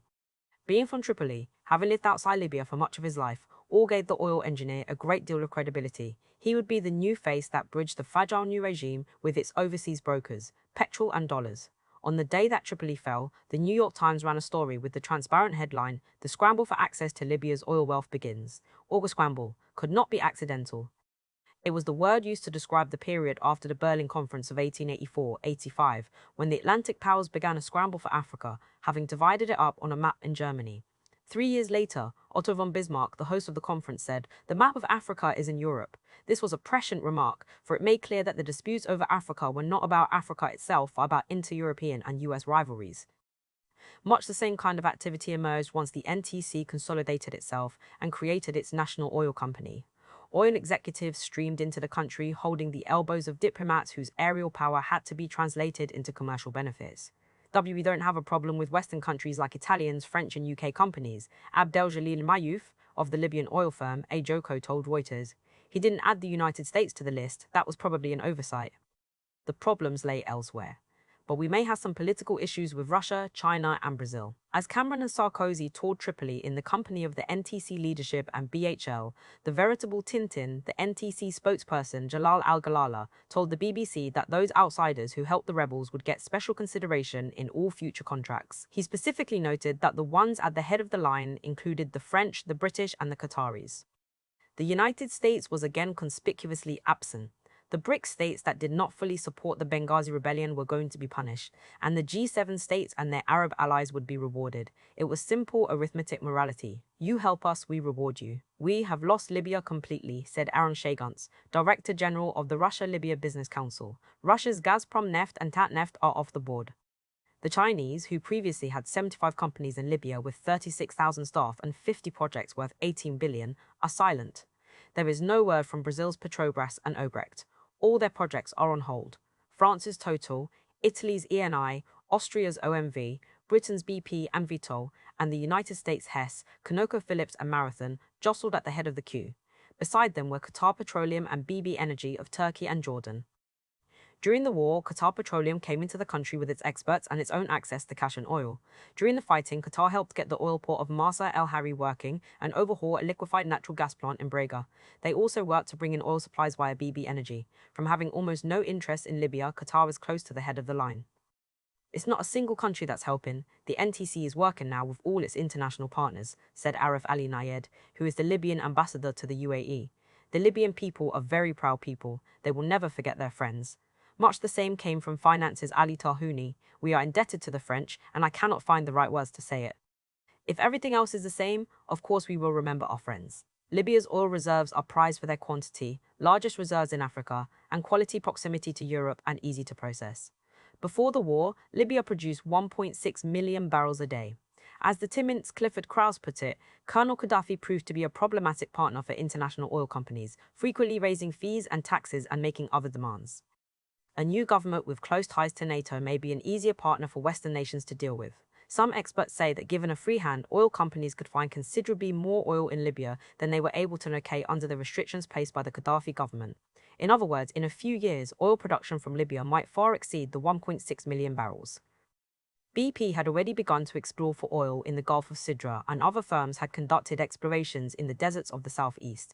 Estimates place Libya's oil reserves at 46.4 billion barrels, 3% of the world's oil reserves, and 5 trillion cubic feet of natural gas. But this might turn out to be an underestimate.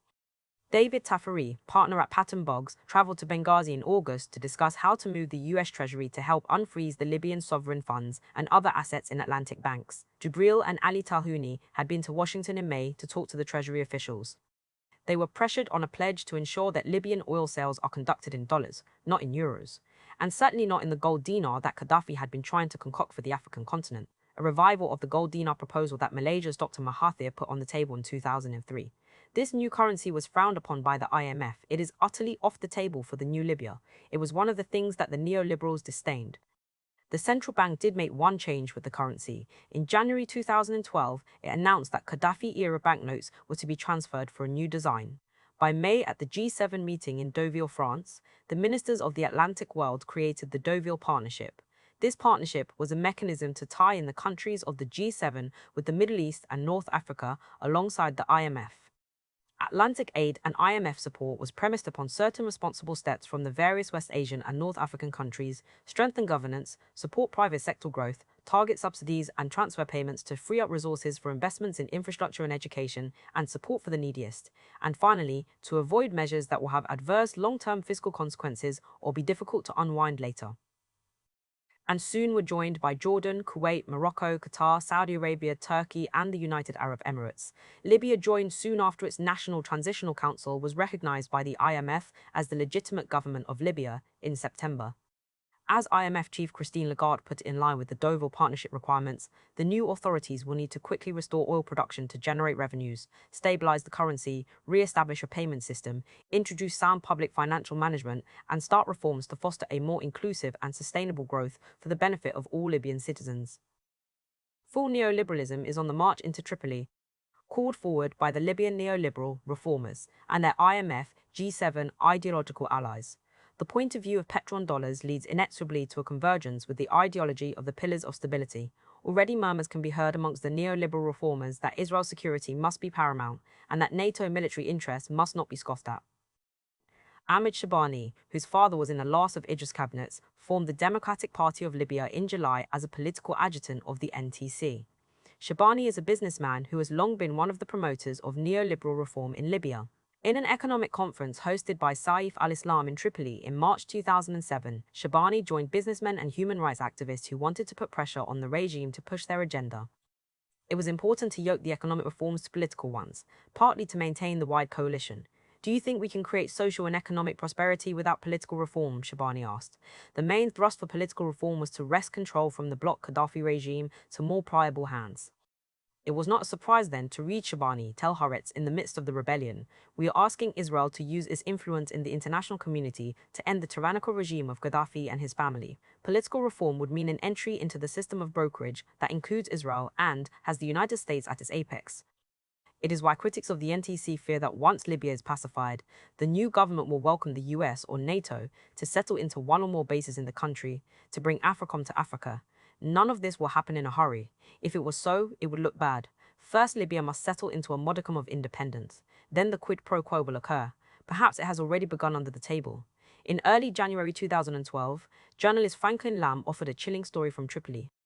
Oil has been flowing to the NATO countries, Lamb says, but with no recompense. A central bank official told Lamb this, and it was verified by another employee who told Lamb that she had not seen any money coming in as well. This outraged her because of the long lines outside local banks with account holders waiting hours for their savings. Why is there no money coming for the oil that has exited?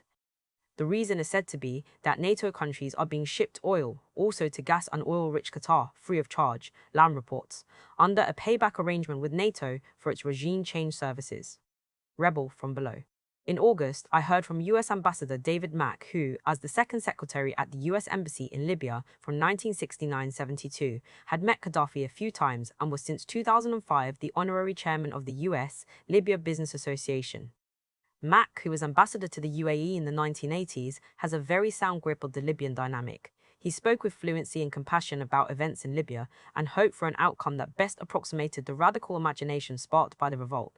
At one point in the discussion, however, Ambassador Mack faltered. He said that one of the problems in Libya is that the Libyan people have an unusual expectation of democracy. For them, democracy means housing, food, work, and health. The Libyans will have to be schooled in what democracy really is, Ambassador Mack noted, which is to say, political democracy, elections and rule of law.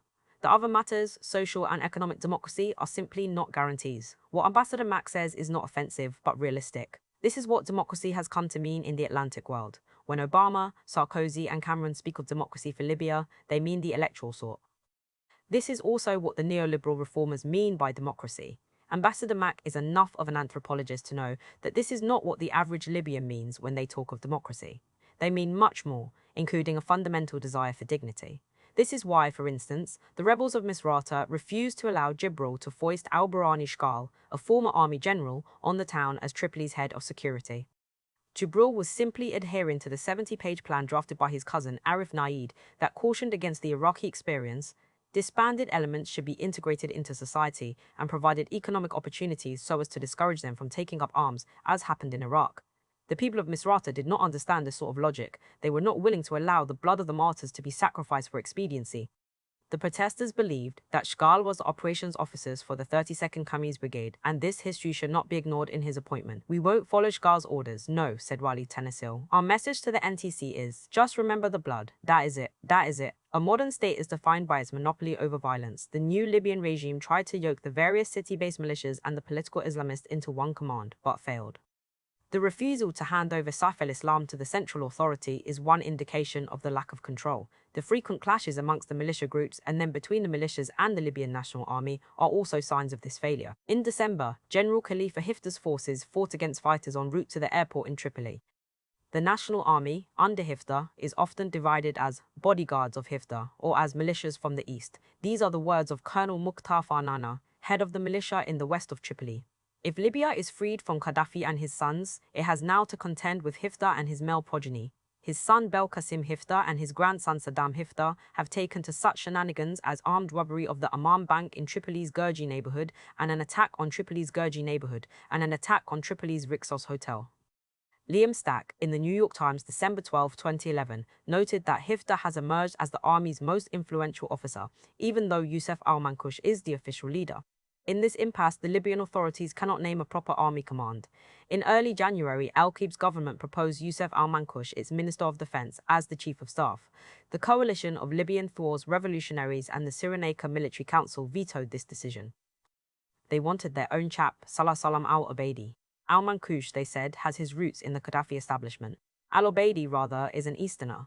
Into this mess comes Abdel Hakim Belhaj, head of the Tripoli Military Council and a former leader of the Libyan Islamic Fighting Group. Belhaj has sued the UK and MI6 for its role in sending him and his wife back to Libya in 2004 to be tortured. He has no special fealty to the G7 and NATO. It was his armed column that spilled blood on the ground. NATO only fired from the skies, and the neoliberals did not join him on the battlefield. Belhaj has a real following in Libya, which is why it is assumed that the Muslim Brotherhood will put him forward as their electoral leader when elections inevitably take place in Libya. The Brotherhood is backed by Qatar, whose emir had similarly stroked the ambitions of political Islam leaders from Tunisia to Egypt. The moves by Qatar and the popularity of Belhaj scared the neoliberals and the G7. Ali Tahouni, speaking for the neoliberals, warned, "Anyone who wants to come to our house has to knock on our front door first." A senior diplomat from the Atlantic world carped, Qatar is not being respectful and there is a feeling that it is riding roughshod over the issue of the country's sovereignty. Political Islam is in a good position to take command of the Arab Spring in North Africa. The rebellion from below has its own radical imagination. It will not be satisfied with the neoliberal phraseology of transparency, empowerment, tolerance, rights and green jobs. It does not want the verbiage of 21st century delusions, all the right words strung in the right order that offer little more than the right to vote, empowerment at the polls, transparency of consumerism, and jobs that bring the green to a small minority of enfranchised neoliberals. That is inadequate. It has a much more plebeian taste, but absent a working-class mass party, it seems to tend to the legions of political Islam. But the rebellion from below might be constrained by the new electoral rules that emerged from the National Transitional Council in early January 2012. Those who could run in the elections to the General National Congress had to have professional qualifications, had to have demonstrated early and clear support for the February 17th revolution, had to have no role in the Gaddafi regime, and could not have received a university degree without merit. These barriers would mean that most of the Libyan population is ineligible to stand for election. Certainly the vast mass of the workers without professional qualifications would be barred from democracy. When Tripoli fell, the residents of the city hastened to create order through the creation of reconciliation committees, Lijan al-IES, and to form new neighborhood police forces. Disorder raged as the militia forces marched around searching for spoils, but nonetheless it was already clear that the Libyan people were eager to forge a new life now that Gaddafi had done. One of their leaders, Ismail al-Salabi, a well-regarded Islamist told Reuters. The role of the Executive Committee (NTCs) is no longer required because they are remnants of the old regime. They should all resign, starting from the head of the pyramid all the way down. This is the rebellion from below. It will not be silenced. What it says, on the other hand, might not be pleasant to the Atlantic powers or to the secular ear. That is the price of democracy. Claude Vijay. Everything that is not new in a time of innovation is pernicious. Louis-Antoine de Saint-Just. Several years ago, my friend Dilip Simeon and a group of other radical students sat with E.P. Thompson, the Marxist historian, in New Delhi. The emergency was on, and Thompson had come to talk to the students about the repression and the fight back. Dilip was bemoaning the limits of bourgeois democracy. Edward Thompson, according to Dilip, asked him to stop using the word bourgeois before democracy. It was giving Edward Thompson a headache. The phrase demeaned democracy. The impact of revolutionary developments is hard to predict. The counter-revolution crushed the revolts of 1848, but it could not break its spirit nor its dynamic. The culture of feudalism perished in its aftermath, broken by the rise of new social identities. Our age, the age of democracy, is breaking, wrote Frederick Engels in February 1848. A worker, pistol in hand, went into the French Chamber of Deputies and pronounced, "No more deputies, we are the masters." The counter-revolution was fierce. The bourgeoisie, fully conscious of what it is doing, conducts a war of extermination against them, Marx pointed out. Nonetheless, 1848 opened up a new social horizon against bondage and subservience, and a midpoint of struggle between the promise of an earlier revolution, 1789, and the possibility of a later one, the Paris Commune of 1871. Europe could not return to its age of the lash and powdered wigs. That time was gone. So many other revolutions have had a similar impact, breaking the back of older forms of social claustrophobia, but not immediately inaugurating new forms of social freedom. Russia's 1905 and 1917 strengthened the will of anti-colonial movements. Gandhi, then a lawyer in South Africa, wrote of the Russian Revolution of 1905, "The present unrest in Russia has a great lesson for us. The Russian workers and all the other servants declared a general strike and stopped all work, and it is not within the power of even the Tsar of Russia to force strikers to return at the point of the bayonet. For even the powerful cannot rule without the cooperation of the ruled. If the Russian workers and peasants could strike out against their autocrats, so could the Indians and the Indonesians, the South Africans and the Persians." Gandhi's idea of non-cooperation comes via St. Petersburg. The national liberation movements of the Third World Project emerged head held high in the 1920s and then walked off the stage of history in defeat by the 1980s. And yet, here too, a legacy of colonial heavy-handedness was dispatched as the countries committed to the project sought to redress problems that they felt only they could answer. Along these lines, Fanon wrote in 1961. The Third World today faces Europe like a colossal mass whose project should be to try to resolve the problems to which Europe has not been able to find the answers. Rates of inequality in the global south belie any successes from this project, and yet it is the formidable example of the Third World era that provides sustenance to so many struggles that germinate in the south. Closer to our time, the global uprisings of 1968 from Tokyo to Mexico City, from Paris to Karachi seem not to have made much of an impact. The revolutionary dreams of the workers and students lay squandered at the wayside as young people turned in their slogans and bohemianism for the law of personal advancement. And yet, the social and political impact of 1968 is formidable, not the least of which is the new horizon set for gender relations and for race relations. Many of the 68ers might have migrated to the world of corporations, and that has been the great limit of that revolt, but nonetheless they have not been able to turn back the new commitments to social equality. Tunisia and Egypt are poised for modest electoral democracy. This is a major social shift in the Arab world. Oh, of the many lessons that we have to take from the USSR's experiment and that of the national liberation states' attempts is that they badly misjudged the importance of democratic yearnings and democratic institutions. Gaddafi certainly provided transfer payments to the Libyan population with the oil wealth, so that Libya's people enjoy high human development indicators. The past 10 years, however, have seen a decline in these payments. But such payments are no substitute for social and political dignity, as the emirs of the Gulf are finding amongst their restive populations. Elections are no panacea, but they set a new foundation. More will be demanded. New forms of popular engagement, new public spaces, new democratic dreams that far exceed the rancid constraints of neoliberalism. The Arab lands will not be the same again. There is an appropriate, although apocryphal story from the 1970s. Zhou Enlai, the Chinese premier, was asked what he thought of the 1789 French Revolution. He answered, "It is too soon to tell. What we know for sure is that the time of the neoliberal security state, of the governments of the possible, is now over. Even if such states remain, their legitimacy has eroded. The time of the impossible has presented itself." In Egypt, where the appetite for the possibilities of the future are greatest, the people continue to assert themselves into Tahrir Square and other places, pushing to reinvigorate a revolution that must not die. They do not want to allow it to settle back into the possible forms, the neoliberal security state without Mubarak, the neoliberal security state that is also what Gaddafi had been erecting on the ruins of his attempt to create a national liberation state. They want something more. For them, the slogan is simple. Down with the present, long live the future. And may it be so. Acknowledgements. Singing in a cage is possible, and so is happiness. Mahmoud Darwish. I would never have written about Libya had I not gone there in my youth, driven from Alexandria to Benghazi, watching the battlefields first of El Alamein and then Tobruk. Boyhood wonder at the half-tracks and the tanks that remained on the side of the road from World War II made Libya a very special place for me.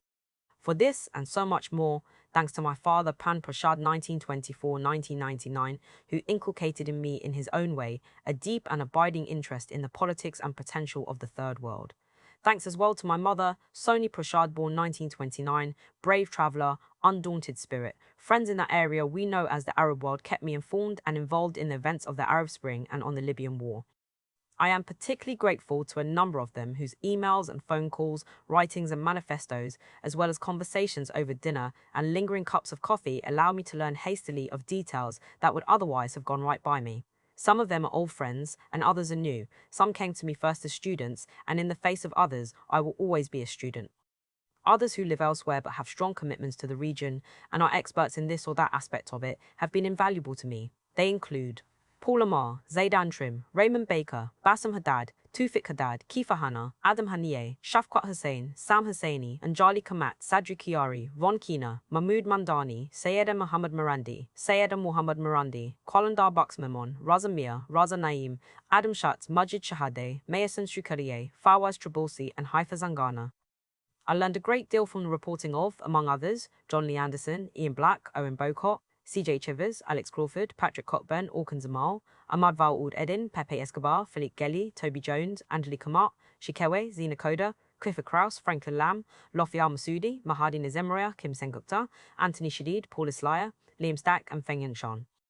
I am indebted to the historian of Libya, Dirk van der Worley, and to my friends in the UN bureaucracy who fed me very useful information, particularly a friend in the UNHCR and another in the UNDP. I could not have done this without WikiLeaks, whose treasure trove sharpened my own interviews. The book comes without footnotes. As much as possible, I indicate in the text itself where I have got material, with a nudge to a journalist or a State Department cable, to Van der Waali's book, or to interviews with people in the United Nations or in this or that part of the Arab world. When the Arab Spring took hold, Pratyush Chandra and Pothik Ghosh of Radical Noted did a long interview with me, which ran in 2 parts in their journal and then in Counterpunch. That was the spur to produce a series of essays for Counterpunch, which is so ably edited by Alexander Cockburn and Geoffrey St. Clair, and for my reports that appeared in Frontline, edited by my dear friend R. Vijay Shankar. I am grateful to my editors for their confidence in my writing and for their sensible suggestions. Many of the sentences in this book are drawn from the essays that appeared in these journals.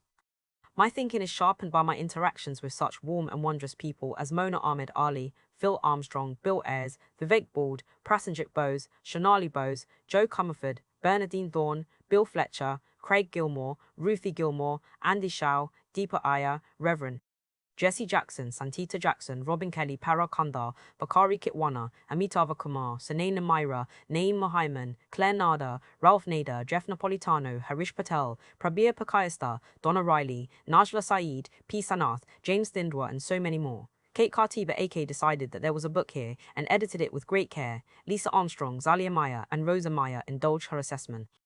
Opinions in Delhi concurred, notably those of Prakash Karat, Brinda Karat, and Sudhanvar Deshpande.